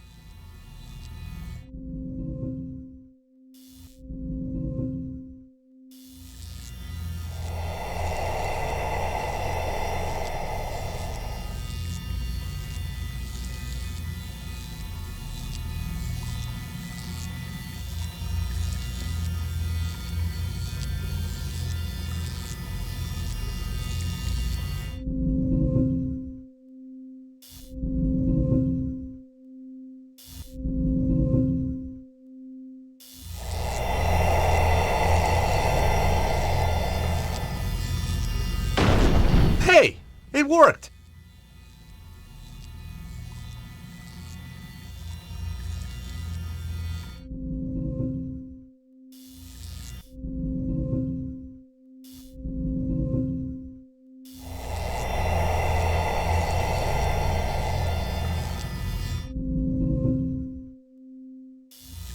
Not that way.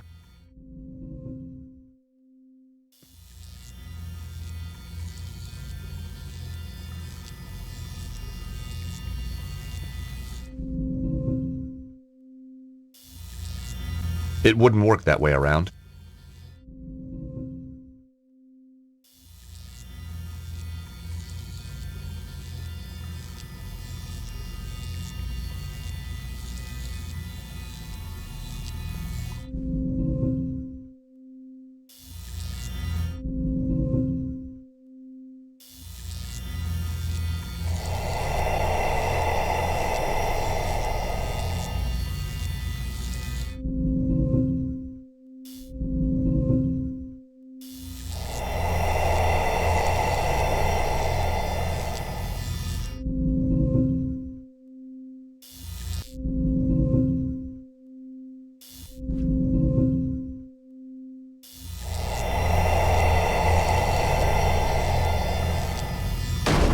The second piece moved into place perfectly.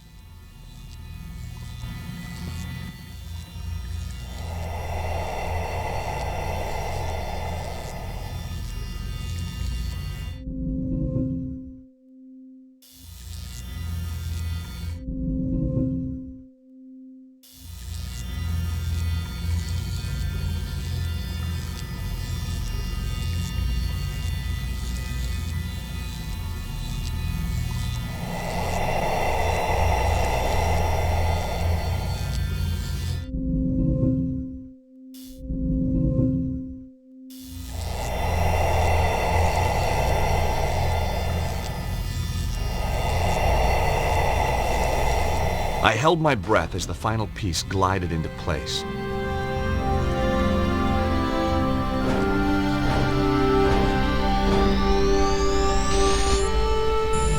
Excellent.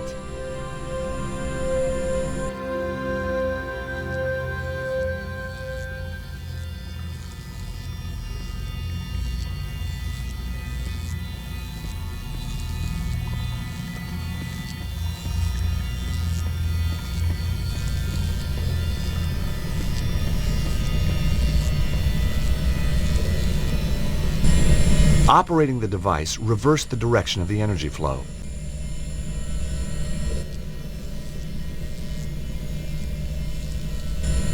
Operating the device reversed the direction of the energy flow.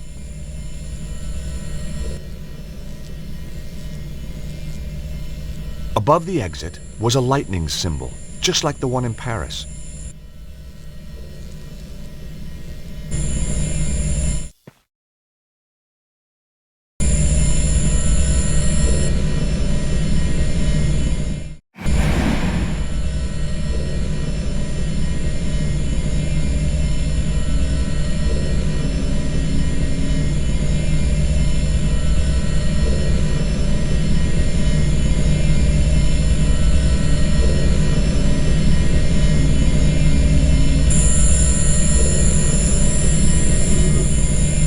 Grasping the ring at the bottom of the pole, I was able to turn the crystal through 90-degree increments.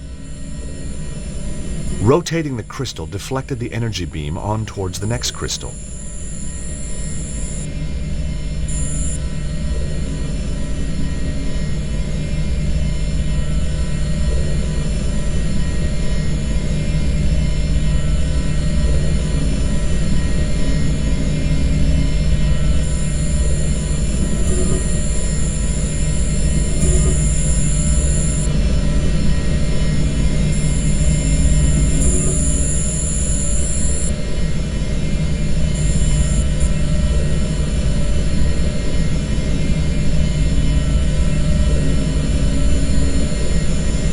It was a touch-sensitive panel.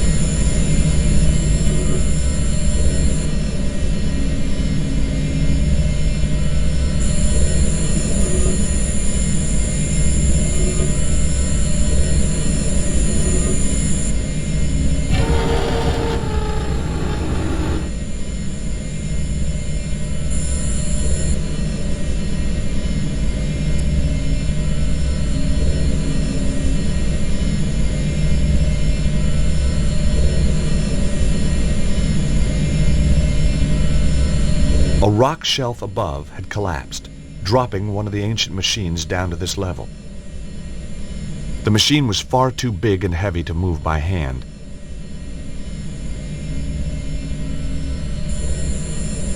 It was a touch-sensitive panel.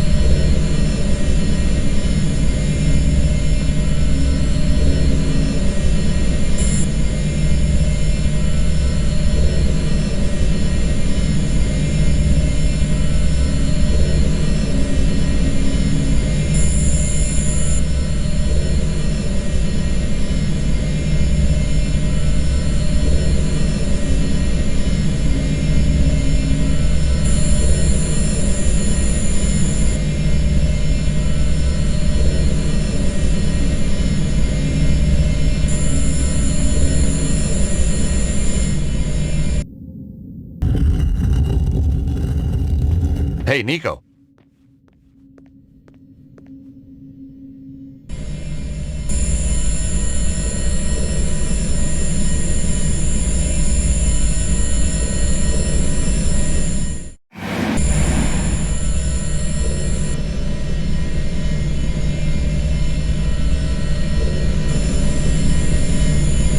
Hey, Nico.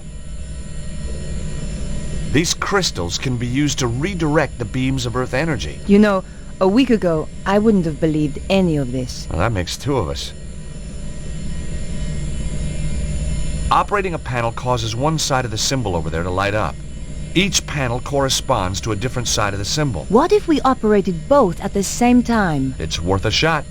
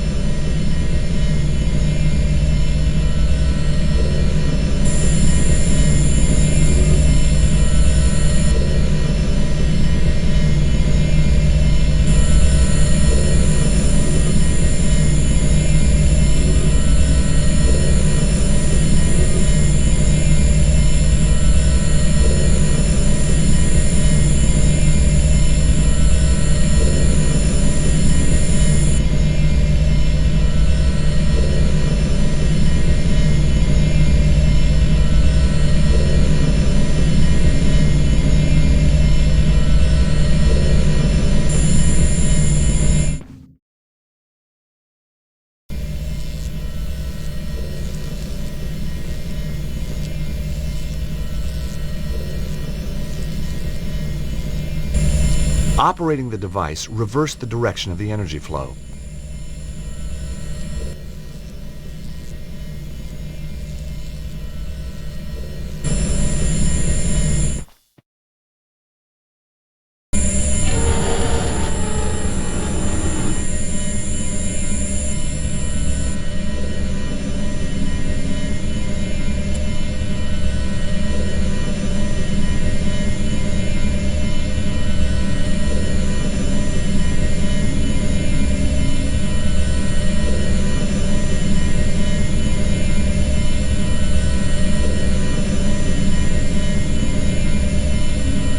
Okay, Nico. Ready? 3, 2, 1, now!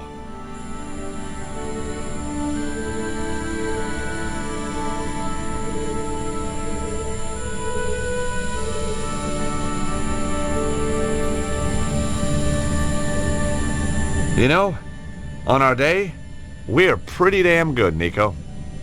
Unbeatable, George.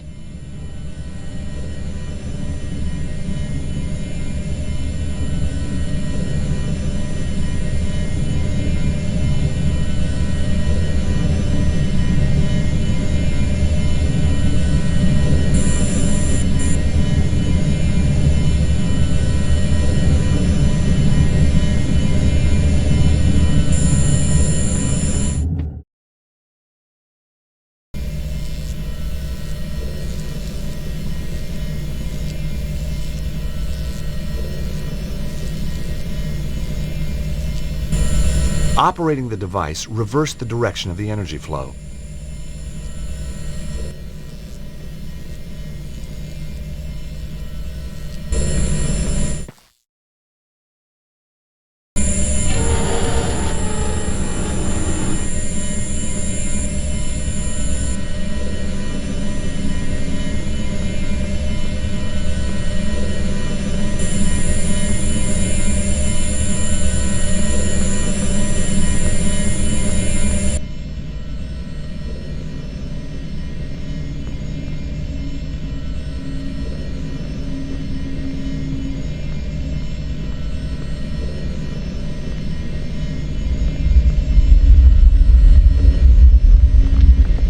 God, this is getting serious. We're gonna have to move fast, or this whole place will come down.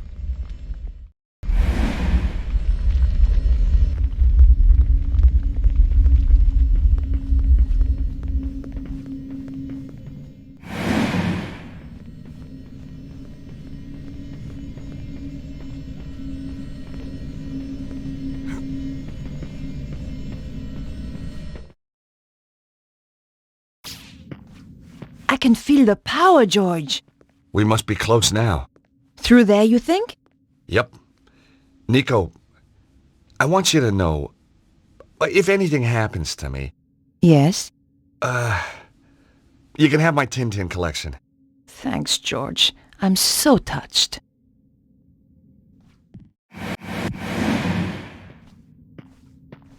So, got any ideas what to do next? We need to get through that door over there, George. No. You're kidding me. There must be something around here to help us get inside.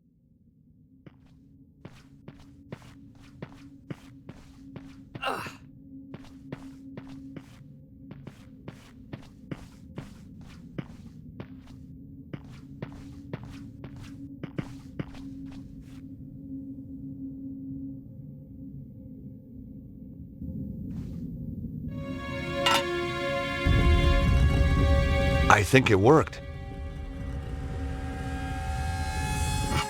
Damn!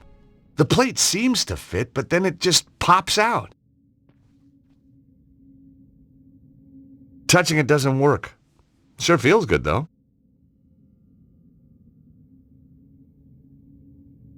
The plate was still warm.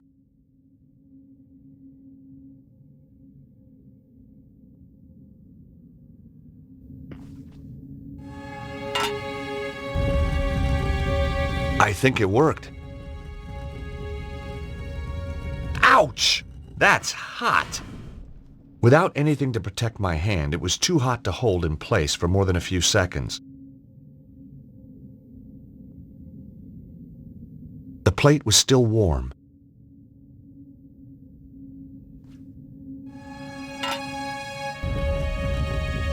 I think it worked.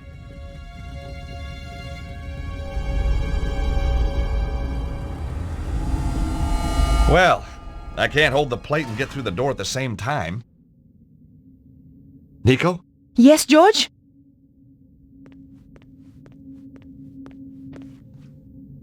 Hey, Nico, take this scarf. You can use it to hold the metal plate over that panel. And what will you do? I'll go through the door and check it out.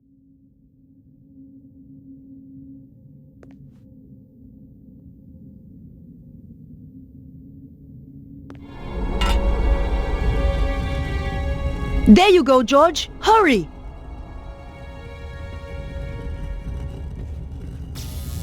It was amazing. Just like the power site back in Paris.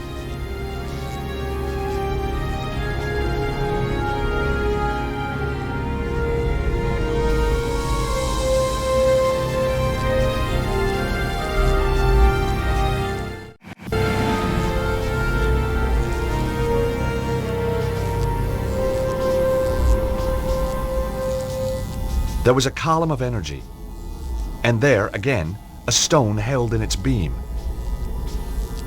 I wondered if this was also a key like the Omega Stone.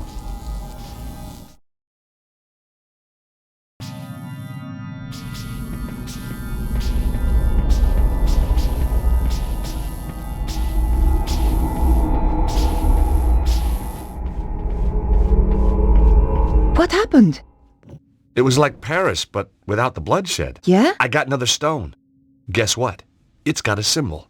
An alpha.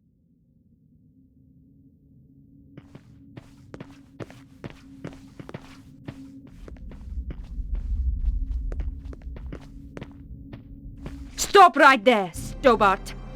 And you. Well, Nico, if it isn't your co-star from that little show in Paris. Still giving us some performance, I see. Maybe she's stalking you. Shut up, both of you. And give me the key. The key? Oh, I'm terrible with keys. You'll have to remind me. Which key was that again? Don't play games, Stobart. I know you've got it.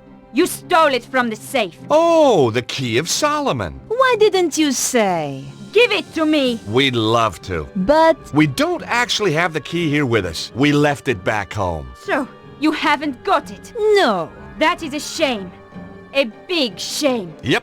Real sorry you've had to come all this way for nothing. Oh, it's not a wasted journey. Oh, good. I was going to kill you anyway.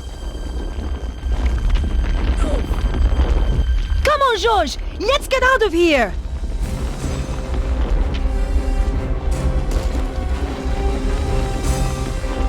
That was close. You can say that again.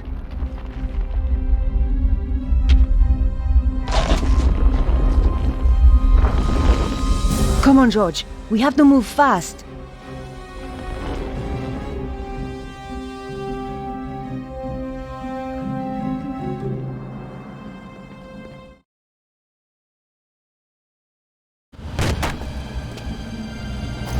Harry!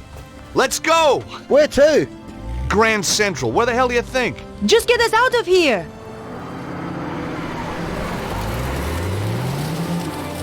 Anyway, now you're back, George. I'd appreciate a little business advice. I'm thinking of making a career change again. Get out of the taxi like and into something a little more, well, with a... And the look on your face when the spike shot out. See what happens when you leave Andre on his own for 5 minutes? Nico, I'm sorry, Andre, what happened? Some guys, they turned the place over. But why? They wanted the key of Solomon. We said we didn't have it. Oh, you poor thing. Oh, it's just a couple of scratches, Andre. He'll get over it. But where's Bruno? They took him. And you let them? Now listen here, Georges. I passed out. Chickened out, more like. What's he doing here?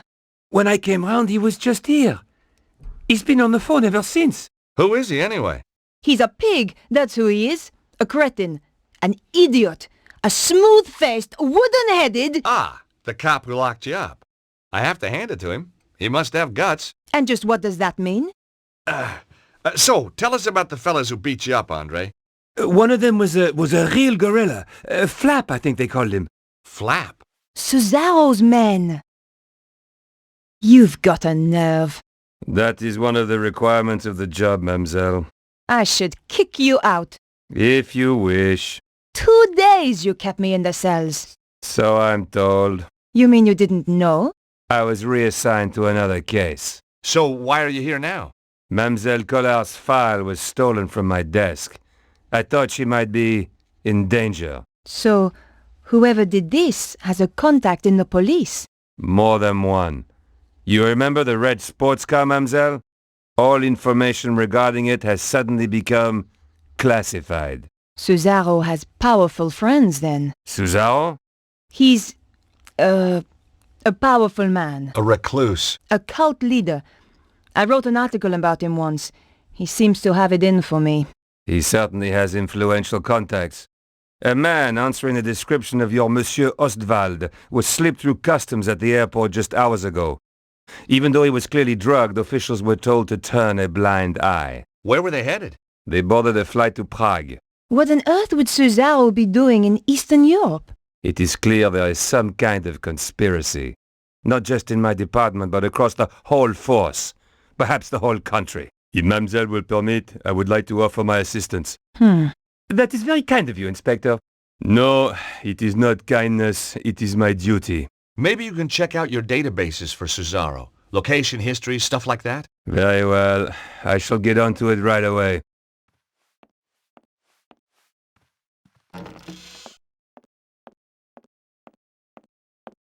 Why didn't you tell him what's really going on? And create more suspicion for ourselves? I don't think so. This way, he thinks he's helping. What now? What if it's those thugs? I don't think they'd knock, Andre. Beatrice! Bonjour, mademoiselle. I hope you don't mind. I got your address. I need to talk. Of course. Come in. Who's this gorgeous creature, Georges? Who dug her up, you mean? What? Oh, nothing. You've never met her? Never had the pleasure. Let me introduce you. This is Georges, and this is Andre. Very pleased to meet you. Hi. George is American. Wow! Roswell? Kennedy? The moon landings? You got it. 3 of our greatest hits. This is Beatrice. She's Vernon's, she was a friend of Vernon. Have you any more news? Do you know who? He was killed by a woman called Petra. She was working for some kind of secret group. White supremacist, huh? Worse, megalomaniacs. They sound scary. There's just one, really. A man called Cesaro. He controls a group that used to be known as the Neo-Templars. Vernon used to talk about the Templars. Who were they? They were founded in the Holy Land over 800 years ago, set up to protect Christian pilgrims from the Muslim armies. They grew in wealth and numbers to the point where even kings came to them for loans. But at the height of their power, they fell foul of the King of France. He rounded them up and turned them over to the Inquisition. The last Grand Master was burned alive in 1314. But you think they're still out there? Different groups, yes. And they killed my little Snooky. They did?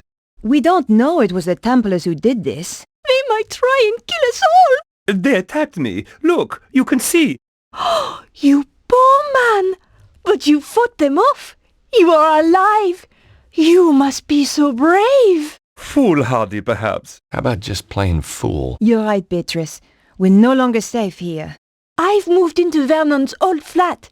You could stay with me. Sounds like a good plan. Hold on. We need to do something about Bruno. How? All we know is that he was taken to Prague. Then we should find out where in Prague he's been taken. And just how do we do that? Remember the office back in the theatre? The one with the trigger-happy goon? There was obviously stuff in there worth defending. You think there could be a clue? Worth a try. I'll go. You shift our gear over to Beatrice's place. I'll help. And book us some tickets to Prague. Why should I do that? You're the one with the money, George. Before we go anywhere, Beatrice, there's a message on the DVD I think you should see.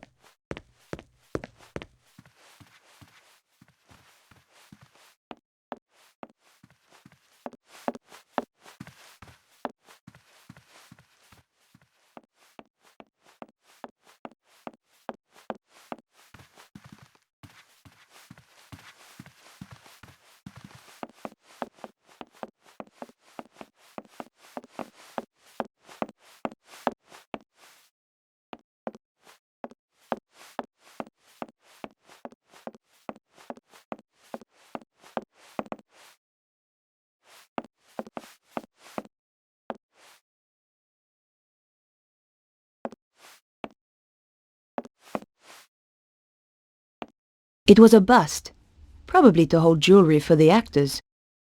She reminded me of someone, but I couldn't quite put my finger on it.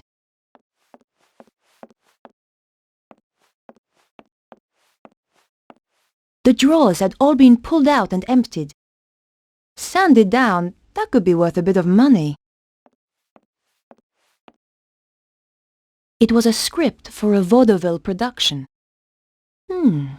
Ooh, my God, that's positively disgusting. Here goes.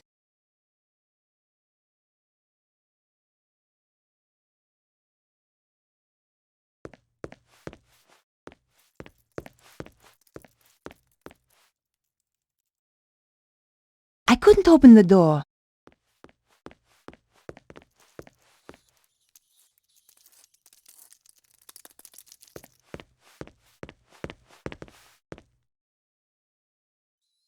I couldn't open the door.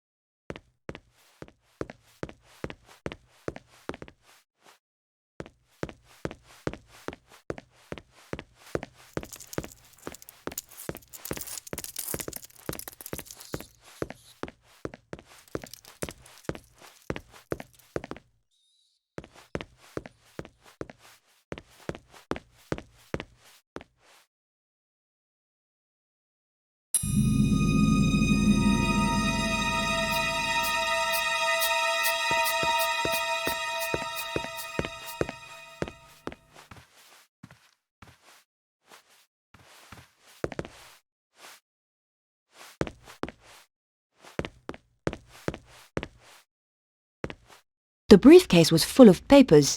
Somebody had been making a quick getaway.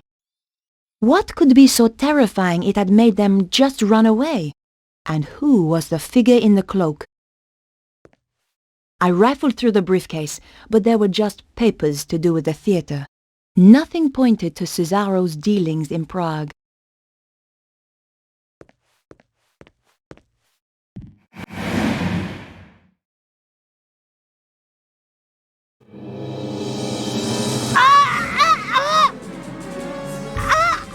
It's no use struggling. That just makes it worse. Take that! Not again! This should keep you out of my way. Good job I had the scarf on me. Now, where was I before I was so rudely interrupted?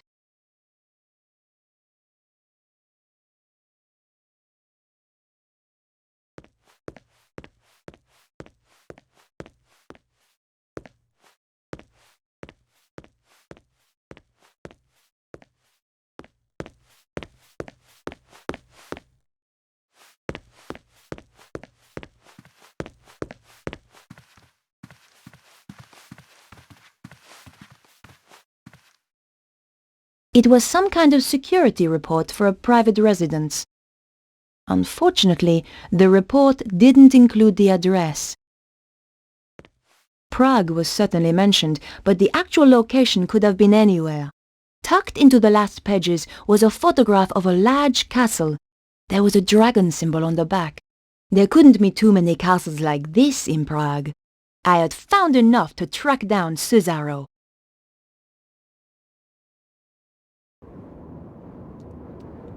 Is this the place? Even spookier than the photo. Sends a shiver up my spine. Sure that's not your vampire-slaying genes kicking in? Sorry, George. You're out of luck.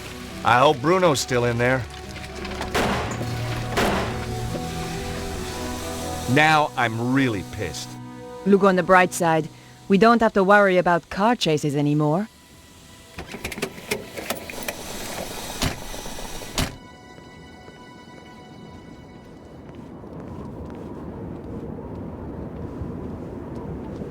Nico? Yes? Any ideas on how to get inside? If you were clever, you'd have brought plans of the place. Oh, I would I? Of course, I realize that's not your style. Obviously not yours either. No, I prefer the challenge of winging it. My feelings exactly. Besides, there's usually a solution at hand. I'm worried they might have already killed Bruno. Well, let's hope he didn't tell him too much. You're all heart, George. This castle looks really old. Medieval, George. Yeah, that too. By the way, have you and Labano... Have we what? Have you been doing that stuff? What stuff? Boy-girl stuff. Oh, that stuff. Yeah, that stuff. Boy-girl stuff. That's what I said. Listen, George. Andre is a good friend. Yeah? So it's just a coincidence he's around again? He's an expert in ancient manuscripts. Who else was I going to call? Oh, what's wrong with the very old, very ugly experts you see all over the place? Shame we can't fix it. Let's face it, George. It wasn't exactly getaway material.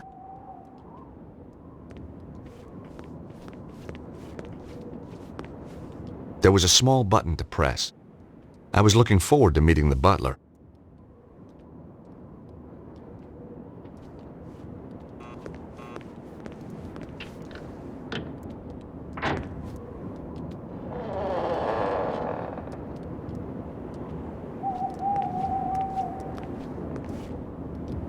This guy was no butler. What do you want? Hi. Nice evening. Clear off. I was hoping you could help me. My car. Tough. But this is private property. Get lost.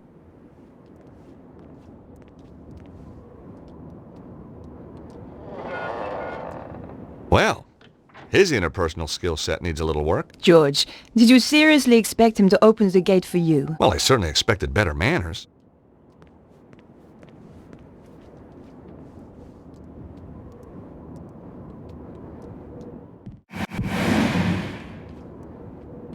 Nico? Yes? Hey, Nico, will you press this button? What do you have in mind, George? See if you can get the guard to open the gate.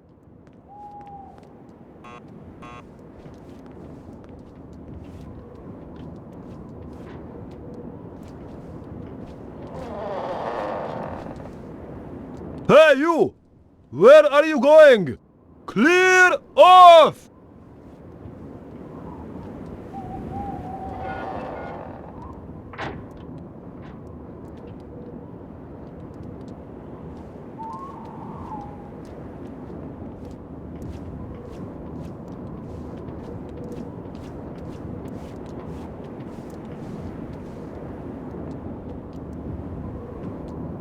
I had no reason to try that.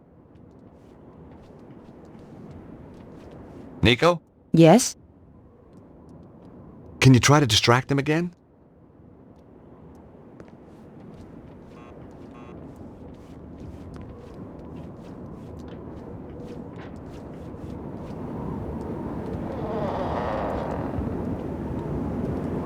Hey, you!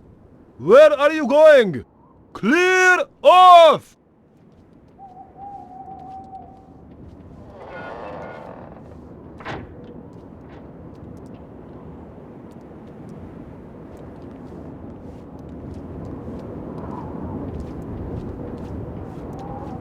Nico? Yes? Can you try to distract them again?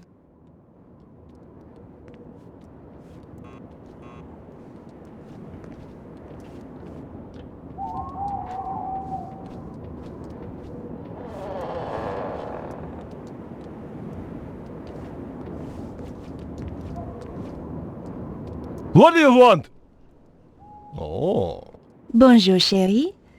I have a tiny problem with my car. Could you help me with it? Oh, I could help you with it, all right. You are so kind. You're French, aren't you? God, that's incredible. How did you know? Oh, I've been around. Where are you going? Clear off!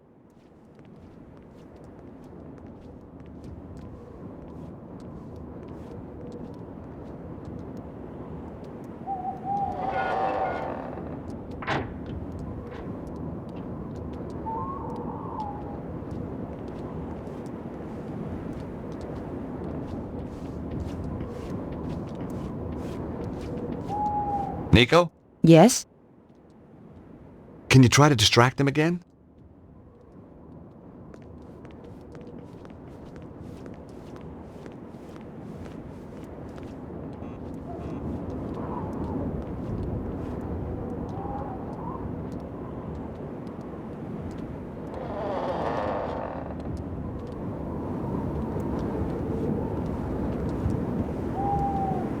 Look, I've already told you I can't help you. Oh, but it's so lonely out here.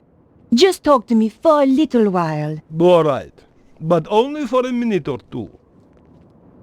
What's your name, cher? Boris, what's yours? Helene. Oh, that's a pretty name. So's Boris. Do you think so? Oh, yes. Very sexy. Really?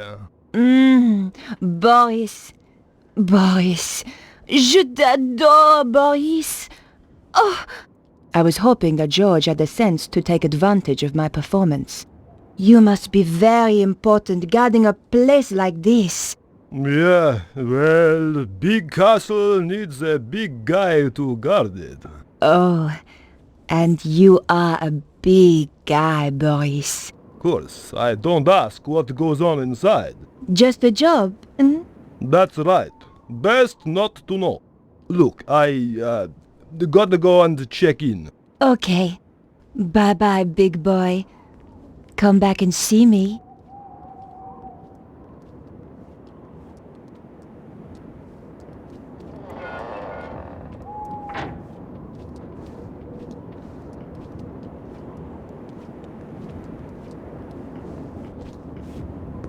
Nico? Yes? Can you try to distract them again?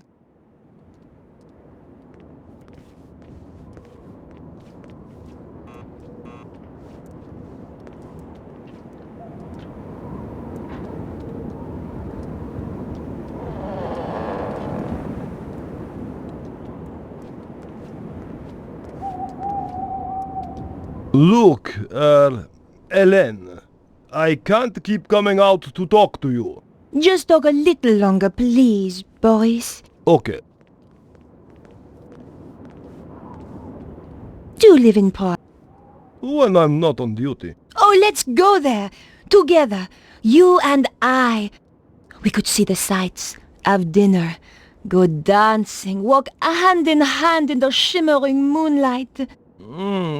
That's unlikely to happen. What? Why not? Gets quite cloudy at night, Prague. What about your boyfriend? He's useless. I'm going to dump him anyway. Right.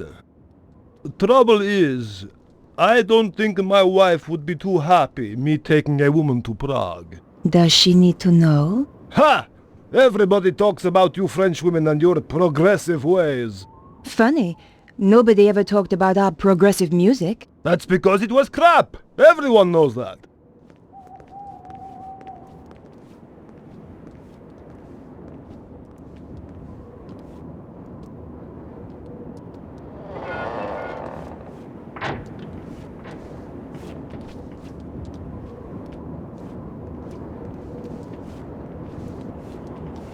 Nico? Yes? Can you try to distract them again? This is the last time, George. You'd better get inside this time.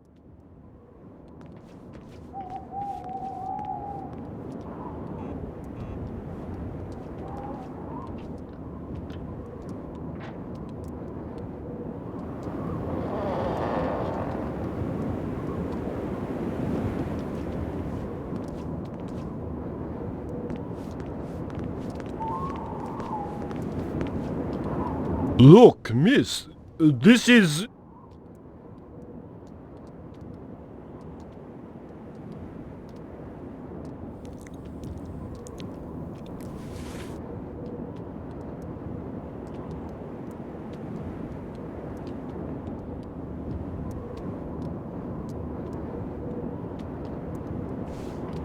Hey, you!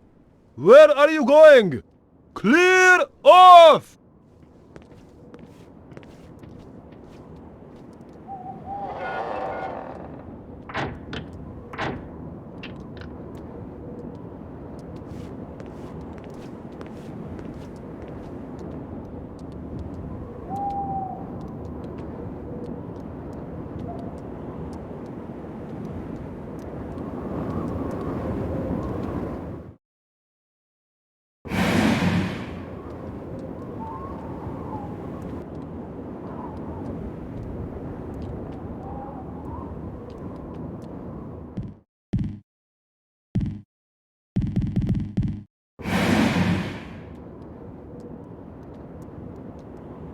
I had no reason to try that.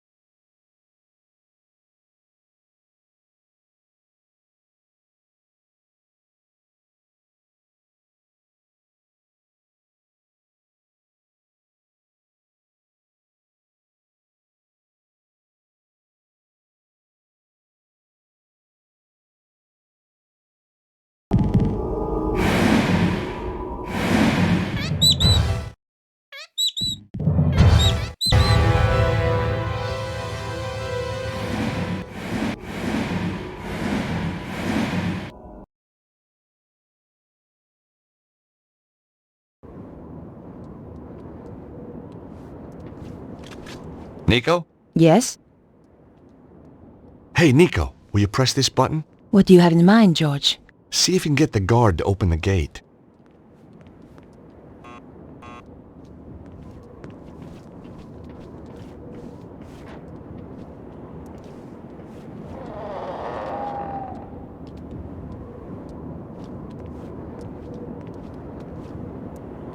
What do you want? Oh. Bonjour, chérie. I have a tiny problem with my car. Could you help me with it? Oh, I could help you with it, all right. You are so kind. You're French, aren't you? God, that's incredible. How did you know? Oh, I've been around. Oh, I bet you have. So, what brings a pretty little thing like you up here on her own? I'm on holiday. Don't get too many tourists here. I'd gotten over the first hurdle, but there were more guards inside, and some of them had dogs too.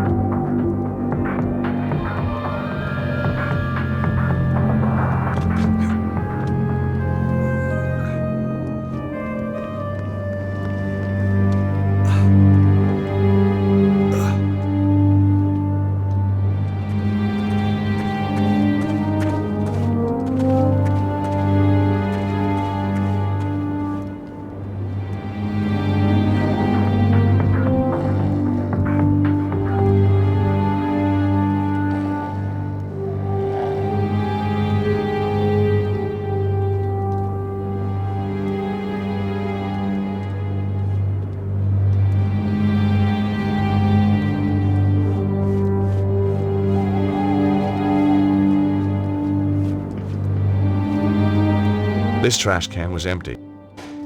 Apart from the garbage, of course.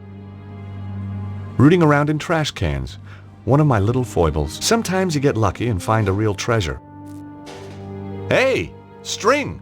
You never knew when a piece of string was going to come in handy.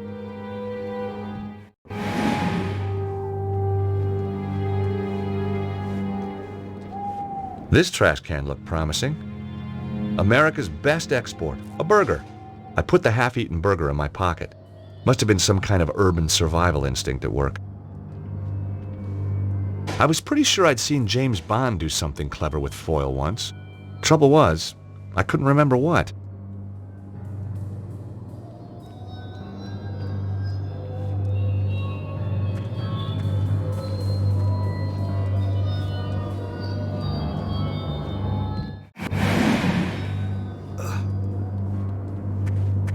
All I could see inside were half-painted walls and a bunch of decorator stuff. All I could see inside were half-painted walls and a bunch of decorator stuff.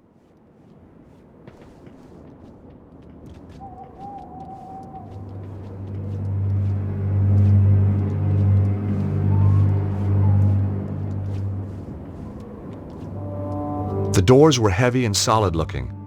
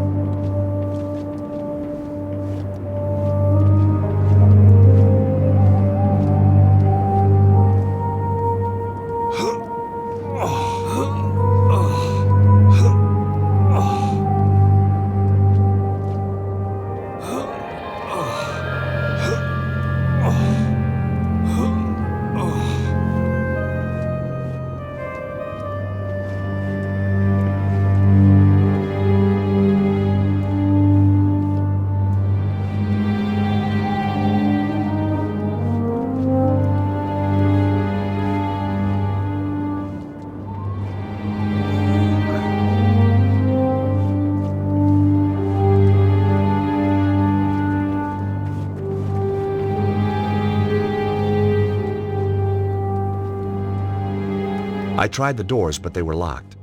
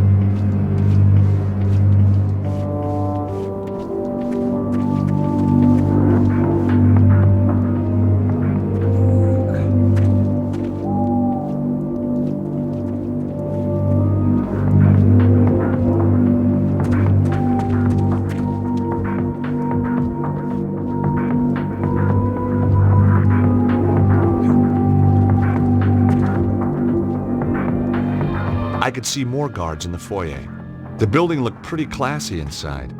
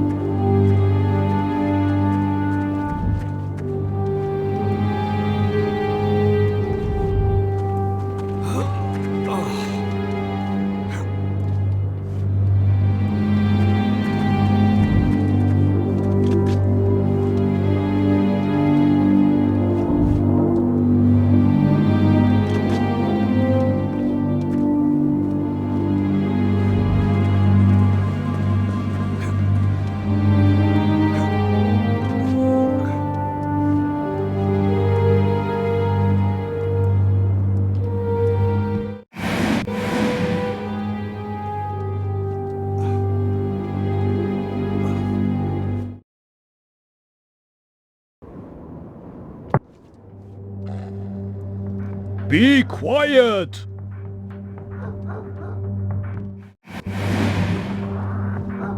What is it, boy?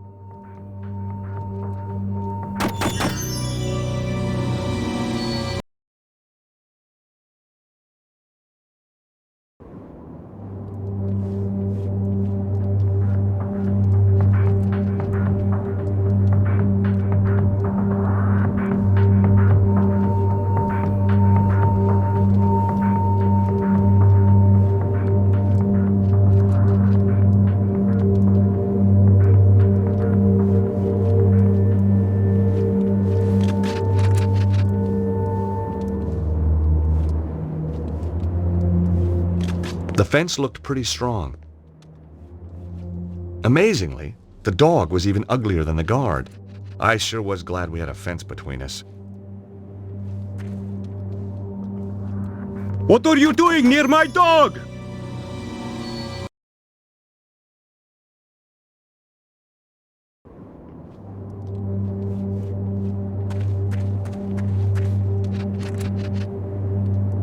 I hoped it wasn't choosy about what it ate. There was no time to go hunting for pickles.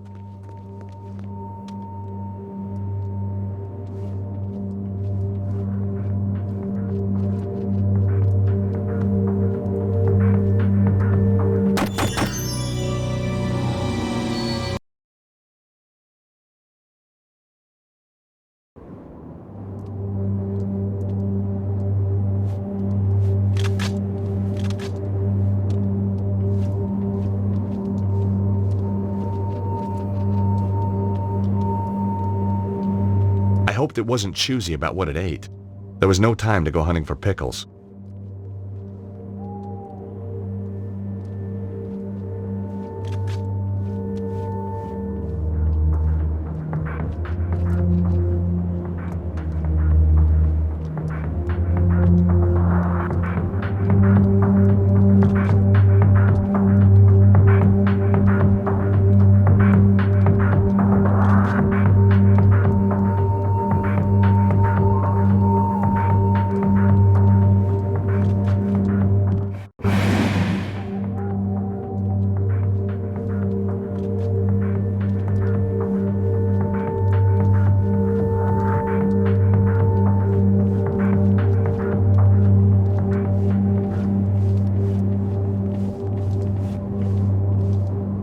Hey, what kept you?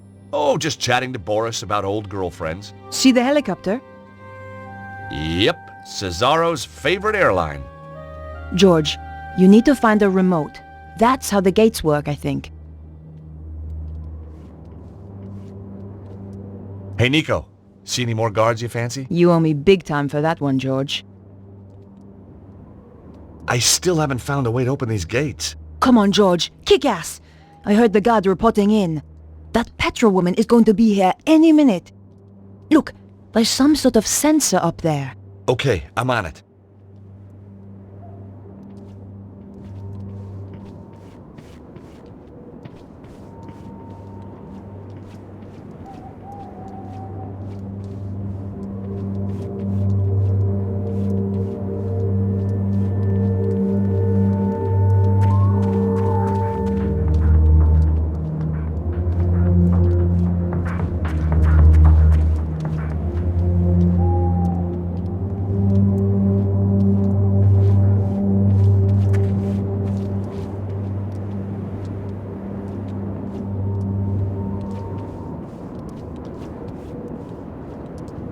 The small door looked out of place set into the wall like this.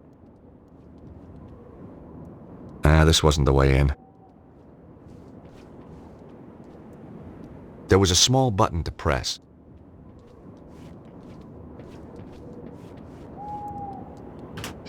The button opened the gate, but it closed again when I let go.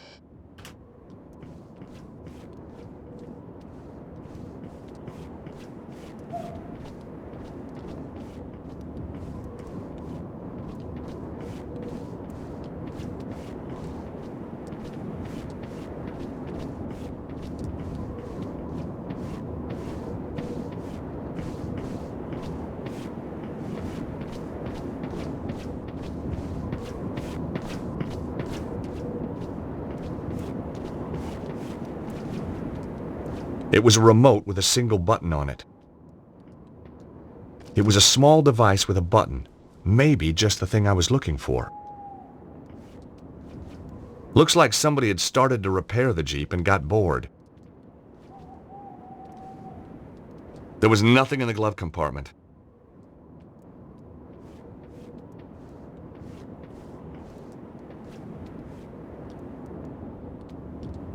The release handle was missing.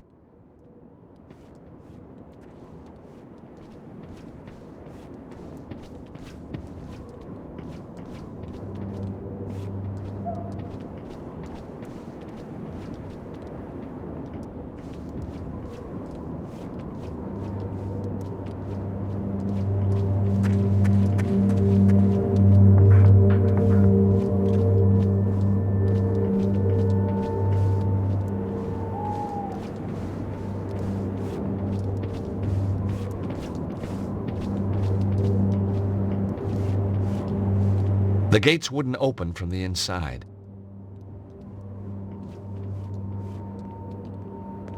Shazam! Wonderful, George. Uh-oh, here come the guards. Let's hide.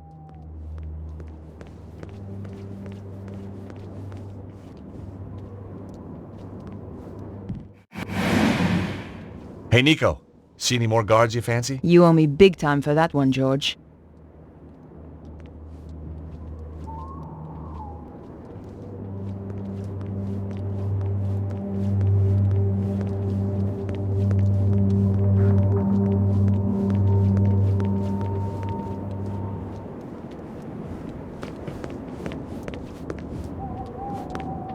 Hey, Nico, will you press that button?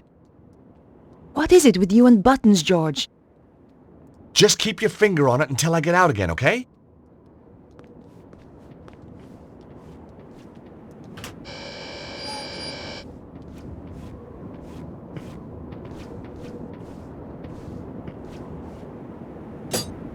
I thought I'd take the handle. I was improvising every step of the way.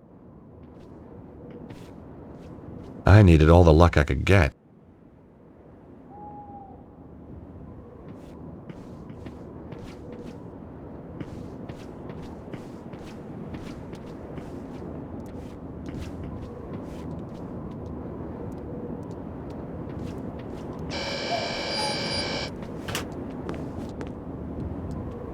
It was my lucky piece of coal. It was the release handle for the car jack.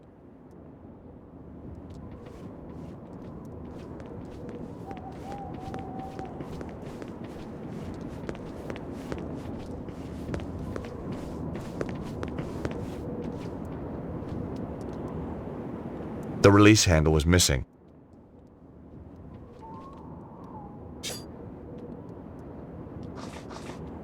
The Jeep descended to the ground.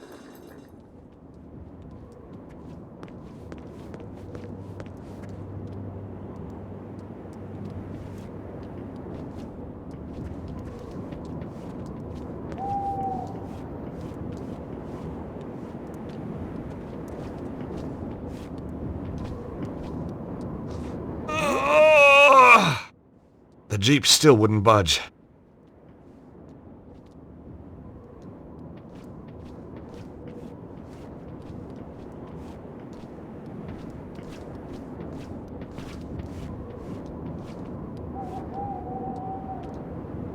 I thought about it, but decided not to do it.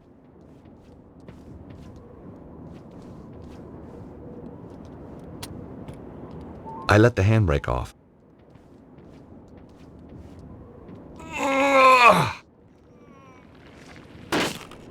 Oops, there goes my no-claims bonus.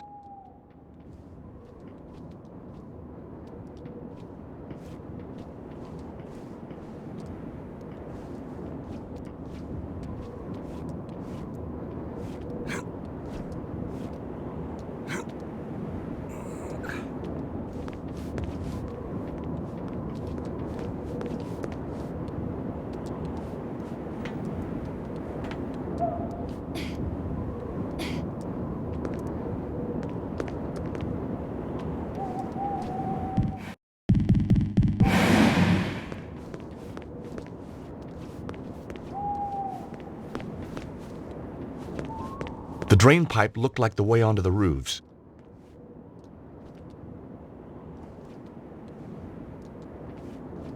After you, Nico. This is definitely not a case of ladies first. Oh, you want me to test it out? Well, obviously.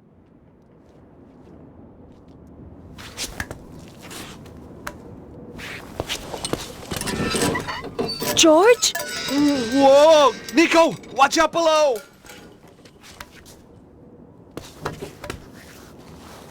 Jeez, only just made it. You were right! Of course! I'm not stupid! You're gonna have to find another way in if you can. Okay, George.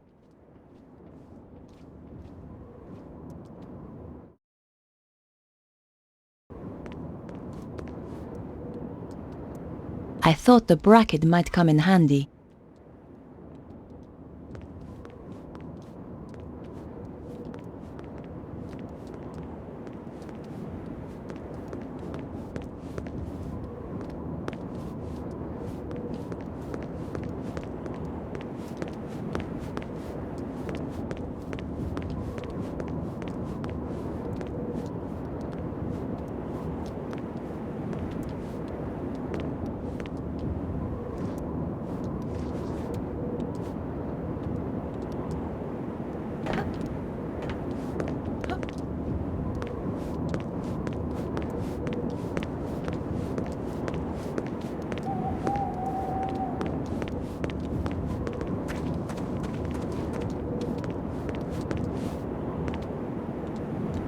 No way was I doing that.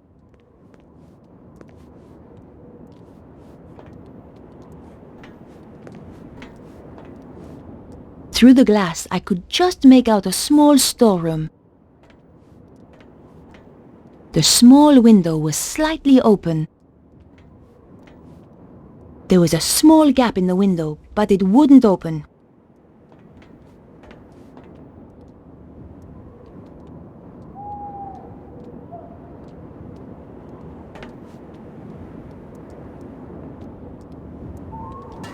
It was awkward, but I managed to get the bracket into the gap and force the window open. Here goes!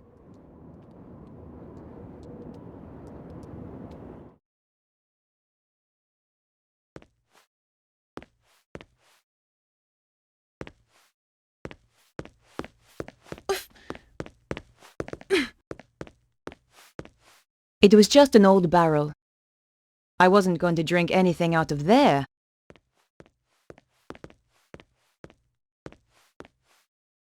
A dented and rusted suit of armor. There was no way I could walk around in that. The armor was old and rusty. I didn't want to touch it in case it made a noise.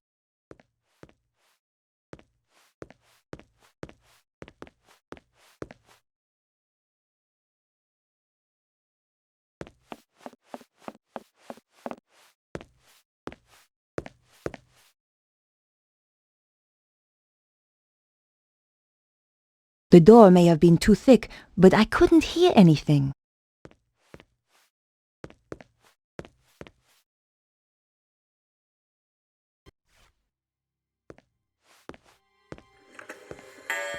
So, this Petra, they say she's a bit of a one. Oh yes, takes pleasure in killing. Regards it as an art form. Nasty. One poor guy she tortured, took him a week to die. How'd she do that then? They called it the doner kebab. Oh, you don't mean...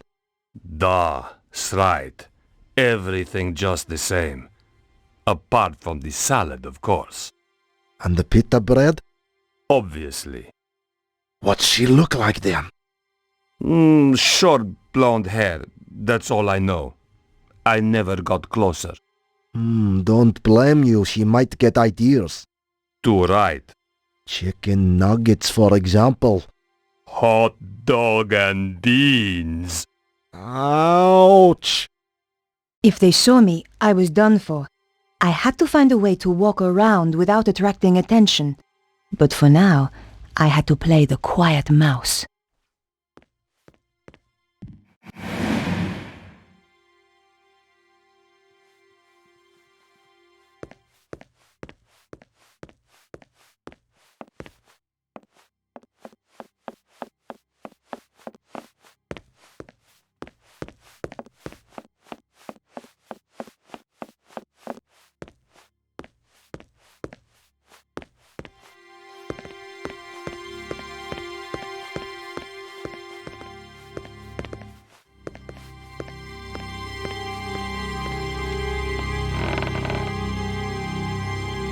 Did you hear something?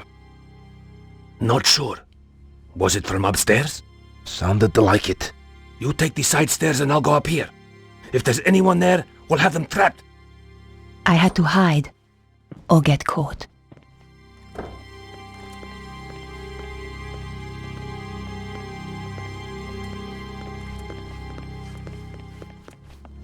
Did you see anything up the side stairs? Yet nothing. Stay alert anyway. This place gives me the creeps.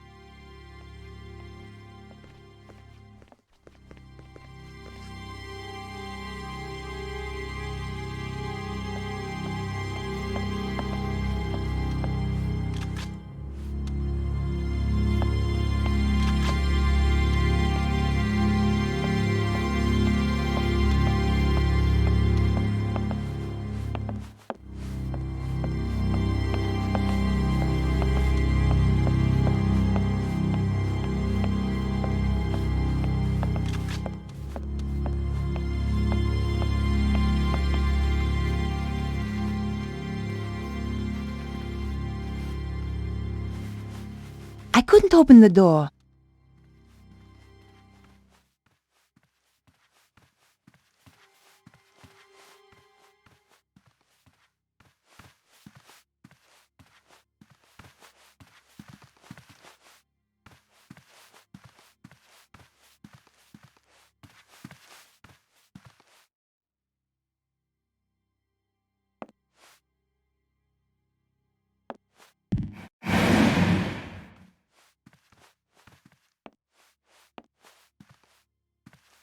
A large, highly polished dresser.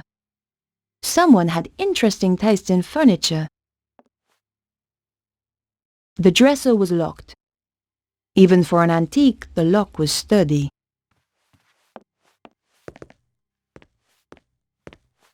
The hand basin had hot and cold running water. Cold running water anyway.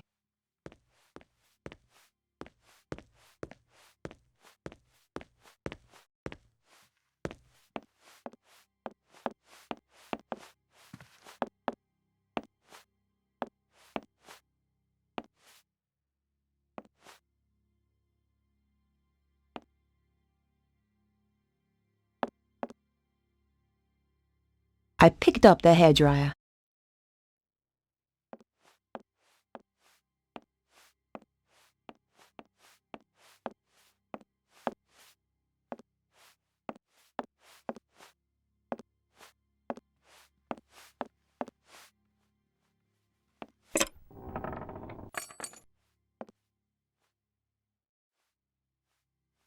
I picked up the wig.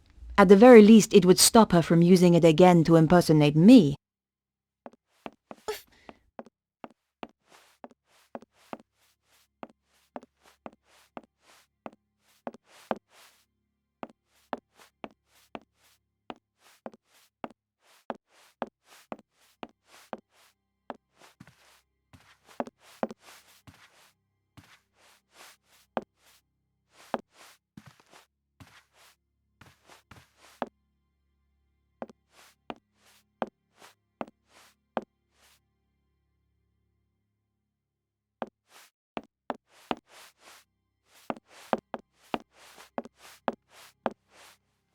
That's interesting.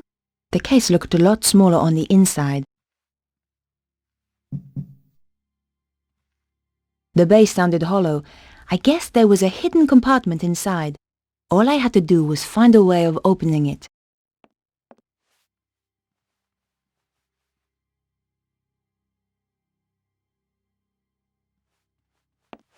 That wasn't the right thing to do.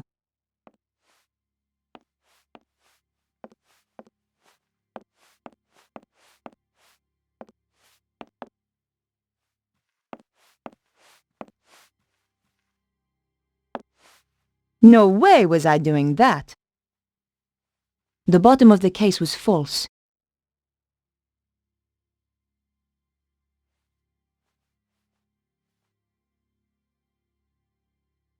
I had no reason to do that. Not right now.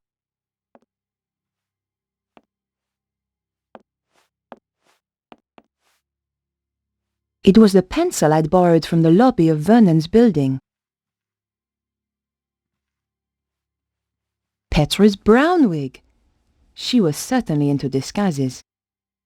The hairdryer was very handy. It didn't have a lead. A girl could take it anywhere.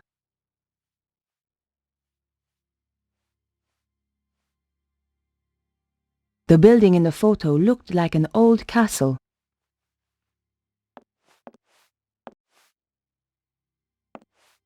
I felt around the interior, trying to access the hidden compartment. Aha! Tucked into one corner was a tiny button. Damn! My fingers were too large to press the button.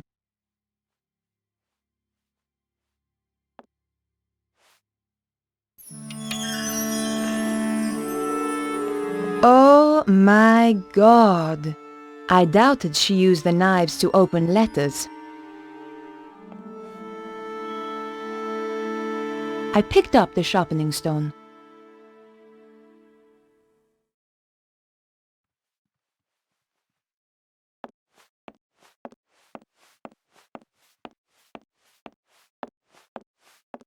Apart from a range of tacky clothes, there was nothing left in the case.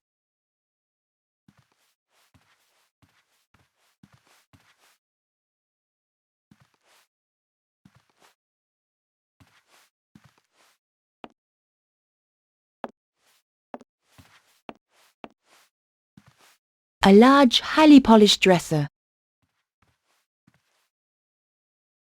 The dresser was locked.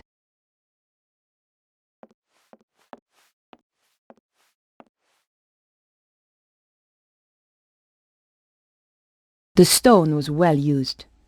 Petra clearly took great pride in keeping her knives sharp.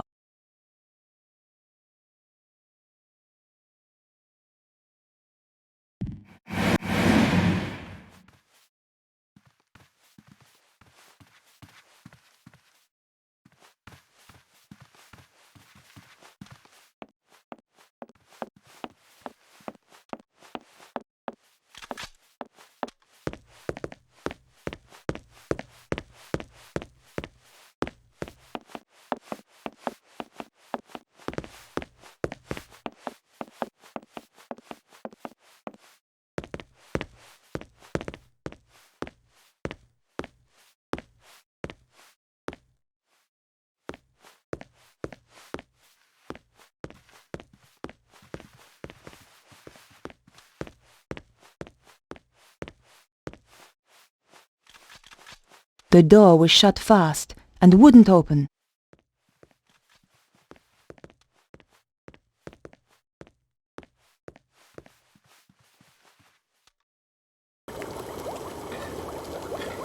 A chef was cutting vegetables at a chopping board.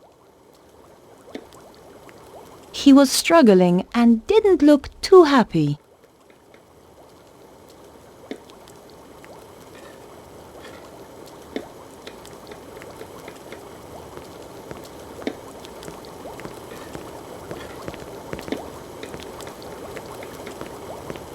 The warning signs all over the bottle left me in no doubt as to what it was. It was a large bottle of industrial bleach. Hey, you! What the hell do you think you're doing? I needed to clean the toilets. Not with my bleach, you don't. Go and get your own bottle. I'm sick of people nicking my stuff. Okay. Sorry.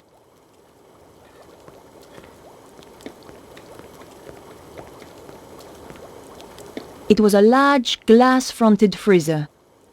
Inside I could see frozen hams and chickens all stacked up on the shelves. There was enough to feed an army. Cesaro's army.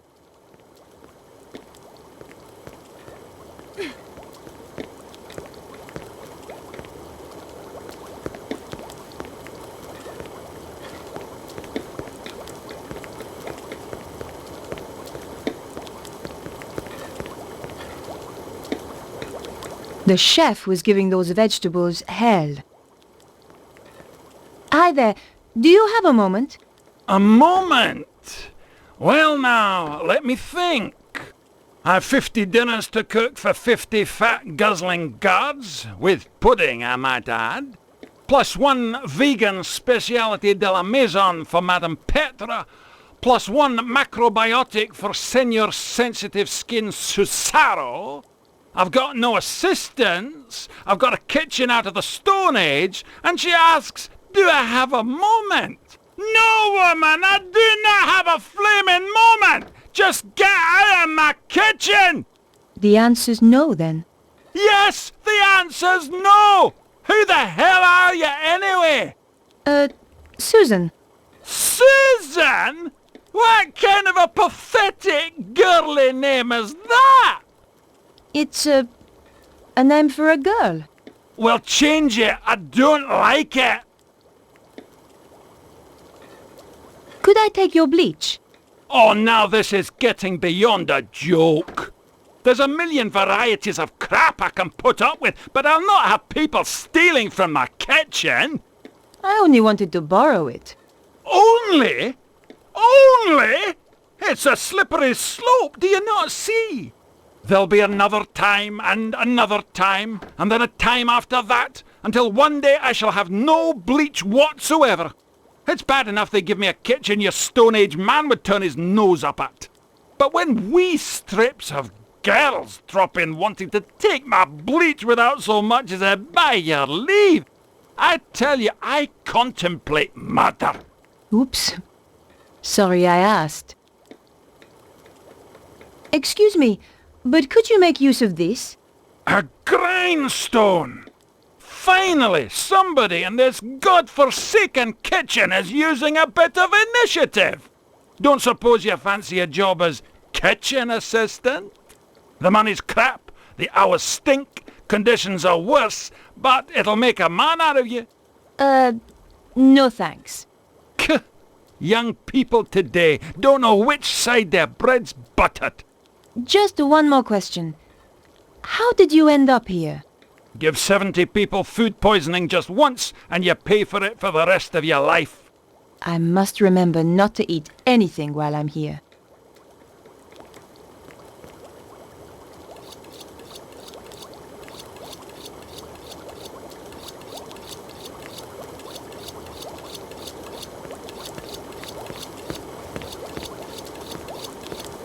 Now that the chef wasn't watching, I could reach the bleach.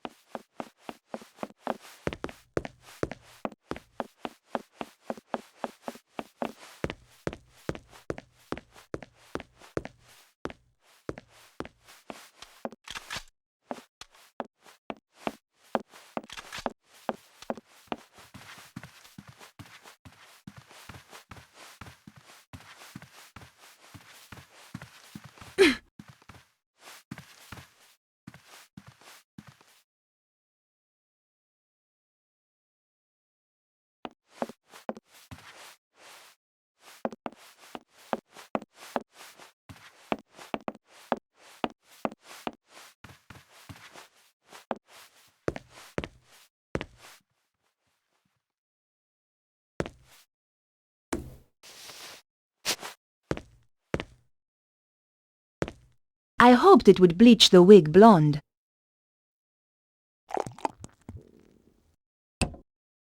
The bleach was strong. The wig's color disappeared almost instantly. The wig was soaking wet. I didn't want to carry that around with me. Besides, the bleach would have dripped onto my clothes. Somehow I didn't think Petra was into tie-dye. The hairdryer was perfect. I fancied one of them for myself.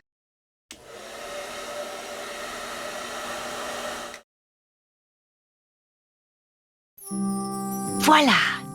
Perfectly dry now. Showtime.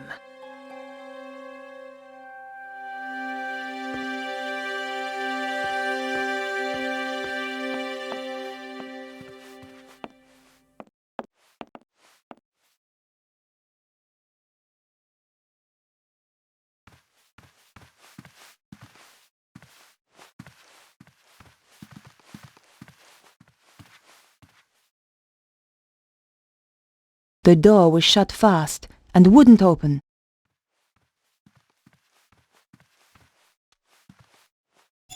Hey! Who's there? Uh-oh.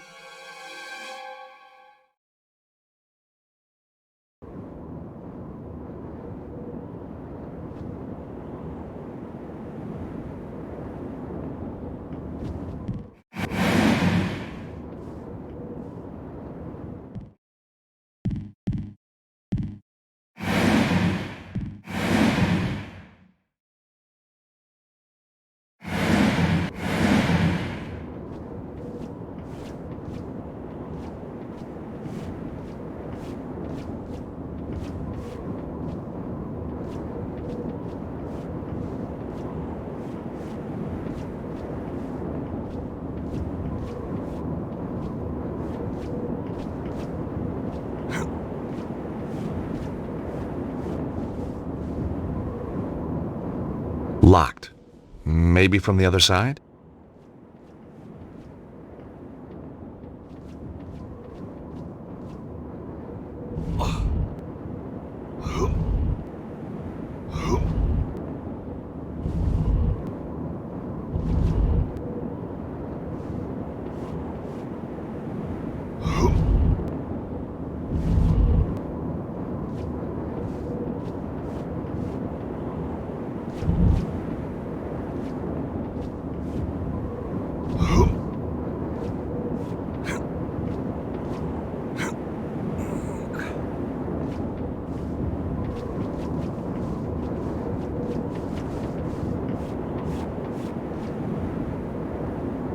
Nope, not that way.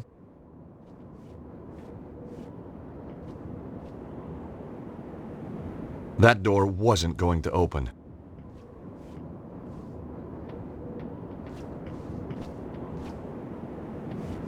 The gargoyle was damaged by years of rain and wind. It looked as if it would fall off with just a gentle push. I'm all for conservation, but needs must if the devil drives.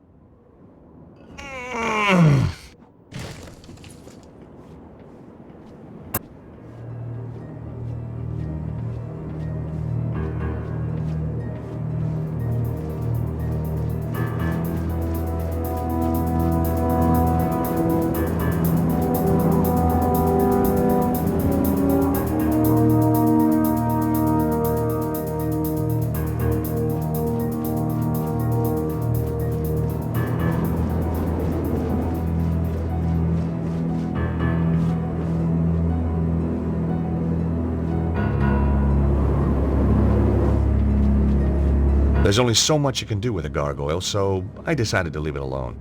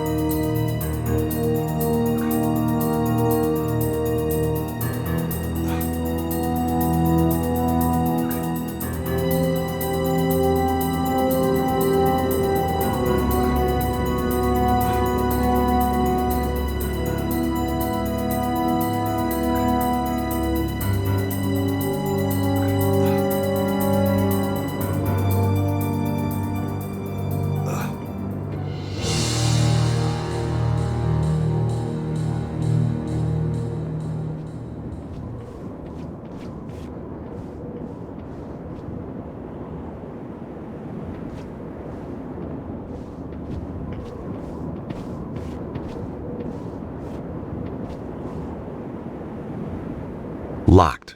Maybe from the other side?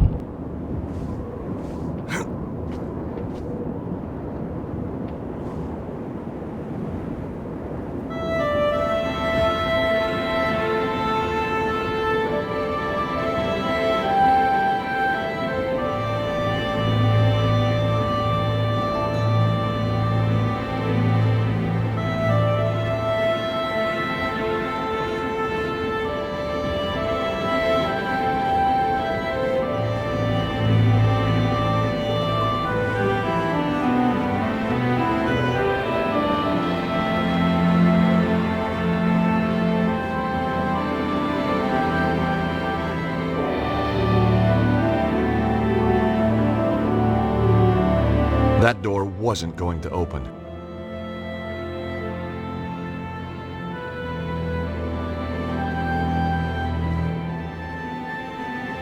The old drain pipe ran up the wall, but looked like it was broken.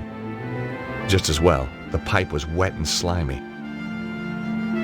It was an old drain pipe, rusted and bent. An offshoot pipe had been blocked by an old tin cup.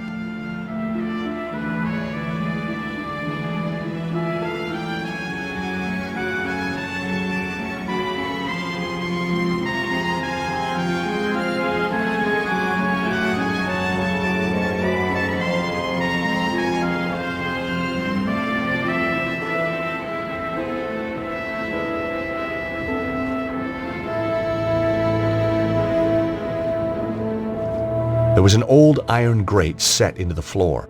Below it was a pit with a window that led into the castle. There was a chance that I could have got through there if I lifted the grate.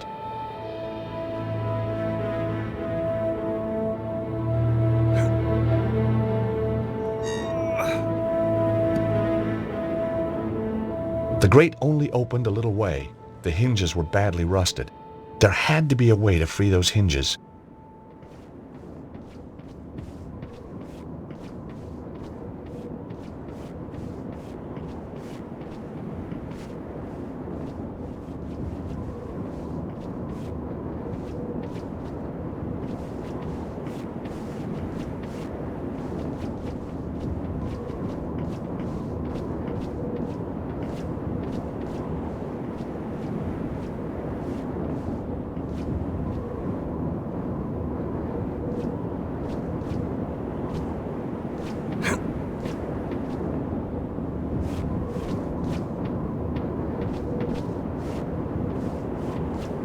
The lamp had an old knob that I guessed was for turning it on.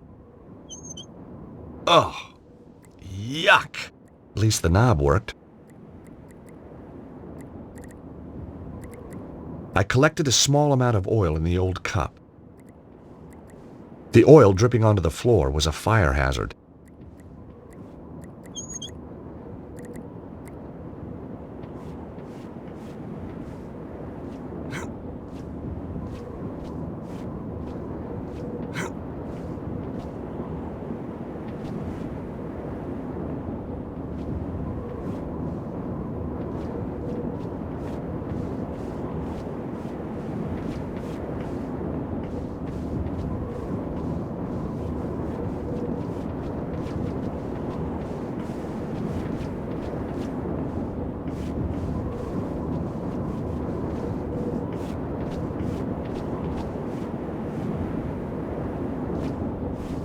I hoped the oil would free the hinges. I could almost hear the hinges sighing with relief. Here goes.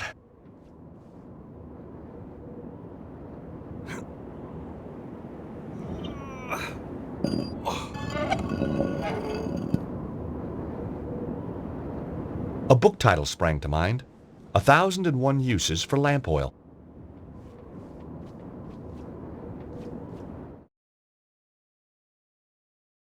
Madame Petra, we didn't hear you arrive. Obviously.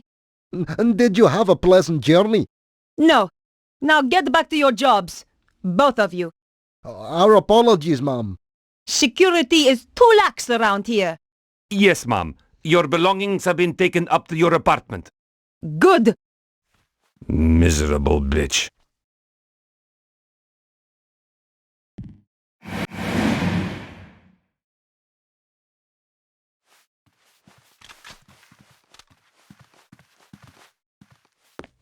Just some delivery notes. Some were for food, others for washing powder. I would have hated to do the laundry for this lot.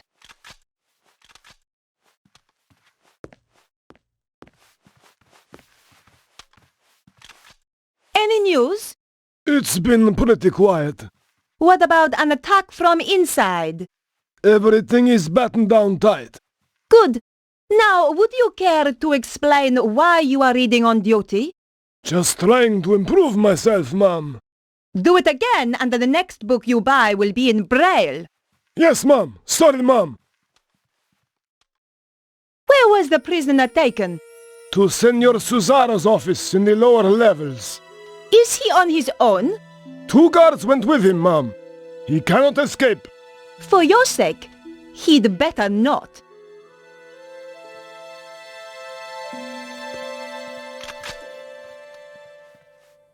Everything all right? Bit nervous, ma'am. It's my first day on the job. Just make sure no one gets in, and it won't be your last. Going blonde had brought out the mean streak in me. I rather enjoyed it. You see this pencil? Yes, ma'am. There are 15 ways I can kill a man using this. Yes, ma'am. Sorry, ma'am.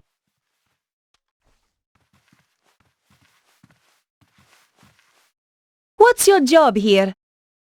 To make sure that no one gets through the front entrance, ma'am. I fought the urge to tell him to drop and give me 20. How many men do we have on the grounds? A double complement on the perimeter, ma'am. No one gets in or out without us knowing. Guaranteed. If that was his idea of a guarantee, I wasn't shopping for watches locally. Anything to report? There was a broken down car near the front gate. Anything suspicious? Just some stupid French woman who probably ran out of gas. I was going to remember this guy. Stupid French woman, indeed.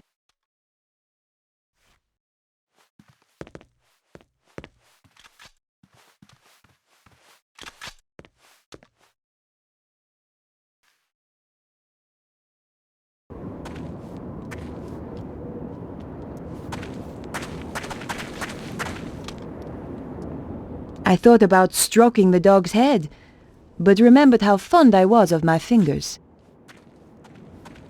Hello. I wonder if you can help me. Are you Madame Petra? That's right. How can I help you, ma'am?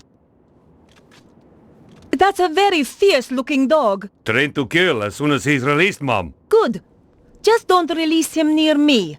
Understand? No, ma'am. You hear that, rascal? You're not to hurt a nice lady. Rascal? I thought about stroking the dog's head, but remembered how fond I was of my fingers.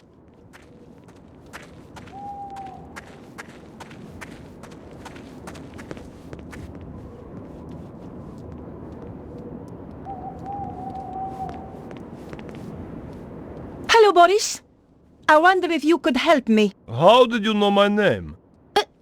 It's my job to know everything. You look familiar. I'm Madame Petra. Sorry, ma'am. I didn't realize. Well, now you do. Anything to report? No, ma'am. Nothing. No suspicious characters? There was a tourist earlier, but I think she's gone. Think? She's gone, ma'am. No doubt at all. Ma'am.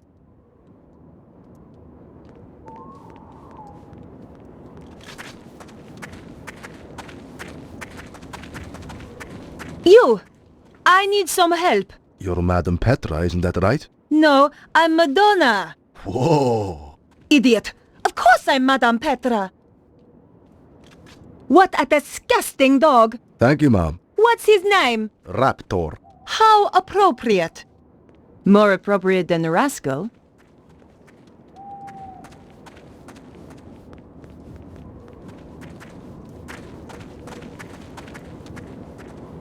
This place is a mess. I'm sorry, ma'am. I don't know you. I am Madame Petra. Isn't it obvious? Of course, ma'am. I should have realized.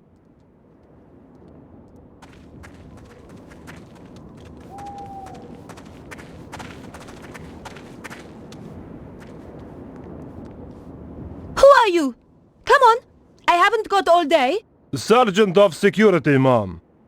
I am Madame Petra. I have just arrived. Of course, ma'am. I have a security card for you. Here you are. Thanks. It was the security card that should have been given to Petra.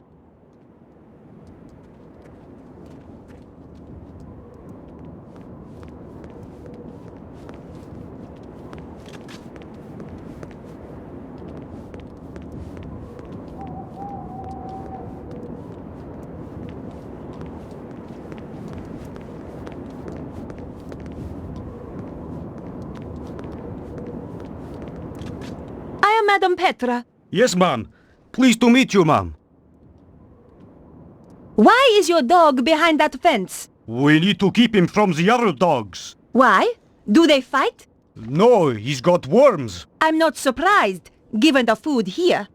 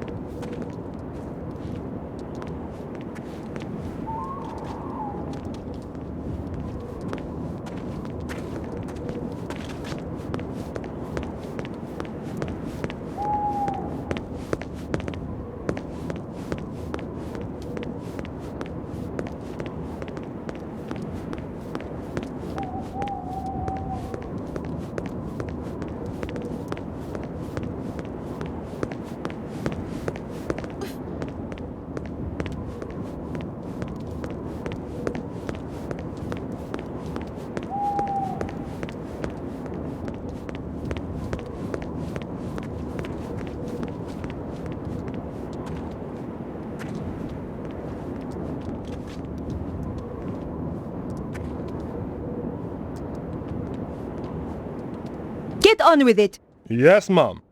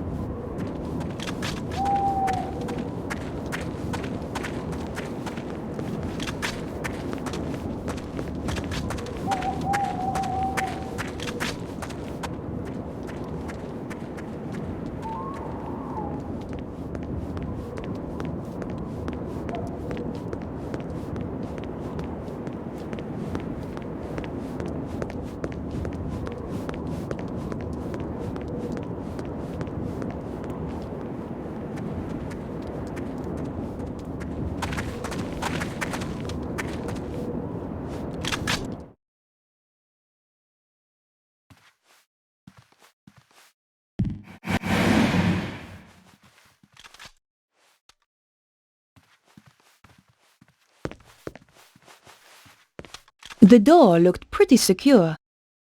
It wouldn't have looked out of place in Fort Knox. The security door had no handle or visible way of opening it, but there was a card reader on the wall. Not this time.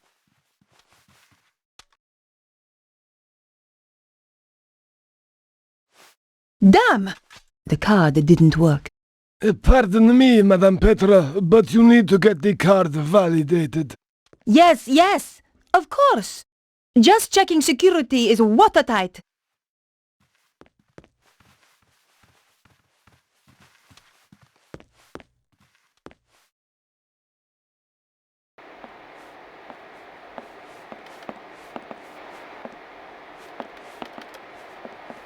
It was the security layout for some part of the building.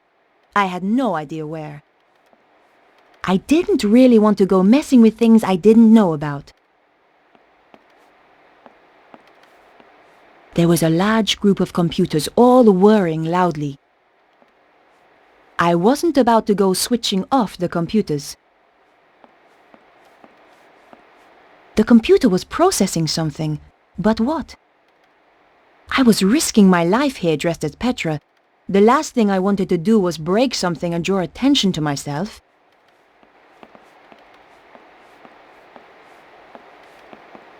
The woman was hunched over a computer terminal. She was really into her work and doing a fine job of ignoring me. Excuse me.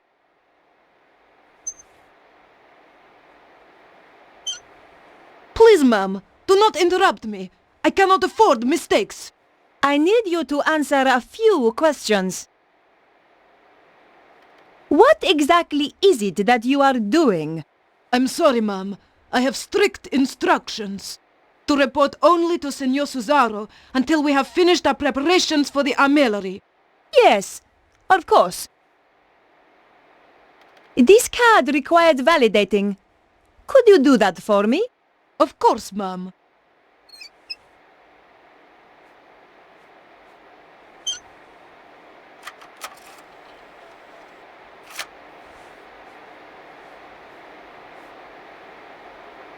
There you are. Now please excuse me, Madame Petra. I must get on with my work. Senor Susaro will be very upset if I don't finish this.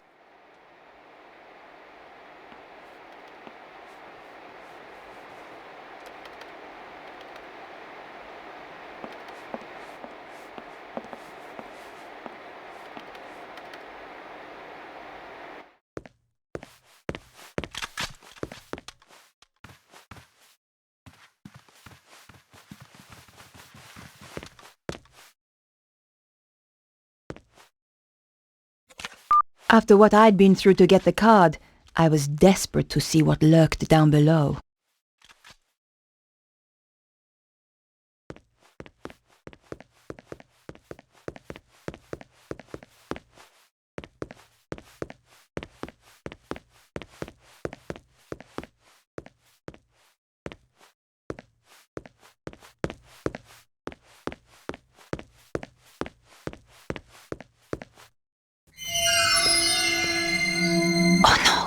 Someone was coming.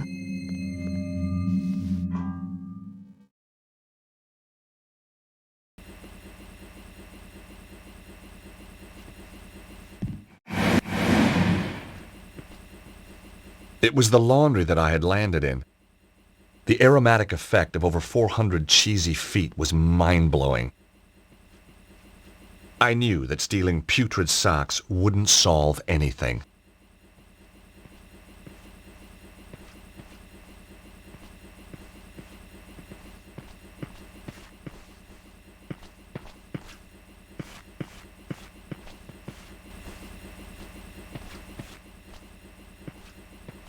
Somebody in this castle had a serious washing powder fixation. My old Navy SEALs manual had a special section, assessing enemy strength utilizing captured washing powder drums. Shame I couldn't remember the equation. I didn't need to take any of the washing powder.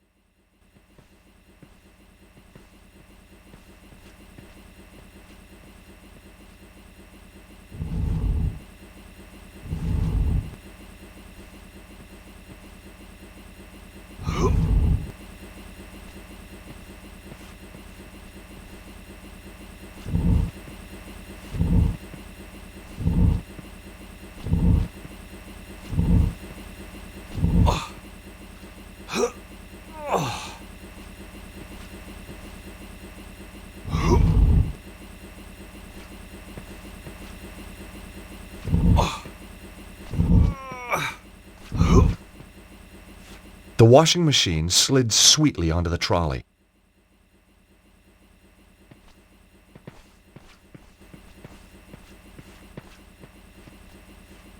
The door was locked. This was beginning to feel more and more like a prison. There had to be some way of opening the door. Well, here goes.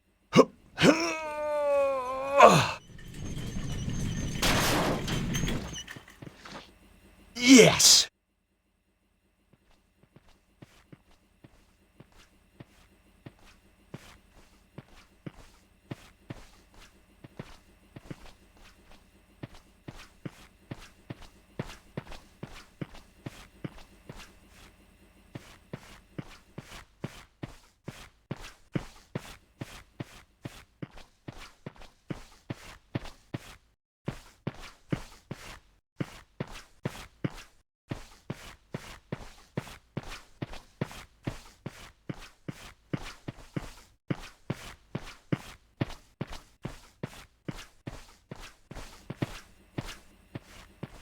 A modern door set into the damp basement walls. The door backed out into the basement corridors.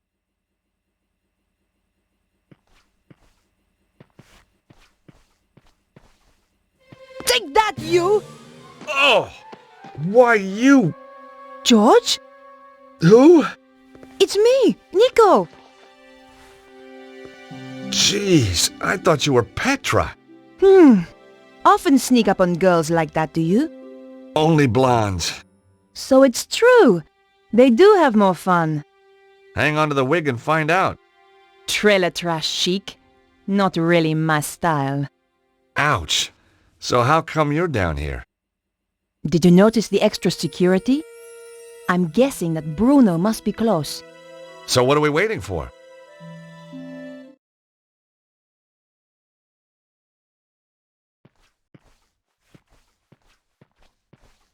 Hey, Nico. Yes, George? I have to admit, the blonde hair is a bit strange. Oh, really? Nobody said anything. That's because the outfit's so scary. They're all terrified of you. So, did you find Bruno? No, I don't know where he could be. The guards in the entrance hall said that he had been moved to Cesaro's office. Down here somewhere.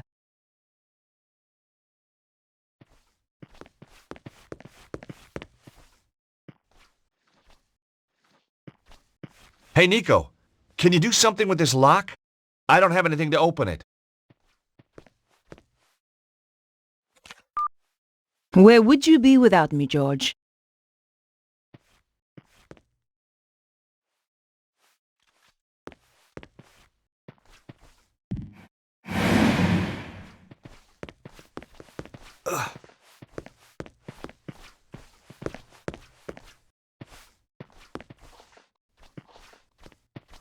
Well, this should help me move around more easily. Nico, could you turn your back, please? You are joking. I know, but it's these shorts. Not very flattering. Oh, fine. Quickly, get it over and done with. There, changed. Oh, you look nice. I bet you say that to all the guards.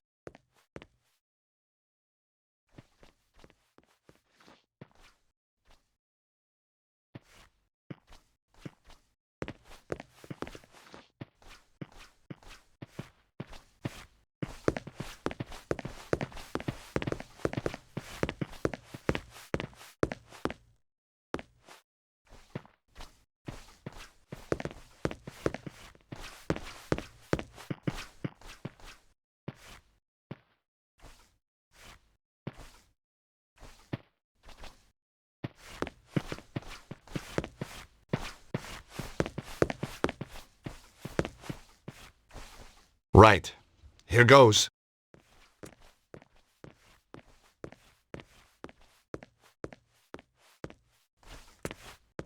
Madame Petra, I wasn't informed you were back. As you can see, I am. And this is urgent. I ought to check with the front desk. You are holding me up.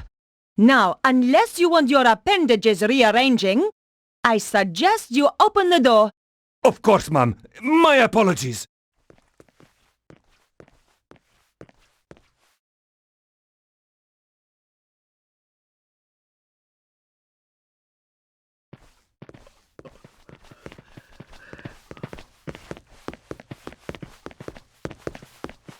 It was a large metal door with a numeric keypad to one side.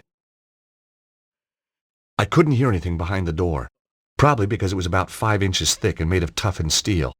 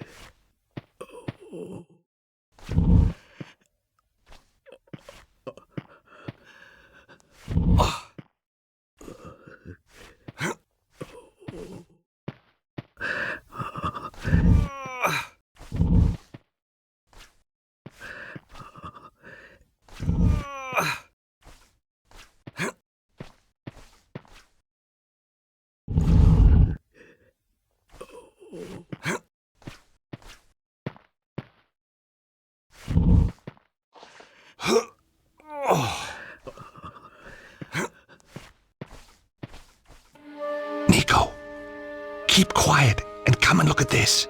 It's Bruno. I don't think there's anyone in there with him. Can we risk it? We've got to. Hey, Bruno! Bruno, it's Nico. And George. Hey, fellas. Nice of you to drop by. Are you okay? Oh, sure. I'm thirsty, I'm hungry, I'm in constant pain. I've had more electricity through me than a small town in winter. But heck, now you're here, who gives a damn? You're so brave. Lady, I grew up in Eastern Europe. We did torture in kindergarten. Have you told him anything? Everything. But the one thing Cesaro wants. And what's that? Who has got the Key of Solomon? But we don't know who's got it. Exactly. Well, it doesn't matter now. We're coming into... Shh!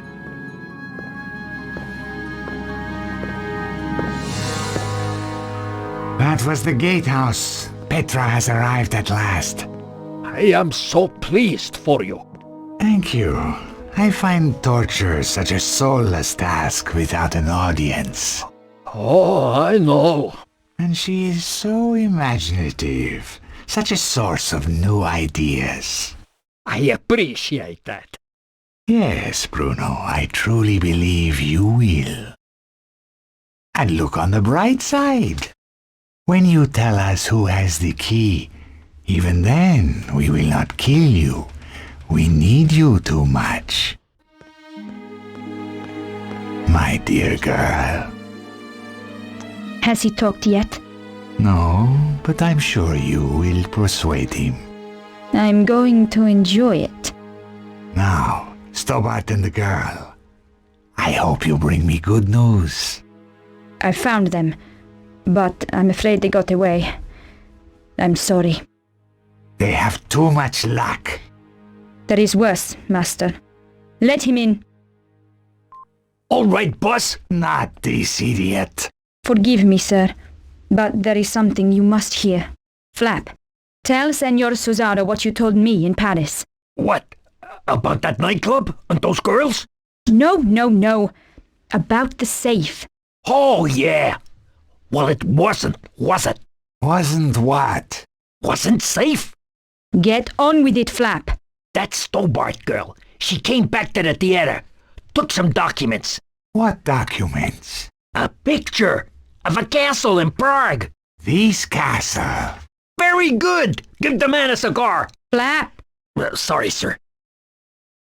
Wait, what is that? Do you like it? It's my new scarf. That Stobart girl left it behind in Paris.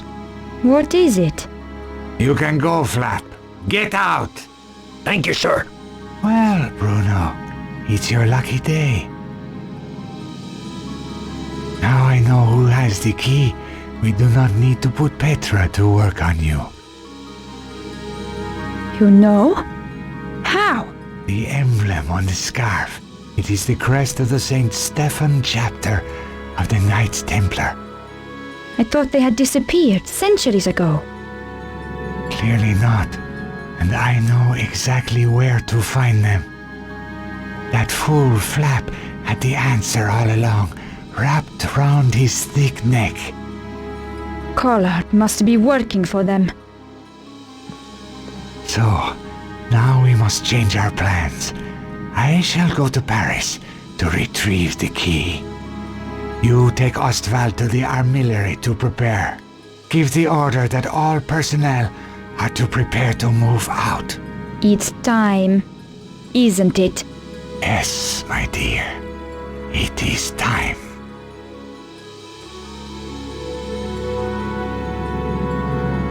The grill looked through to some kind of office. It could give access if the grill itself wasn't in the way.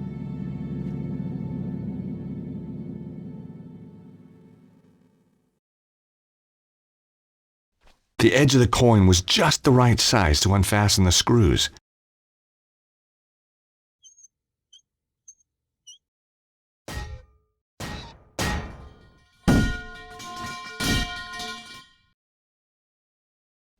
I couldn't get through the narrow gap. George, when I first knew you, that would have been no problem. Guess I must be carrying a little more muscle, huh? Yeah, the fat kind. Okay. Look, whatever I said about you in that wig, I apologize. Apology accepted. Phew. Won't make you any thinner, though.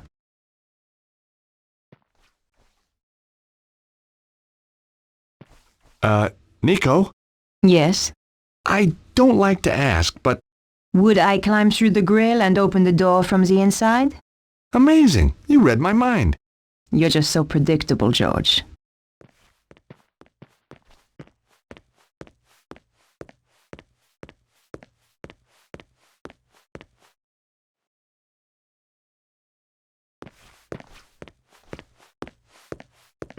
You owe me one. That's okay. I'm not counting.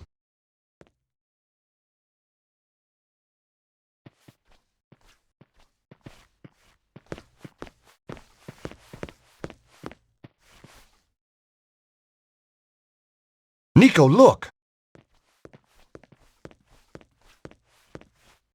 It's some kind of map of ley lines.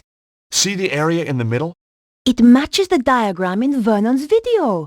It seems to have its focus somewhere in Egypt. So do you think that's where they've taken Bruno? Oh, I think so. The armillery must be in Egypt. Well, that should be easy enough to find. Sure. I mean, how big can a country be?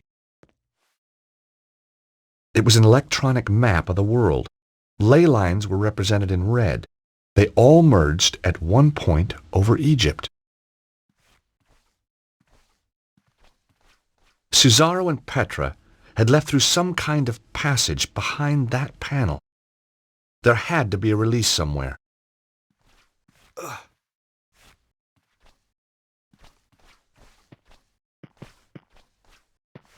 Cesaro certainly looked after his suits of armor.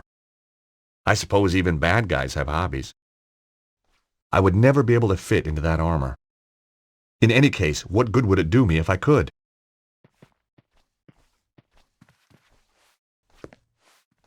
It was a large shield with weapons mounted on the wall. The shield bore a crest I didn't recognize. I imagined myself taking them with me, but then I thought better of it.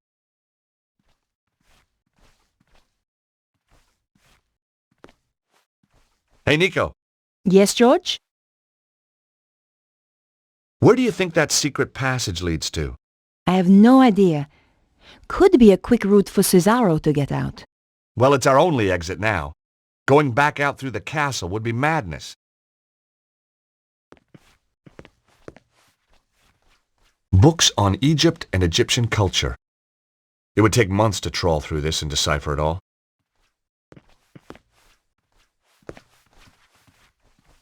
Cesaro's desk was straight out of the Megalomaniac catalog. Aha! Look at this. What is it? Secret button hidden under the edge of the desk. Maybe it opens the door. The desk was too heavy to move. And besides, we needed to find a way to follow after Bruno. If the world ends when I press this, then I'm sorry for all the nasty things I've ever said about you. George, just get on with it. Okay, sorry. Well done, George. Let's go and rescue Bruno. Out of interest, what nasty things? Oh, you know, the usual. The usual? Go on.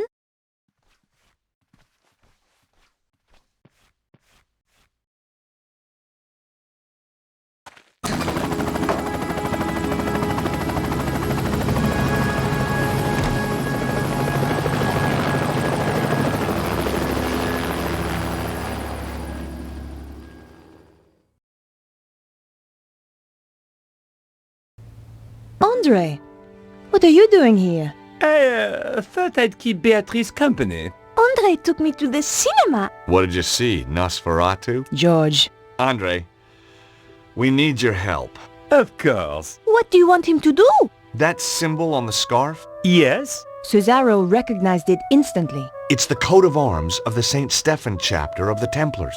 My God. What? I always thought it was just a story. Look, Andre, tell us what you know. Tell us, chérie. The St. Stephen chapter was reputed to have escaped the Inquisition by hiding in secret chambers. Somewhere in Paris. No one knew where, though previously they had their base near the old church at Montfaucon. Maybe I can find a clue in the old Templar meeting place. What do you mean? The Templars used to meet in secret in the catacombs there. Of course. There's more. Go on. It involves the founding of the chapter. We don't have time for tales, Andre. Listen, Nico, if there's one thing I've come to realize, it's that you can't have too much information. Carry on, Andre. Thank you, George. When the Templars were in possession of the Temple Mount in Israel, they discovered a holy relic. A young knight, Stephan, was given the task of transporting it secretly to France. He traveled north through Galilee and then headed to the coast where he boarded a ship destined for the river Po. Making his way up the Po Valley, Stephan avoided known dangers to the west by heading north to the Rheingau. Pursued into France by the forces of a treasure-hunting prince, he was forced to make a stand in the mountains of Reims. Though able to dispose of his foes, he was fatally wounded. Bravely, he continued to his destination, the Bérentoire Preceptory, handed the relic to the master of the chapter, then died. The order changed its name to Saint-Stéphan, in honor of the brave knight, and relocated to Paris. It's like a fairy tale. Good grief. I'm going to head for Montfaucon to look for clues. Nico? You go without me, George. Andre and I will see if we can work out the exact location in Egypt. Right. Well, I'll see you soon then. Off you go, George.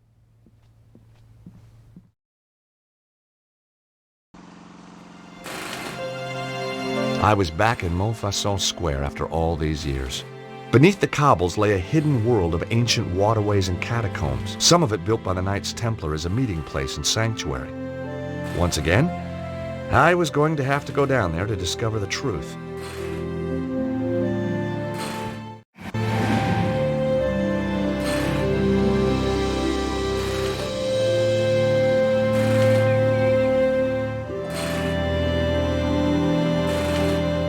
On the boarded-up door was a notice.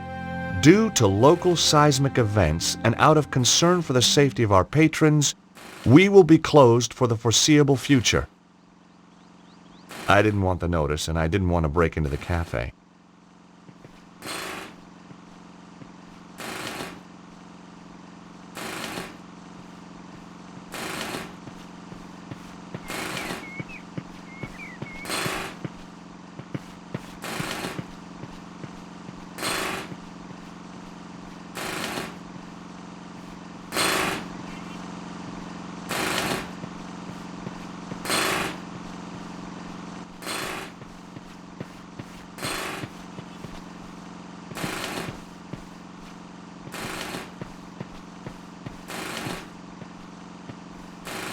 It was a clean, well-maintained pissoir.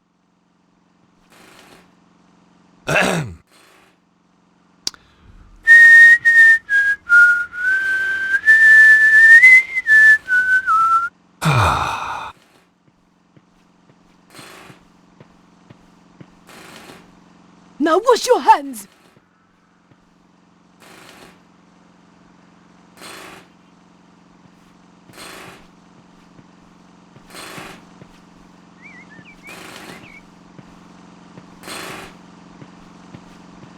A little old lady was sitting by the urinal, or pissoir, as the French call them.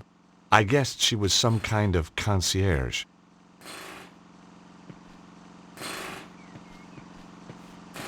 Hi, how are you? Alive, thank God! I know the feeling. Nice view of Montfaucon Square you got here. What's the point of a view when life's not worth a sou? Hey, you're not one of those crazy, hip-happening street poets, are you? Don't be ridiculous, monsieur. I look after a pissoir.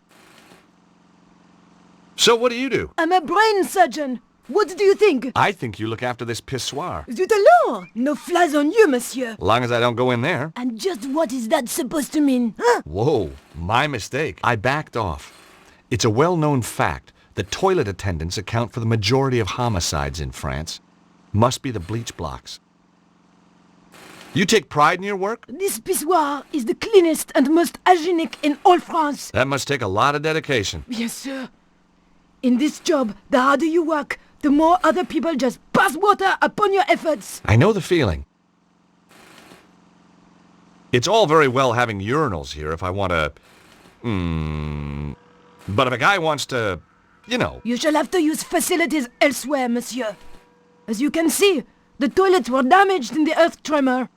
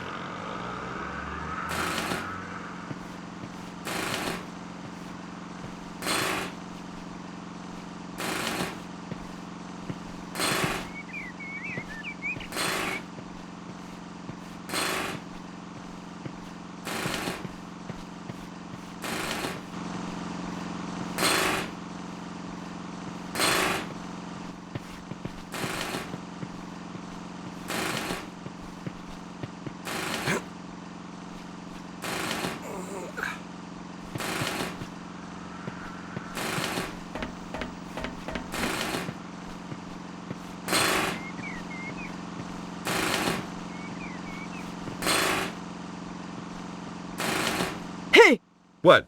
Who, me? What do you think you're doing up there? Admiring the view. I can see right into your pissoir from here. Pervert! Get down from there before I call the police. Okay, I'm coming.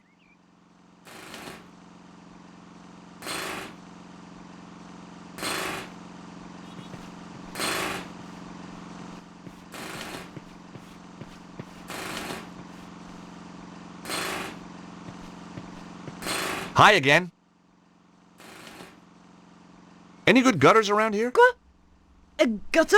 Yeah, a common roadside gutter. I need to whiz, lady. A whiz? What is this whiz, monsieur? Mon Dieu! You mean you wish to... in a gutter? But monsieur, you have already used the facilities. Don't remind me. It's just that when nature calls, there's sometimes a bit of an echo. You know what I mean? Why in the name of all that is hygienic do you want to use a gutter?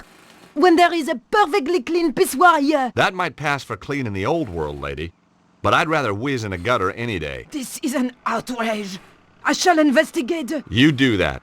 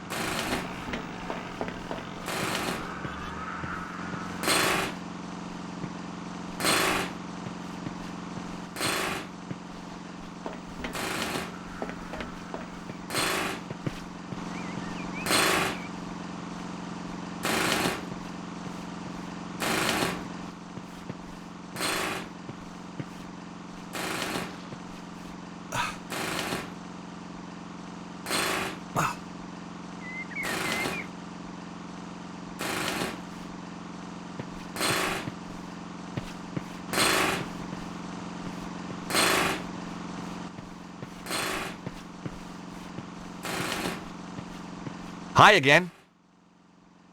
Any joy with your filthy cesspit? It is spotless. I checked it myself. You got rid of those cigar butts? Cigar butts? There were no...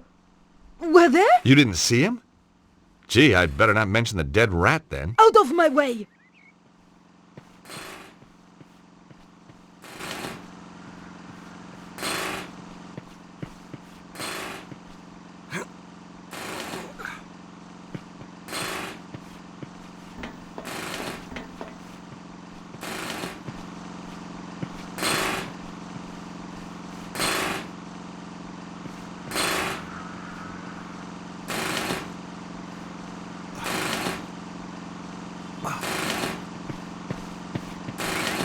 You never know when you might need a length of rope.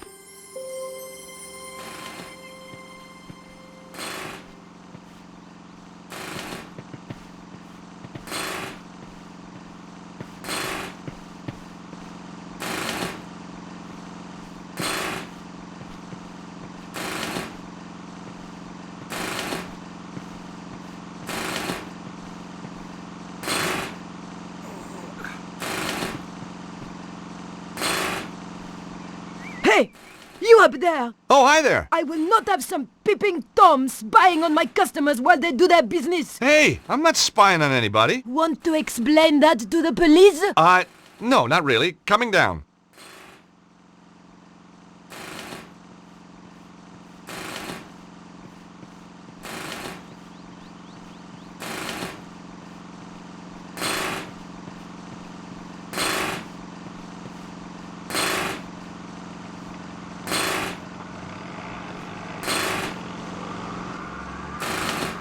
The guy was sleeping like a baby. Hey, you! I'd seen dead people with more life in him than this guy.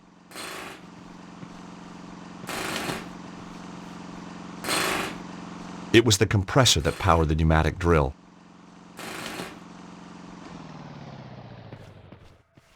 Mon Dieu! So help me!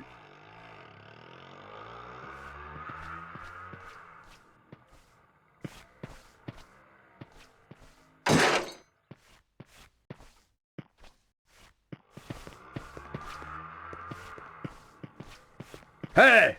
Alphonse! What do you think you're doing, idiot? What do you mean? You cut off the compressor! No, what do you mean calling me an idiot? This is no way to treat family. What are you talking about? We are not family. But if I were, you would be ashamed. I'm only ashamed I hired you, you turnip. You take that back. While the workman was looking the other way, I borrowed his sewer key. Funny, every time I get involved in saving the world, I turn into a kleptomaniac. Look, Alphonse! I didn't want anything else I from the am back. tired of arguing with you. Just be sure it doesn't happen again, huh?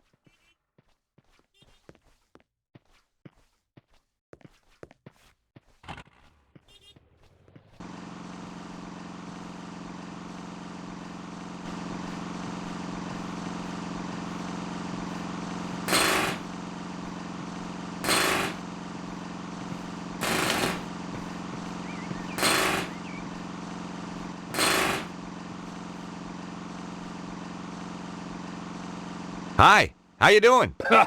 Ça va? As long as we don't have another earthquake. Well, you should be safe here, by the old church. You're joking. Look at it. But it's medieval. Medieval? Shoddy, you mean? Should be torn down and replaced with something modern. Really? Something nice in concrete and steel. Built to be earthquake-proof. You think there's gonna be more quakes? Of course. And look at all that rubble. The thing's a death trap. Wait a minute. You seem very familiar to me, monsieur. Me? Oh, I doubt it. But of course. You're the guy who gave me that racing tip. Oh, right, so I am. That horse made a fortune for me. Turned my whole life around. Guess I'm just a natural. It's a gift, monsieur, a gift. But how come you're still digging up roads? I've got my own company now, monsieur. And a drill, see? Not a pick. If you have any more tips like that one... You'll be the first to know. What exactly are you doing here? These damned earthquakes are screwing everything up. There's plenty of stuff underground needs fixing after that last shock. So you're digging a hole for the utilities guys to get to the damage? That's it. And the sooner we're out of here, the happier I'll be. You said we. I don't see anybody else working. My workmate, Alphonse, is snoring up a storm in the cab of my truck. Why isn't he helping you? Medical exemption. He's got a piece of paper from his doctor saying he is clinically seismophobic. He's afraid of earthquakes? Just so, monsieur. And you believe it? You can't argue with a piece of paper, can you? So, how did you end up with this Alphonse guy? Positive discrimination. We have to take on a set number of cowardly idiots every year.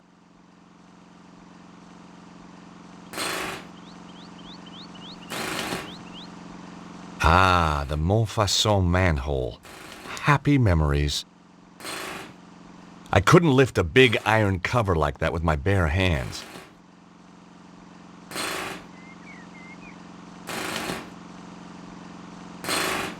I was an old hand with sewer keys.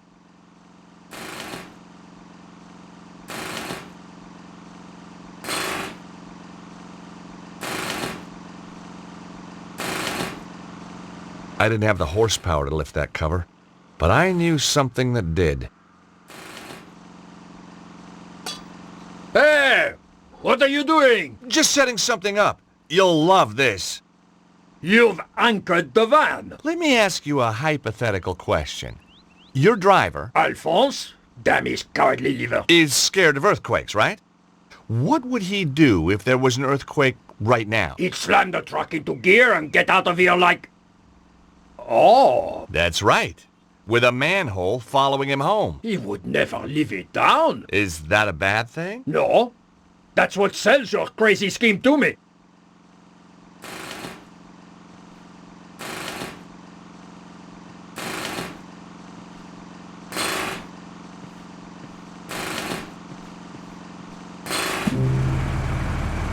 Earthquake!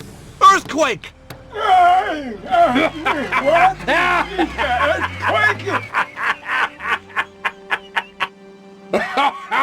Magnifique! I don't know what I'll tell the insurance people, monsieur, but it was worth it. Sprinkling sunshine into people's lives. I guess that was what I lived for. But right now, the sewer beckoned.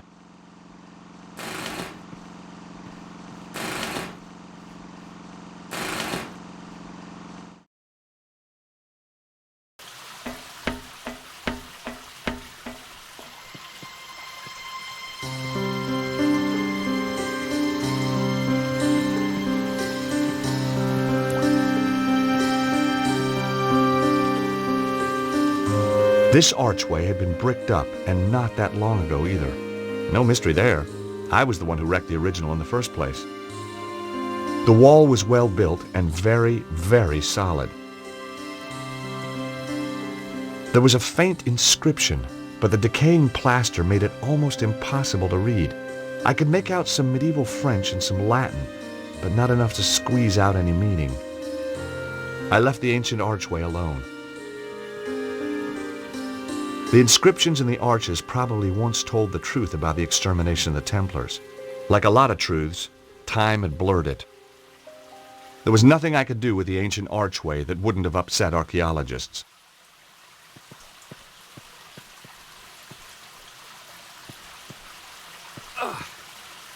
A big, spooky skull stared out at me. The mouth looked out of proportion. I didn't like the idea of putting my hand in the skull's mouth. But hey, what the heck? I was only risking mutilation. No blade took my hand off at the wrist, and no spider bit me, for which I was very grateful. But there was nothing in there to help me either.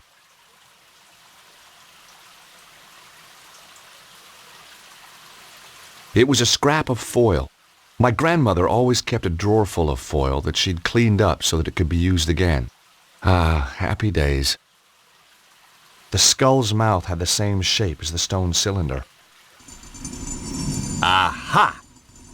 I could write a book on secret doors. I really could.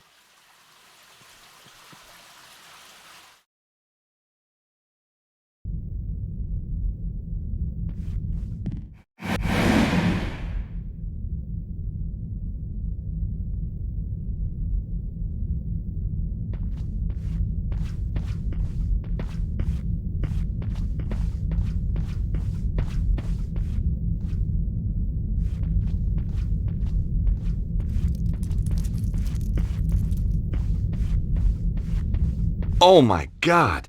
Something truly nasty had happened here. A trail of blood led round the corner. There was a large pool of blood on the floor. We weren't talking chickens here. A trail of blood led away. Either someone had crawled away or been dragged. I wasn't going to dip my fingers in this stuff. It was still fresh.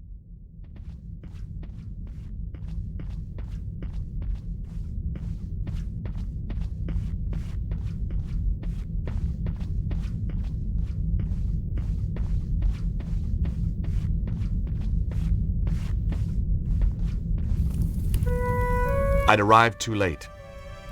Cesaro and his men had shown no mercy for these poor souls. How could anyone do this?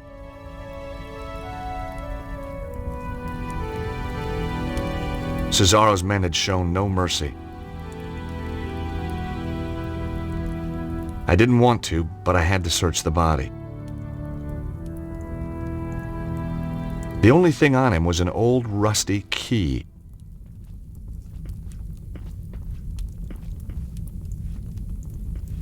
It was a very expensive coffee machine. Cesaro's men had smashed it up pretty good. I guess they didn't like coffee. It was too beaten up to work. My heart was racing enough already. I didn't need coffee. The microwave's oven control panel was smashed, but the 10-second button was still intact. Only useful if you needed to cook something for less than a minute, of course. I decided not to operate it. The sink was full of dirty, used mugs. The attack had obviously been sudden and unexpected. It was one of the Templars. He'd been badly beaten. I just wanted to leave him in peace. A fire had been burning. It was still smoldering. The attack must have happened within the last few hours.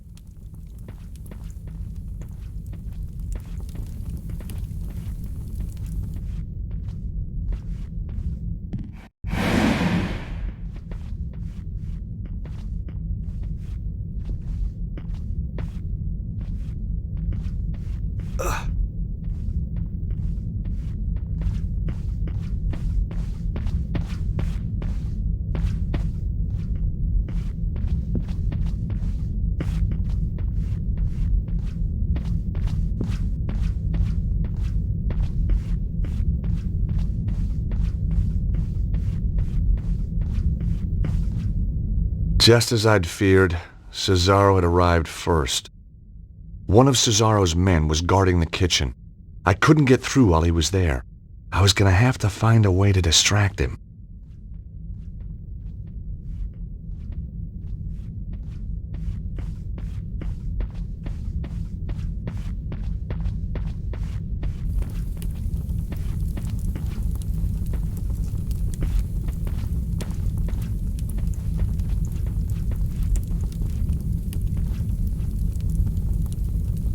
The microwave suddenly sprang into life. It was going to make a noise. I had to hide. Fast.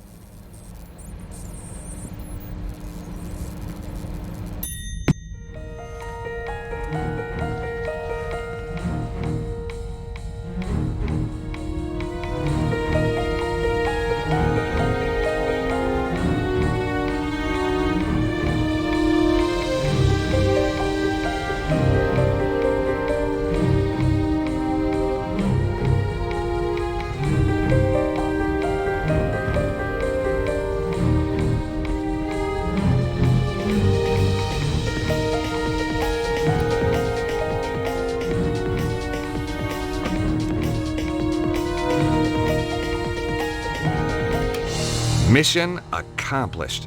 The guy was now trapped in the room.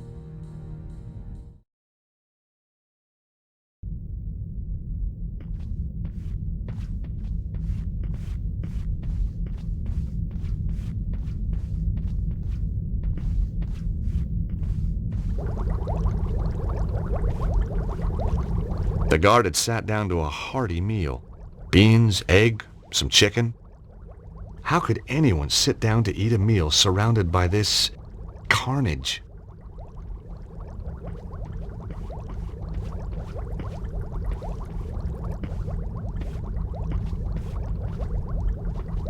Some cast iron pots with broth simmering in them. Sweet smells wafted over. On the shelves were a mixture of canned foods and game. Pheasant and beans, a Stobart family favorite.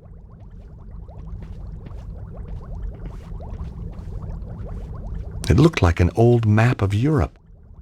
Had to be 500 years old.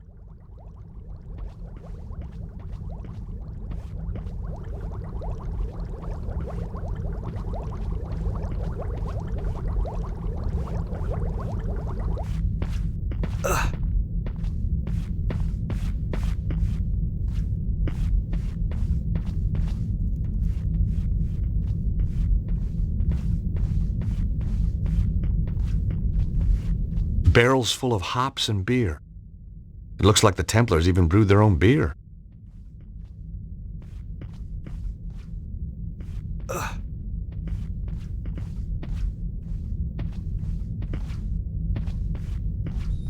That was strange. The blood trail led to the wine rack, but then completely disappeared.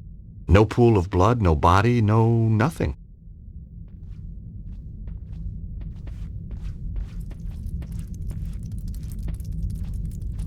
It was a bottle of German wine, Wiesbaden.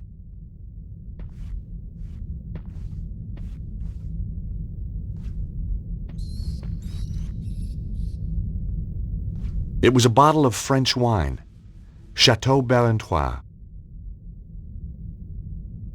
It was a bottle of Israeli wine, Carmel Sauvignon Blanc. It was a bottle of Italian wine, Modena Lambrusco. It was a bottle of German wine, Wiesbaden.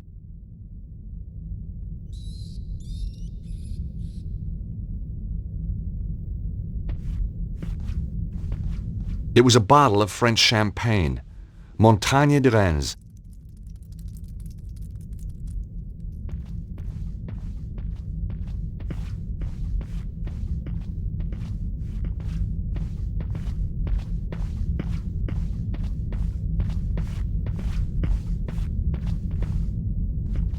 Game, hung ready for skinning and cooking.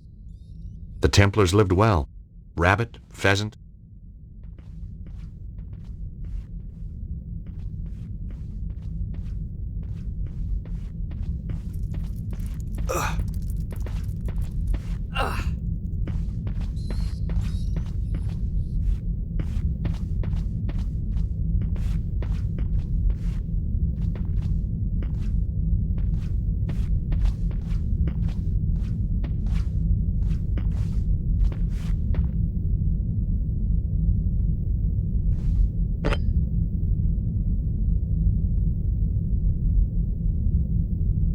It was a bottle of German wine, Wiesbaden.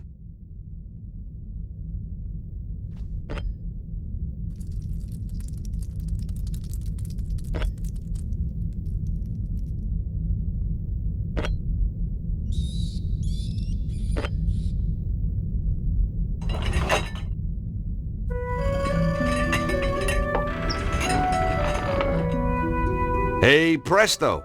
To my delight, the wine rack moved to reveal a secret passage. The blood trail continued.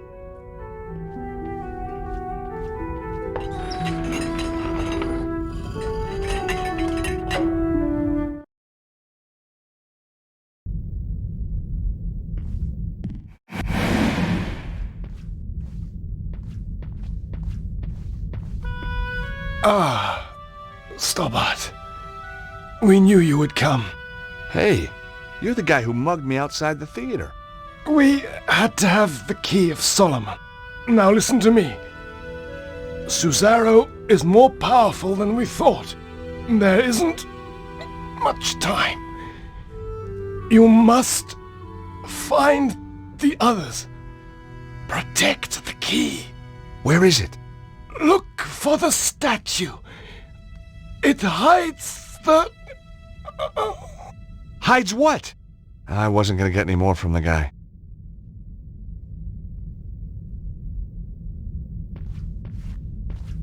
It was the body of the guy who'd taken the key from me outside the theater.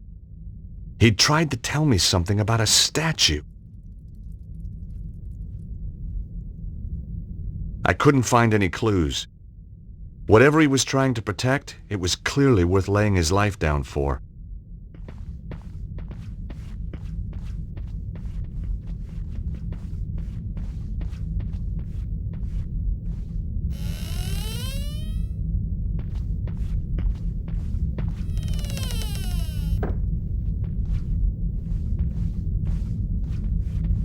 The secret door was very well hidden. I couldn't tell where the secret door ended and the wall began.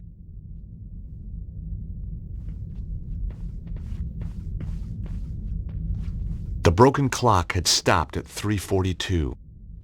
Cesaro's men must have been here for at least an hour. They must have been desperate. Hardly anything had been left untouched. The clock was smashed so badly it was beyond repair. They'd looked everywhere for the key.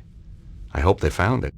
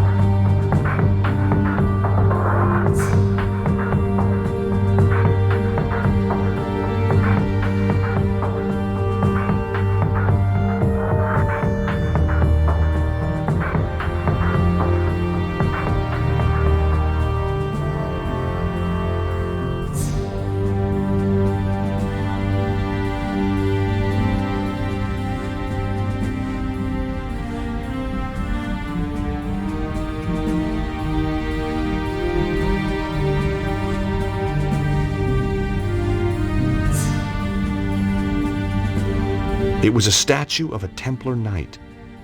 The statue was old, very old. The statue was carved from solid rock. I couldn't see any switches or levers.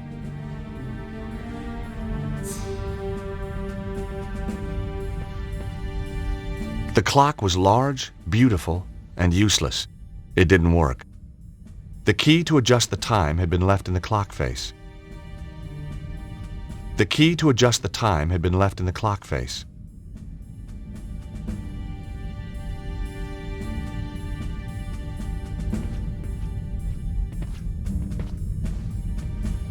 It was a medieval tapestry depicting a knight on his horse. It reminded me of a manuscript I once found. A finely carved statue of a knight of the Templar Order. Not very flattering. I couldn't see any levers or buttons. It was a large statue of a man. Maybe this was the statue the Templar had been trying to tell me about. Below the statue, on the plinth, was a brass plaque. The statue was made of solid stone. I couldn't see any moving parts. The plaque indicated that the statue was of Saint Stephen. Below his name was a quote, "Blessed is he that readeth, and they that hear the words of this prophecy, and keep those things which are written therein, for the time is at hand." Revelation. Now, when I was a boy, Grandpa Stobart, or to give him his full title, the Very Reverend Archie Stobart, had insisted I went to Bible class, so Revelation was no revelation to me. The plaque was set into the plinth. It couldn't be removed from its recess.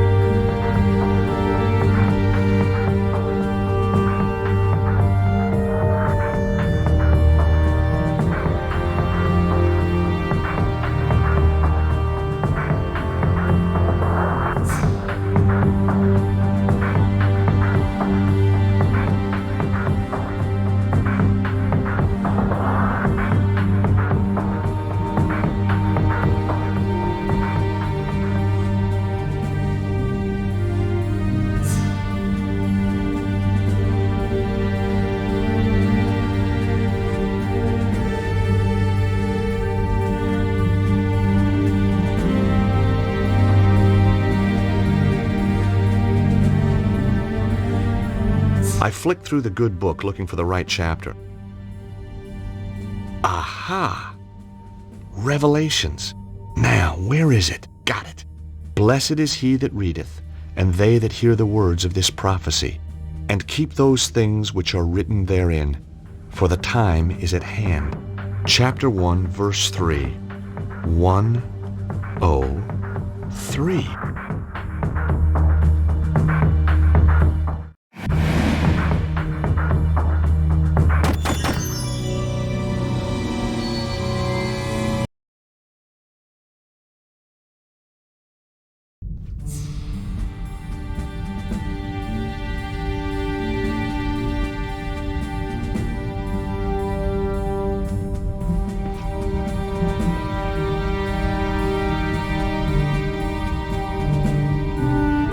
I entered the time suggested by the verse from the Bible, chapter 1, verse 3.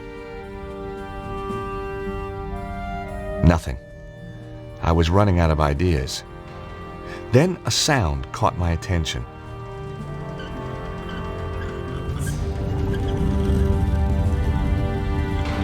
Sliding statues, ancient mechanisms.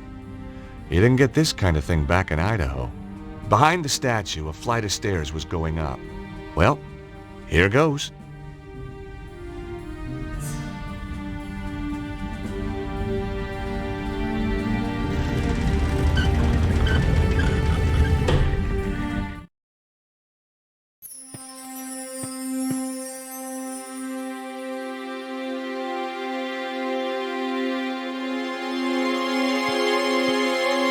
Seize him! Whoa! Let him go. Come in, Monsieur Stobbart. We've been expecting you. Who are you? I am the preceptor of the temple. The chapter of St. Stephen? Very good. Your deductions brought you here, as we knew they would. My deductions also tell me you've got the Key of Solomon. We did have it, briefly, but alas, it has been taken again. Cesaro. He attacked swiftly and with overwhelming force. My men fought bravely, but it was not enough. A few of us retreated here to hide. A few miserable survivors. Why is the key so important? You know of the armillary? Some? Cesaro has set the armillary in motion. He will use the key to release the dragon energy in an enormous burst, which he will then harness to fulfill his own desires. So where's the armillary? Surely all we have to do is go there and turn the damn thing off. The whereabouts of the armillary have been long forgotten. 3 ancient stones hold the secret to its location. Don't tell me. You lost them too? We have 1 stone. Show me. Bingo. I do believe we've got the other 2. It is said that the 3 stones are linked. With the stones there is a chance. What can I do to help? We will send our best knight, chivalrous, tenacious, and unswerving in his determination to fight evil. Well, whoever this guy is, he's gonna need a hand. That is for him to decide.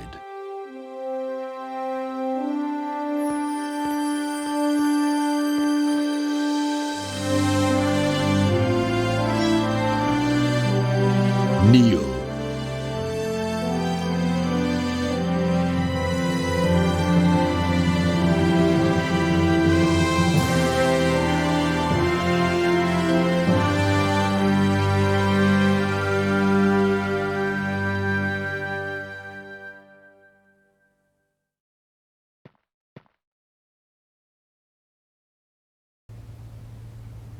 Hi, guys. George, are you okay? Just about. I went down below Montfaucon. They led me to a secret Templar base, and Andre, you were right. The Templars did survive. Of course. The original St. Stephen chapter. But they must have been hundreds of years old. My little chickpea, it doesn't mean the people themselves were original. Oh. Trouble is, Cesaro beat me to it. He's got the Key of Solomon. He's probably already on his way to the armillary. Did you find its location? No. If the Templars ever knew it, it's long been forgotten. They did give me another of the alphabet stones, though. Another clue. Not only that, they, knighted me. What? Knighted, as in made me a knight. Extraordinary. That's how it felt. Did they do it with a sword? Yep, whole shebang. Arise, Sir George. What do you think, Nico? I'm speechless. I guess if you and me were married, that'd make you a lady. Very funny. So what should we call you? Your Highness? My liege? Oh, shucks, let's not be formal. Lord Stobbart of Idaho will do for now.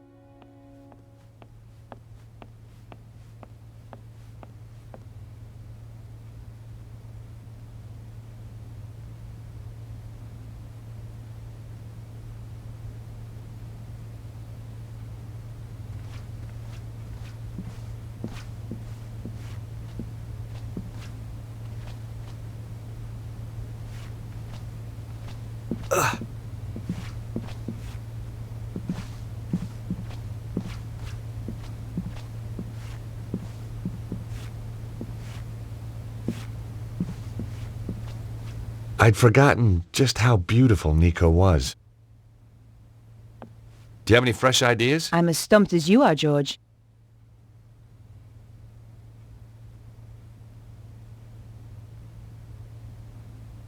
Have you noticed how Andre has changed lately? He's almost charming. Beatrice has addled his mind. You don't like Beatrice much, do you? She's a silly, over-made-up, underdressed little girl. Ouch. I just think Andre could do better for himself. That's all. Any idea what the symbols on the alphabet stones could mean? No. Even Andre's not able to help with this. It's so frustrating. We know the armillery's somewhere in Egypt. So maybe we should look at a map of Egypt. And you just happen to have one handy, I suppose. Well, while you were out getting knighted, we found a DVD filled with satellite maps. Cool! Here it is.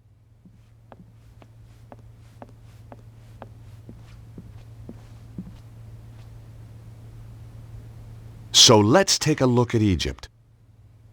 We thought satellite maps would more closely represent the Egypt of thousands of years ago. There aren't any ley line maps by any chance. This is scientific fact, George. Looks like it needs bringing up to date. You can't deny the evidence, Andre. Just when you think you understand the way the world works. I'm always finding the same thing about women. Hey! Sorry, where were we? Look! There's Northern Africa.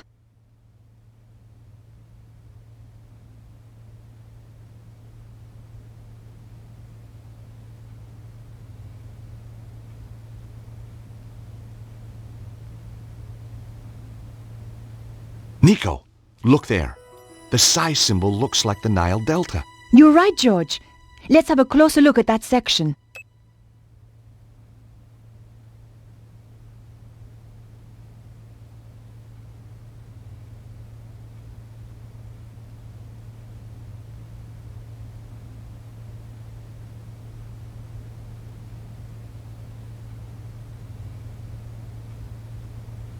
Nico, there's another match. The Omega symbol is just like that bend in the river. Let's have a closer look.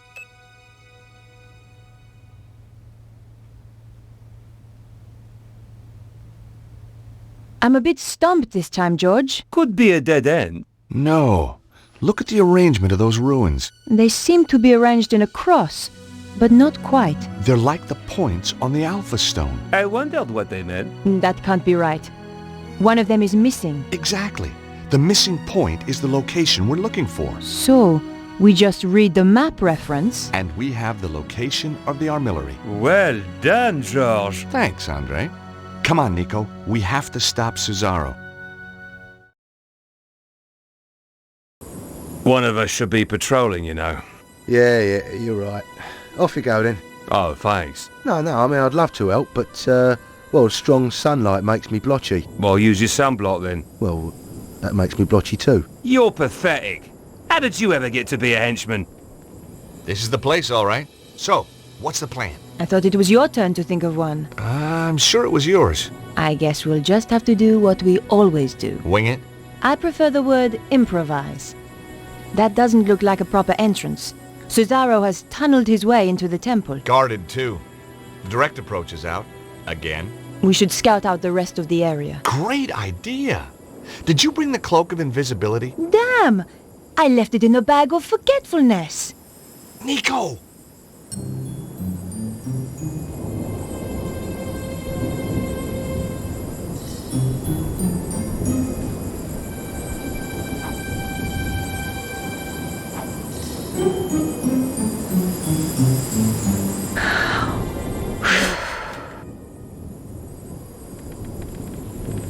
Hey, did you hear something? No? I could have sworn... Yeah, you'd best go and look. Oh, right. Me? Why me? You're the one with the overactive imagination. Out of the two of us, who's scarier? Ah, but I also get sunburn, remember? Okay, I'll do it. Oh, great. Now the guards patrol.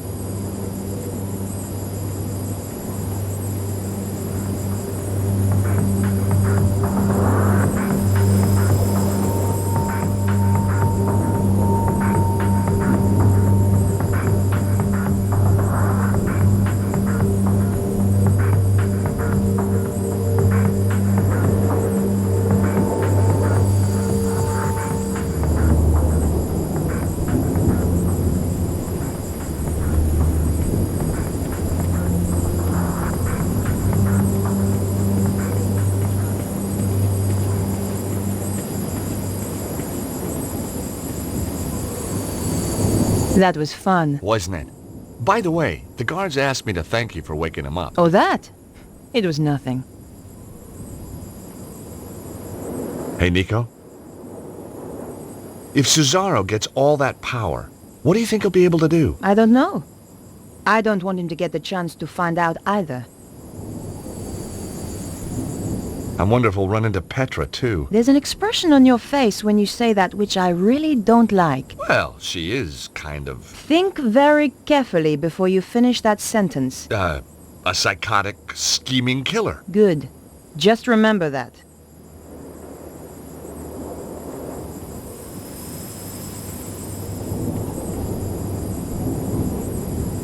It was an exposed area of stonework where you could see the blocks beneath. George, what's that? Where? There, inscribed on that stone. She was right. Carvings were just visible on one of the stones. See the symbols? Look.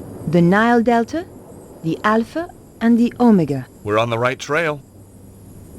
I couldn't work any of the blocks loose with my bare hands.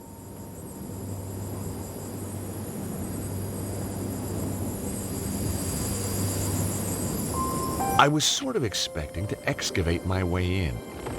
George, look! The last thing I expected was that the blocks were really a door. This was the endgame. As we entered the tunnel, I wondered what was waiting for us.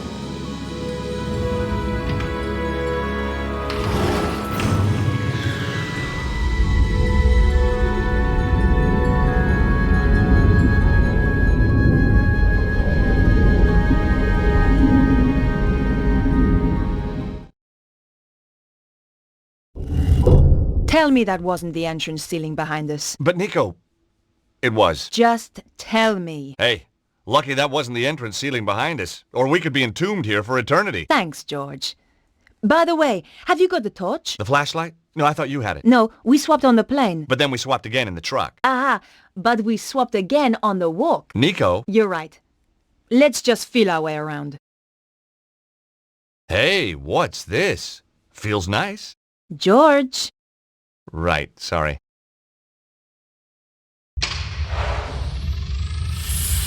Mon Dieu!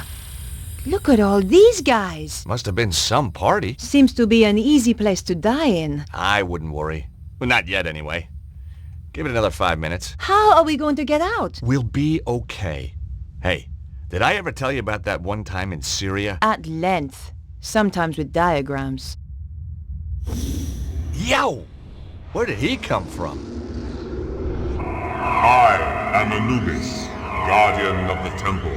Anubis?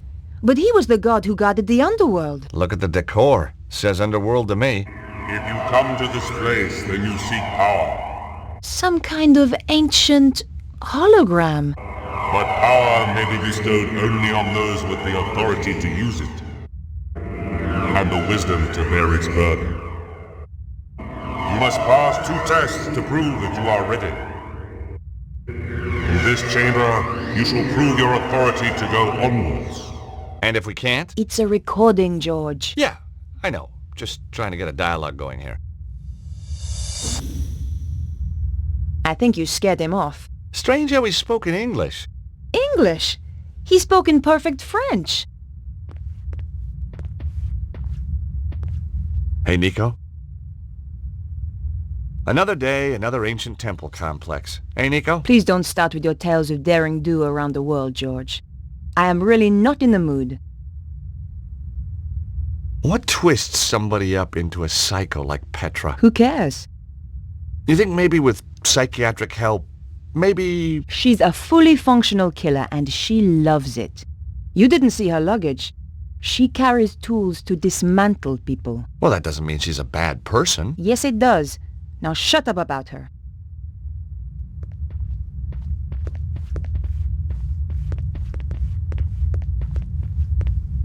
It was beautifully made. Massive, but beautifully made. The door was massive and sealed. It would have taken explosives to get through. Plenty of explosives.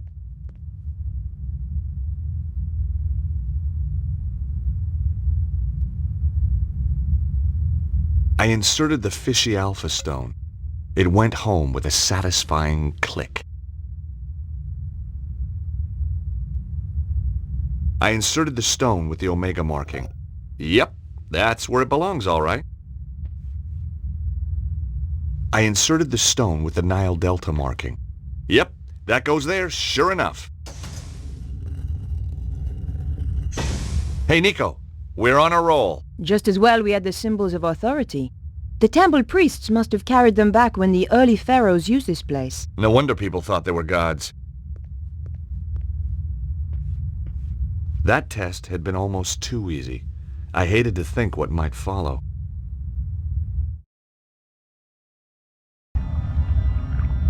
We found ourselves in another chamber. It looked like one of those puzzles psychologists spring on kids, except bigger. Fancy a game? You start.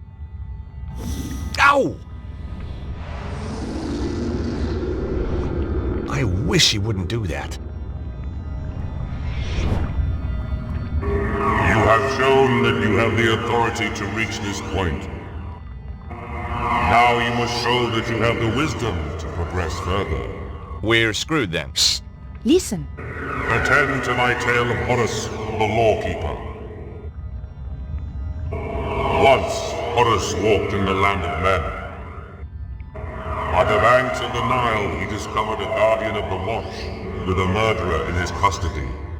A frightened witness to the crime, and the dead man's brother who was pressing the charge. The guardian wished to take the criminal, the witness, and the victim's brother to the tribunal building that stood on the far bank. There is no ferryman here, the guardian told Horus. How may I take this man to meet justice?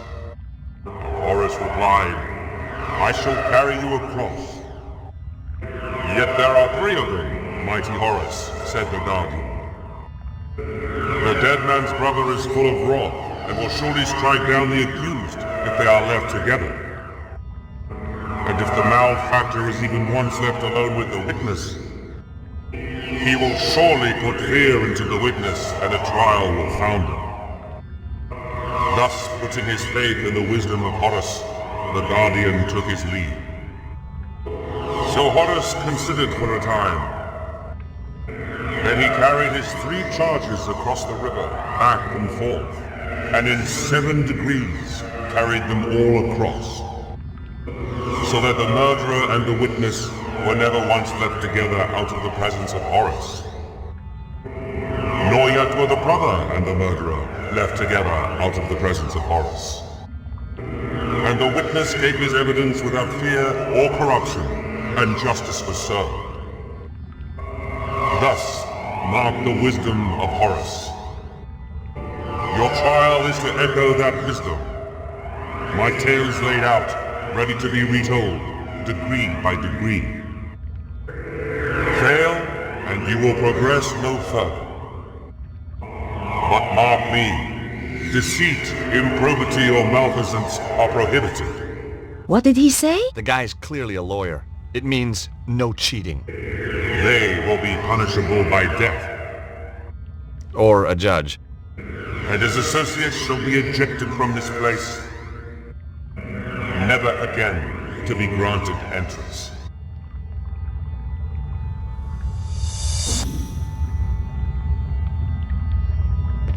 Hey, Nico? I gotta admit, I'm worried. George, that's not like you. What if we're too late? What if Cesaro is too far ahead of us to stop? We don't know that. And we don't give up. Who said anything about giving up? I just wonder how difficult he's gonna be to take down when we catch up with him. Nico? Yes? Have you ever considered going blonde? George! Okay. Forget I said it. I'm not sure what I'm supposed to be doing. Okay, here it is again. It's a logic puzzle, George. You just have to get all 3 figures on the tribunal side of the river. But you can't ever leave the brother and the suspect together while Horace is elsewhere. Same with leaving the suspect and the witness together. Horace can only carry one at a time, and he has to do it all in 7 trips. Got it?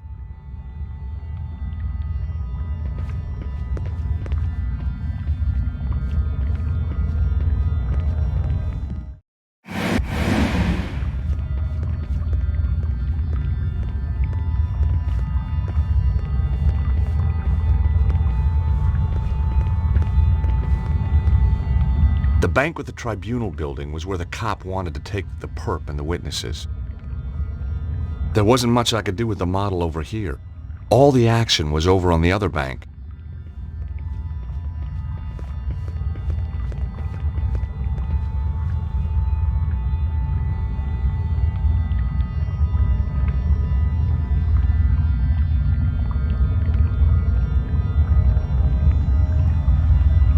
Put the killer on Horace, please.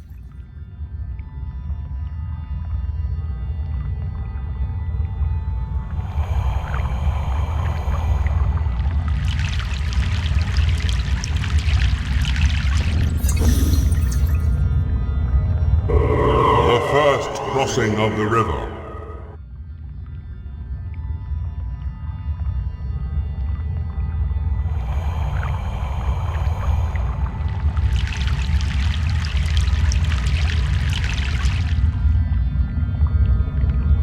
The second crossing of the river.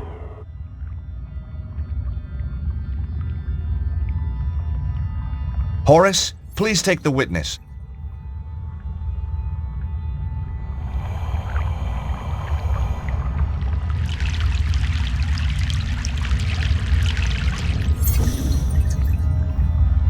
The third crossing of the river. Put the killer on Horace, please.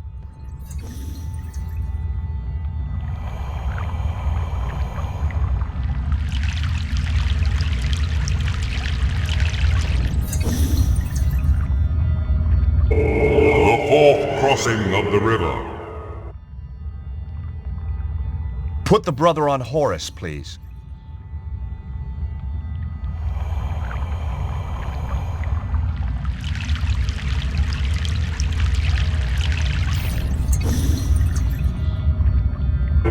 The fifth crossing of the river.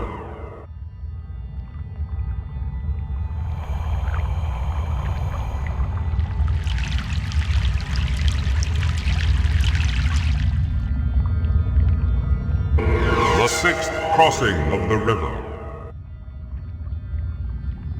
Put the killer on Horace, please.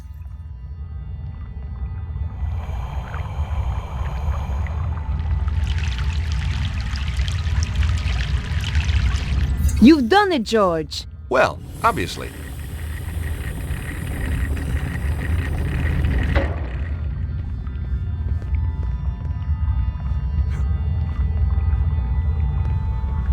There's a glow up ahead. This could be it. What if we don't succeed? Come on, George. It's only the future of the planet. Yeah, that's right. No big deal.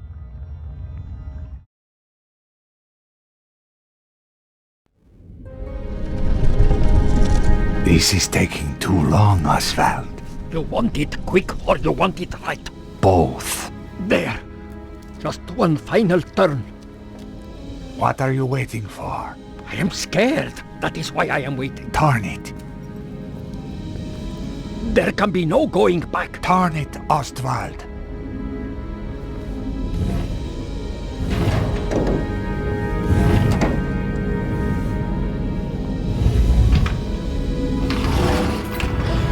In just 24 hours, the dragon energy will burst through.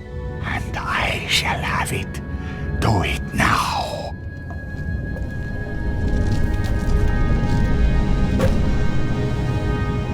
The cavalry, how tiresome. Flap, kill them. Okay, boss. Whoa! Wow!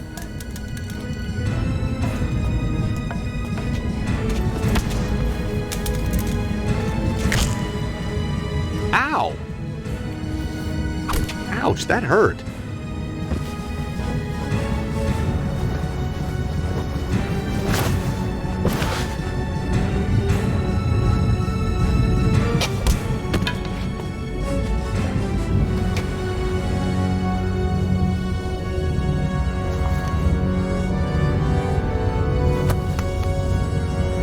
Hey, Nico, how about that? He was a frail old man, George. Yeah, but he had a big stick. It's good to see you, Bruno. I like your timing. That was Nico. She takes days to pack. How did you find me? The St. Stephen chapter. Or what was left of him. They had the third stone, yes? Right. So this is what it's all been about, huh? It is most remarkable piece of engineering. Where's the sharp end? There is no sharp end. Both ends are very blunt. No, I mean, where does the energy come out? Ah, not here. The pulse can come anywhere in the world, on the dragon lines. I get it. And this thing tells you where? Precisely. So is it safe, now? Oh, yes. Left alone, it will just power down. For another 12,000 years? No, I think forever. We must make sure another Susaro doesn't come along. What now, George? How about taking that trip to New York we always promised ourselves? No, I meant, what do we do with Cesaro? Him? Oh, hand him over to the cops, I guess. We've still got to find Petra.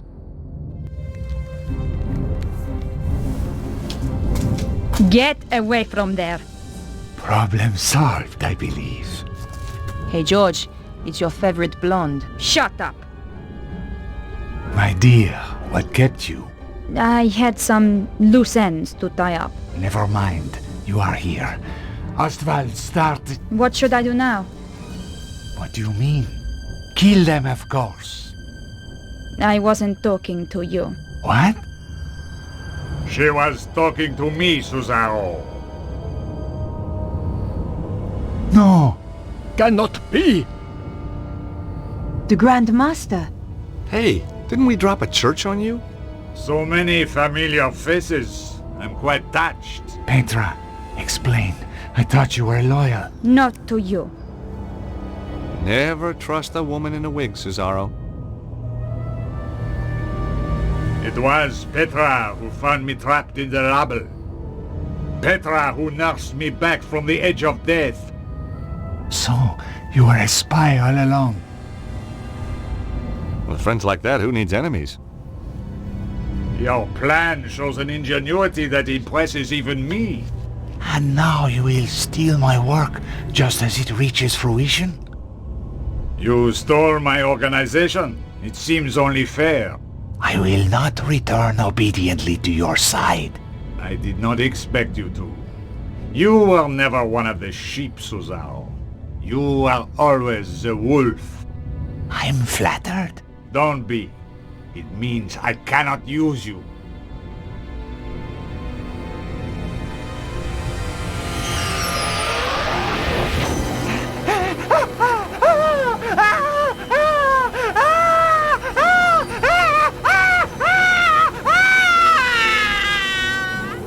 Holy crap. Now, if you will forgive me, I have to go. Shame. But hey, if you're in the neighborhood, drop by. Petra, make the final adjustment, please. We spoke too soon, George.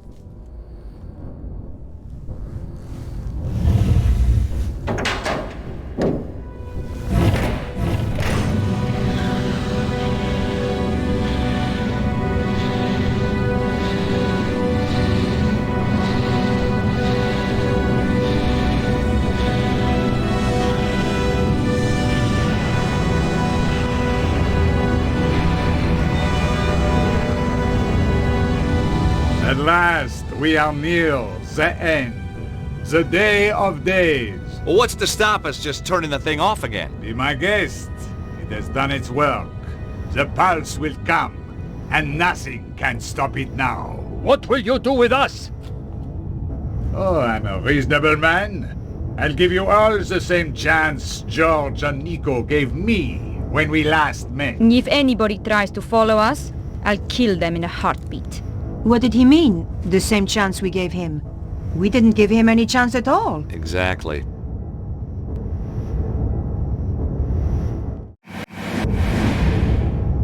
Hey, Nico! I can't believe the Grandmaster's not dead. What do we have to do to that guy to make him take a hint? Bruno, you know him better than us. Do not be reminding me. Does he have any weaknesses? He is a cold, methodical planner, which makes his rages all the more dangerous. He is vain, but he knows it and guards against vanity being his downfall. Weaknesses, Bruno. We're looking for weaknesses. He has none. Malevolent, ruthless, capable of profound evil. He sounds like a CEO. He used to be one. Nico, I've kind of gone off Petra. Seeing her cozying up to the Grand Master like that was just creepy. Glad you've seen the light, George. Hey, Bruno! Bruno, assuming we get out of here. We must. How are we supposed to stop the Grand Master? I am no hero, George. You must find your own strategy. What do you make of all this weird science? Far in advance of anything we have. Strange that the Grand Master destroyed it. It must be worth billions. I think when he has the dragon power, he will have no need of money.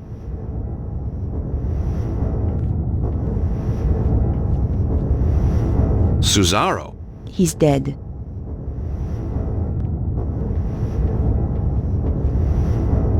Flap. He was out for the count.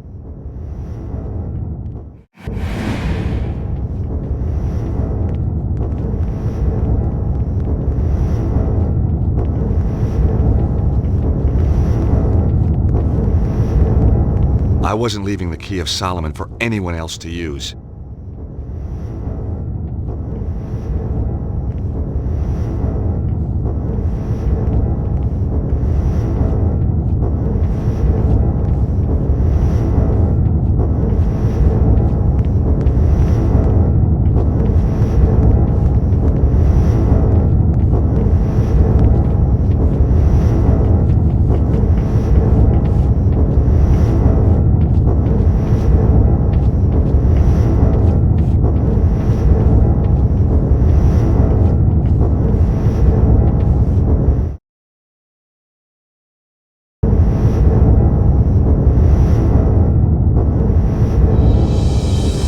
Get down!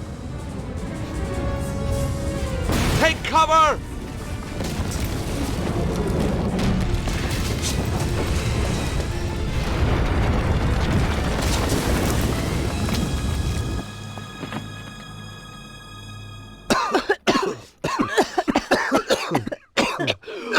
Are you all right, George? Not sure. Are we dead yet? He is vandal, barbarian. Is there any way out of here? Oh, my head. Let's have a look around. Where is Flap? Under the rubble, I guess. We don't have time to find out. We have to get after the Grand Master right now. I guess you're right. I'll try and find a way out. You do that. And George, Yeah? if you see anything that looks like a bomb, stay away from it this time, okay? Gee, I'll try.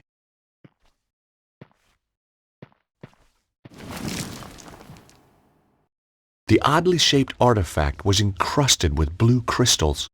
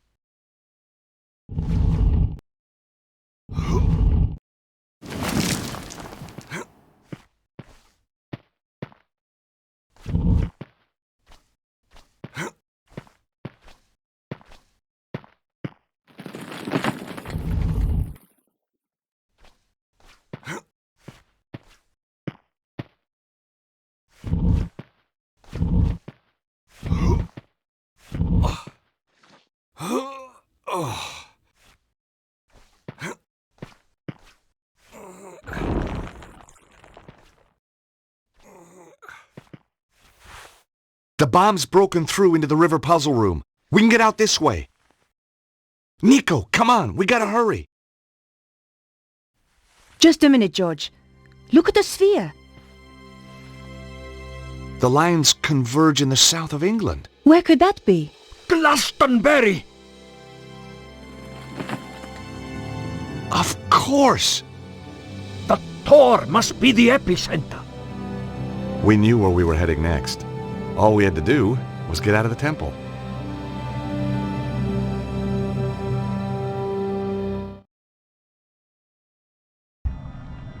What place is this?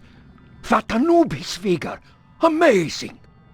But mark me, deceit, improbity, or malfeasance are prohibited. It looked a lot more amazing when it was working properly. I wonder how long before it fails altogether and the lights go out. Thanks. There's nothing so bad it couldn't get worse, huh? And if we get out, how do we get to Glastonbury? There's so little time. Don't worry about that. I've got a friend who can help. You have shown that you have the authority to proceed this far. Now...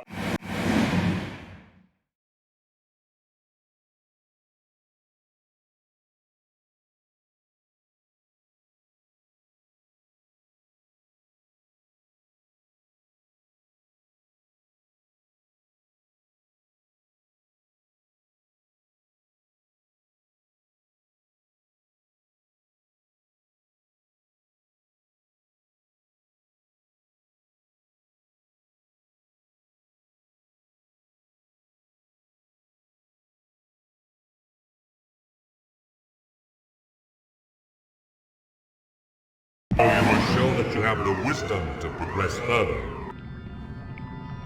and are punishable by death. Once Horace walked in the land of men. I shall carry you across, replied noble Horace. George! What do you think you're doing? I'm getting you and Bruno out of here. Didn't you hear what Anubis said? If you cheat, it will... I know what will happen. There must be another way out of here. Maybe. But we won't find it quickly, and we don't have time. Right now, the Grand Master is heading for Glastonbury. You know what'll happen if we don't stop him? For the love of God, George, you can't do this. Don't make it more difficult for me, please, Nico. Hold on. Where's Bruno? Bruno!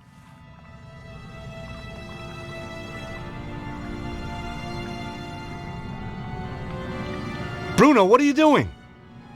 Exactly as you were, George, but without the bickering.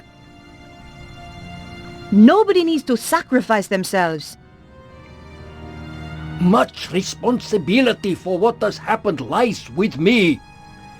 I helped the Grand Master in his quest for power.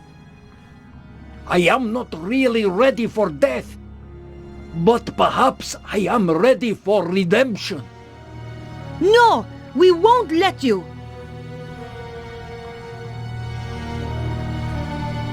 I hope you are more effectual against the Grand Master.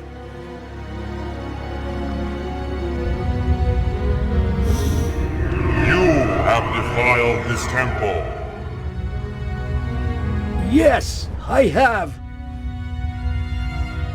It's only a recording. George.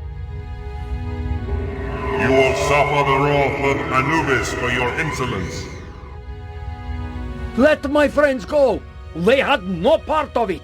And you shall be cast out, never to enter the sacred place again. Yeah?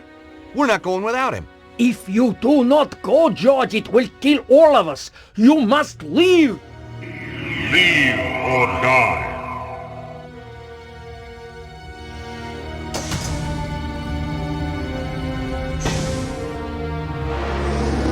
I can't. I can't just... Leave or die. It's too late, George. If you die, then this really has all been for nothing, Stoddart. I know, I just... Stop the Grand Master. Goodbye, Bruno.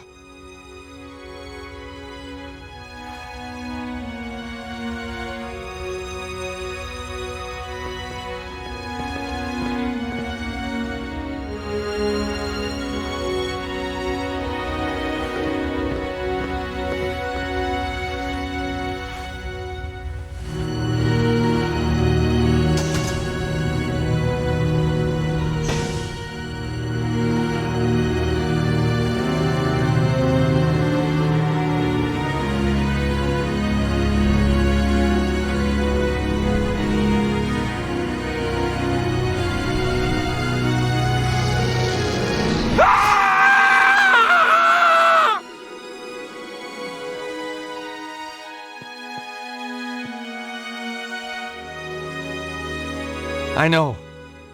We've got to go.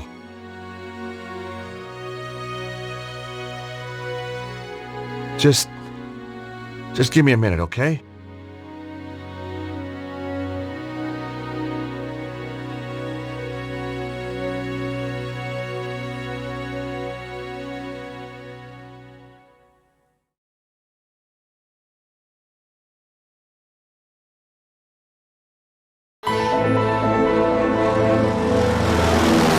Harry had taken my advice and invested in a proper plane at last, which was lucky.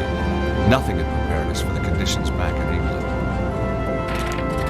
Well, let's have a little look-see where we are. Bullseye! My God! Hang on, fellas. It's gonna be a rough one. Glastonbury High Street, ladies and gentlemen. All change, all change.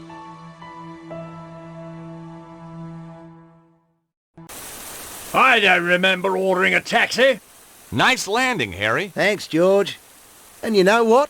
I took your advice and had it insured. I say, if it isn't our American friend. Oh, hello, Colonel. Don't be shy, dear boy. I owe you a drink. You do? Damn right. Things looked up the minute we met. Lisa! Here you are, my dear. You're Yank. Hello, George. Hello, Melissa. Lissy told me how you saved her from that damned hippie. Cheer me up no end. Haven't been home since. Got a room in the pub. Lissy works here too. So, what are you having? Colonel, I'd love to, but if you don't mind, I have to save the world. Fair enough. From the look of it, it needs saving today. How about you? You're talking my language, mate. Just a half, mind. Ah, a colonial. Say hello to Melissa. She's all heart. Yeah, I bet she is. Hi, Melissa. Hello, Harry. Tell me, dear boy, are you married? I'm not, but I'm open to offers. Good show. Come on, Nico. We have to stop the Grand Master.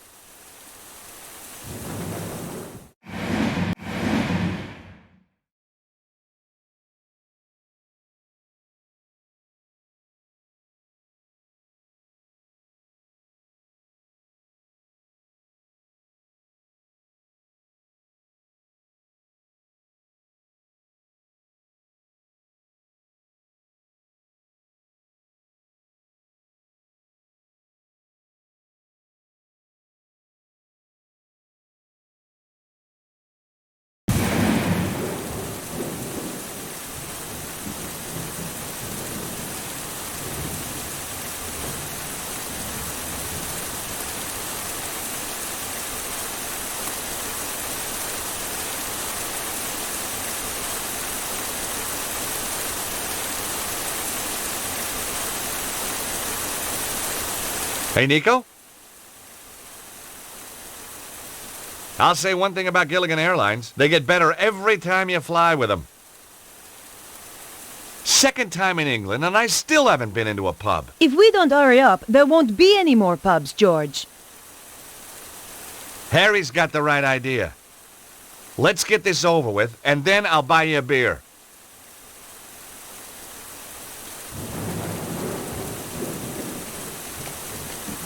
It was a great landing, but not even Harry was going to fly us out of here. There was no time to check out the plane. We had to stop the Grand Master.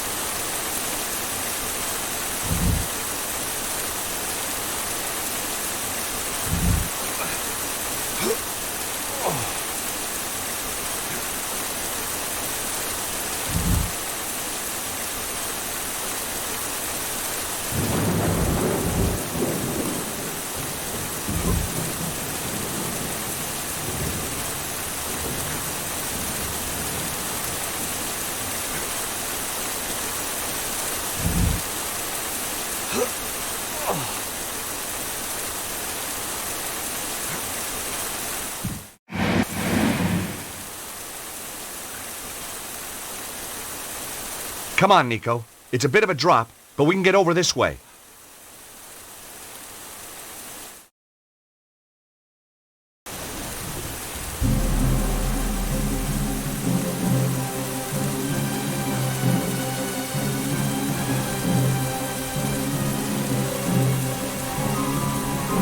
George, you stop the Grandmaster. I'll deal with this bitch. Come to me. I am here, your servant. For God's sake, stop! This is madness! The energy of the dragon is upon us. I can see everything. All of history, all creation, the future. You're gonna kill us all! With the power, I shall live forever.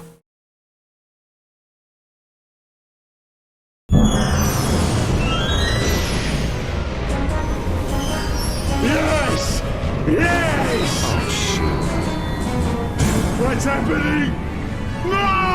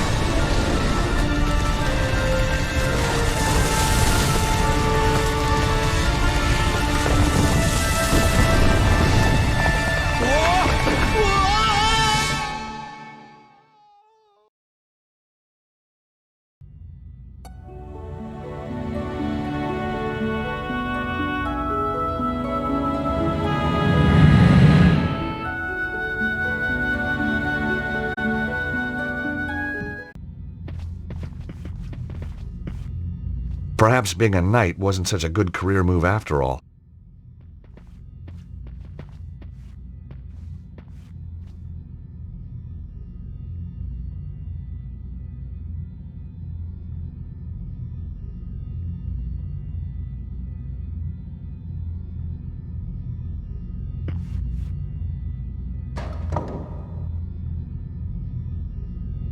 Whoa!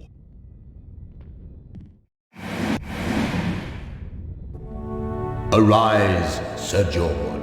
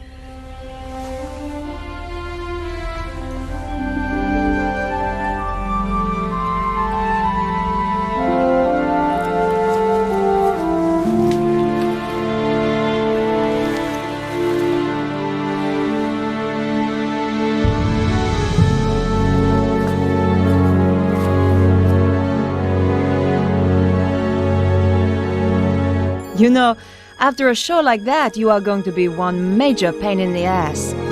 Nico! I thought you were dead. Can you still not tell a wig from the real thing? But I saw the dragon kill you. Not me. Petra. She knocked me out. I've only just come round. So, where did she go? Looks like she just disappeared. Huh? What are you doing? Watch. Oh. I thought... A hand was going to come out of the water and catch the sword. Yeah. Get real, George. I guess... it's over then.